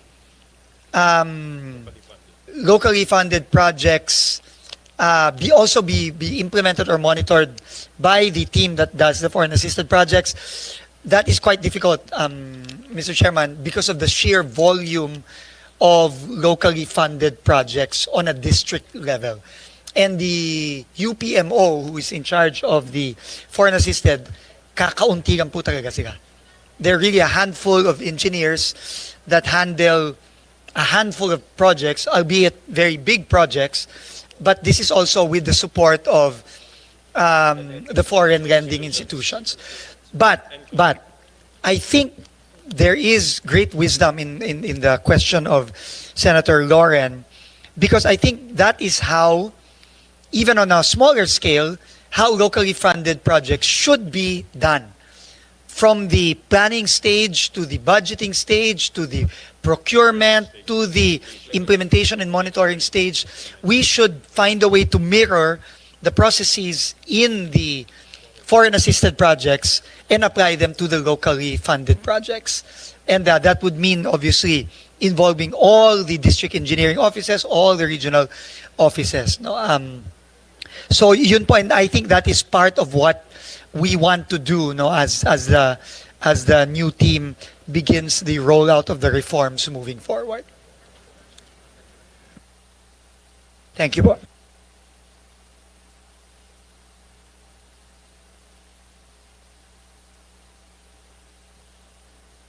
Galing. Oo, kaya, yeah, yes. Oo, kaya nga eh. So, magaling yung mga yan. Kaya, hindi, magkagaling utak. Magaling, kaya, magaling yung dalawa kong yan eh. Kaya ako makulit ha, magaling yung mga nasa likod eh. NEDA at ERC yan eh. Oo. Kambal utak. Sige. Okay. International institutions can do sampling of all. Pwede natin subukan sa 2026, di ba? Para, at saka pwede nyong i-bid out and manage the third-party auditors. So, maski na maliit lang yung ating foreign assisted group, iilan, i-bid out nyo, i-monitor. Oo. Sayang eh. Kasi kung Yes, ma'am, we agree. nangyayari sa bansa may maaayos, di i-emplo natin yung maayos. Kung di kaya ng maliit na grupo yung maayos, at least iilang project maayos. Di ba? And then I take note Thank of you for your that, ma'am. answer. Tama si Senator Ping mula sa simula na lahat ng projects naman ay dapat dumaan either sa RDC at may feasibility study at hindi naman sapat na may request ng LGU kasi maaling yung request niya, hindi naman na-vet. Kaya kailangan may feasibility study talaga. Yun. We absolutely agree, Mr. Chairman, Senator Loren, we agree. Isa pang napansin ko, multi-year projects. Kung hindi amend ng senator, pupunta yung congressman sa amin o yung mayors, hindi magkukusa ang ahensya, hindi lang kayo at unfinished siya. Or, ang liit-liit ng ilalagay ng DPWH, hindi na matutuloy, bitin siya. Bakit ganun? It's a multi-year project of the department. Dapat, maski wala kaming intervention na amendment, kayo na ang kusa, tinatapos nyo. Kaya tuloy, all over the country, either vertical or horizontal structure or roads leading to hinterland areas, natitigil. Bakit kami kailangan mag-amend ng something nanggagaling naman sa inyo sa region o sa central na maayos naman para sa taong bayan? Kung hindi, napakaliit ng ilalagay sa NEP. Pero, ang lalaking budget, yung mga hindi pinag-isipan at may sponsor or proponent. Pero yung multi-year, lalapit sa akin yung LGU or congressman or even the agency ang liit ng linagay sa multi-year, ma'am, kailangan to kasi, ano yun, mayowa, etc., etc. Bakit ganyan? Basta, maliit, ganon. Ang hirap parang wala talagang planning. Very arbitrary. Yes. Yeah. Tama po kayo, Mr. Chairman, tama po again si Senator Loren. And this is something we really want to correct. And in fact, this was one of the first conversations I had with the new Undersecretary for Planning, that in the planning stages, in the budgeting stages, we must really prioritize projects that remain to be unfinished, incomplete projects. Kailangan po, kumbaga po, in the hierarchy of projects na dapat pondohan given limited funds, dapat po inuunang pondohan yung mga hindi pa tapos. Hindi putol na tulay, putol na kalip, bitin na building na munisipyong walang second floor, baka lang. And I think marami pong putol na tulay. In fact, I saw several already in my less than 2 months in DPWH. Bitin po. Bridge to nowhere. Hindi nga, Mr. Chairman, hindi nga po bridge to nowhere. Bridge to somewhere, pero for example po, meron po kaming pinuntahan sa Arayat. May inimbestigahan kaming flood control doon, no? Tapos, dinaga kami ng isang mayor sa isang bridge. Putol po yung bridge, kalahati. Kalahati tapos, kalahati wala. 10 years na pong putol, Mr. Chairman. 10 years. So, kaya nga po ngayon, nagkukumahugo kami, naghahanap po kami ng savings para po sana mapondohan namin yung bridge na yun sa Arayat at iba pang mga bridges all over the country na bitin. So, I mean, this is a recurring problem. It's very, very arbitrary. There's no rhyme or reason why this project gets this much, this project gets a small amount, and that needs to change. There is rhyme and reason. Kung sino malapit sa kusina, Halloween na sila. Kung sino malapit sa kusina, kung sino hindi humihingi or humihinging hindi nabibigyan, ayun. Nabibitin. Kaya hindi pwede. Arbitrary It cannot be Dapat arbitrary may po. siyensya. And it needs to be, needs-based po talaga. And I think the primary need, sabi nga po ng Pangulo sa akin, let's use all the money we have remaining to just finish unfinished projects. To complete unfinished projects. Yun po ang pinaka-importante. Thank you po. Sen. Lauren, that's also the advice that we gave DOH doon sa HFEP Center JV kasi ang daming unfinished health centers, rural health centers, even hospital, sayang. Nakabitin na for many years. Sayang. So, actually, ipa-compute natin, ayan, sa kada ahensya ng gobyerno, ang mga unfinished or tapos pero unused. Nako, ilang trilyon yan. Sinayang natin ang pera. Hindi lang, to be fair, hindi lang DPWH. Okay, I was just meeting with, housing, dati chair ka, James. Si Sec Aliling, bago siya. Sinabi niya, sabi ko, bigyan mo nga ako listahan ng NHA projects. NHA, natapos yung mga bahay, yung intended beneficiaries, ayaw tumira sa bahay dahil malayo, bakit pinagawan? Pero pinasukan na ng informal settlers na hindi naman otorisadong tumira doon. So hindi naman nila mabigay sa informal settlers na tumitira sa bahay sa intended, makukuha naman sila. So we have a squatter problem in NHA and the intended beneficiaries are still squatters or informal settlers. So, if I may, there's really so much wastage, systems loss, substandard, unutilized, underutilized, by running by the trillions of pesos, Mr. Chair. So, I agree with you, whether it's DPWH or DOH, which you build, or DepEd classrooms, tapusin natin, or bridges to somewhere, but maybe the proponent already is not in office, right? Ganun eh. So, that's I won't say yun lang, that's what I noticed. I have to amend the multi-year. Trabaho yan ng ahensya. Lalapit sa amin, hindi po na pondo, nasabihin ng district engineer at sa region, hindi po kami narinig sa central, kayo na lang po pag-asa namin para umabot yung kalsada doon. Alam yata ni Alpruto ang ibig ko sabihin, o ganon. Tapos, lalagyan ng token. Ang liit-liit amount, 10 million, 20 million para matapos. Sabi ko, siguro maski 100 years akong senator, hindi matatapos. Kasi hindi ako mihingi eh. Sabi ko, kami ngayon, kung hindi na kami allowed mag-amend, kundi institutional, wala na. So yung kalsada, hindi matatapos kung di kami allowed mag-amend. Yeah.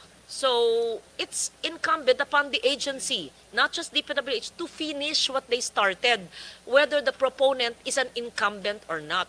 Kasi syempre, the fact na pinondohan, at hindi ito mga flood control, talagang infra, na pondohan, kailangan tuloy-tuloy hanggang matapos. Huwag kami intayin mag-amend. Yun. Mr. Chairman, we Sige, could not thank you. we could not agree more with the honorable senator's observations. Kung kailangan ang trabaho po na ahensya, tapusin kung ano ang inumpisahan niya.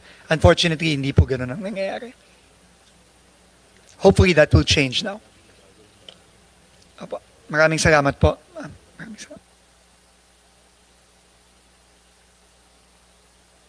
Well, just Friday is the submission. Yes, Secretary? Mr. Chairman, if I may be allowed to just recap or summarize po what we need to submit just Yes, to be yes, sure. please. So we will be submitting po additional stationing for the initially identified projects and also additional validation and justification if we are able to find the justification and the validation.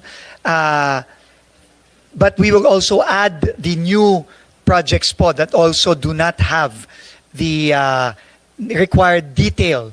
No, I think roughly about 1,500, if I'm not mistaken, additional projects. No, 14.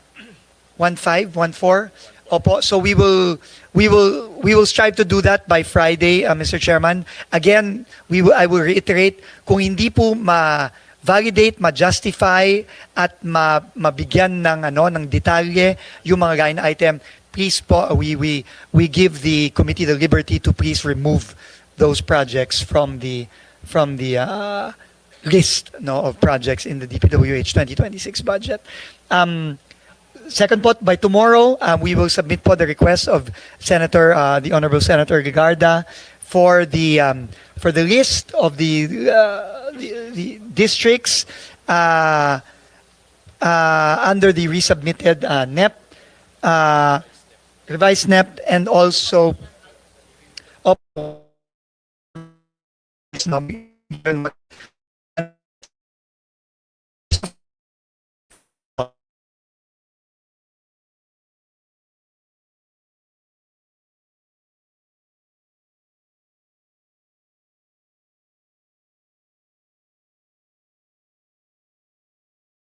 age gaps 23, 24, 25, and submit 26. Remember, talk about the you per district the projects where there are issues and you the issues that have issues with the implementation sa contractors that you may have the power to terminate. So we talked about 2025 projects funded. Either you renegotiate or you have the power to terminate if they are flood control projects or asphalting or whatever projects na questionable sa implementation ng mga contractor. And are you suggesting to terminate? Will you terminate? And if you will not terminate, what is the remedial measure you will do why you will not terminate? In short, we're putting everyone on stricto tayo ngayon, hindi pa 2026. But wala pa kayo noong 2020 pag ginawa yung GAA 2025, pero pinapanood nyo sila ngayon at husayon yan.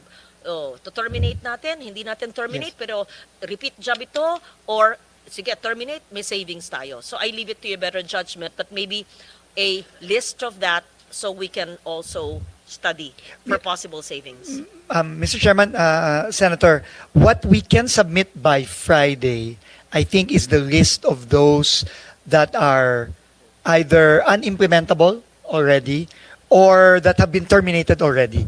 As for those that we can terminate, this might be a little tricky because we still need to talk to the, obviously, to the Office of the Solicitor General to determine that, and that will require, again, we're talking about, I don't know, like 20,000 projects for this year that we have to sift through. That might not be possible for Friday, ma'am, but we, Whatever you can for Friday. At hindi na kailangan OSG, you have the power kasi sa Government Procurement Act, nakita naman nyo eh. At saka kung na-terminate niya yung iba, yung ibang mukhang questionable, meron kayong power to terminate kung linoloko tayo at saka sinabi na ni Presidente, ibaba yung dupa pero ang sigil pa rin niya, let's say, sa construction material sa bridge na ito, triple. Kaya mo yun. Hindi kailangan ng OSG yun.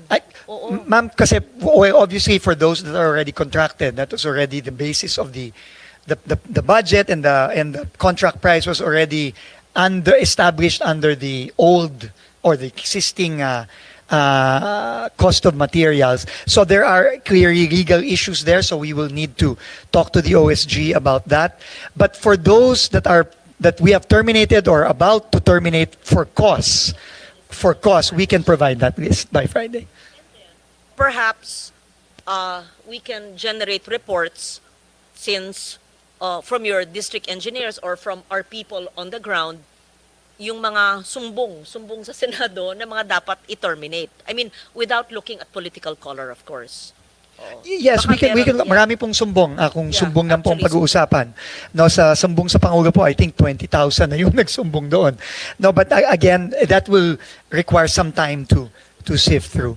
But finally, Mr. Chairman, ma'am, the last thing we will submit, which is very important, is the revised CMPD, the revised cost of materials, and then the estimated potential savings for 2026. So we will submit all of those by Friday, Mr. Chairman, Senator.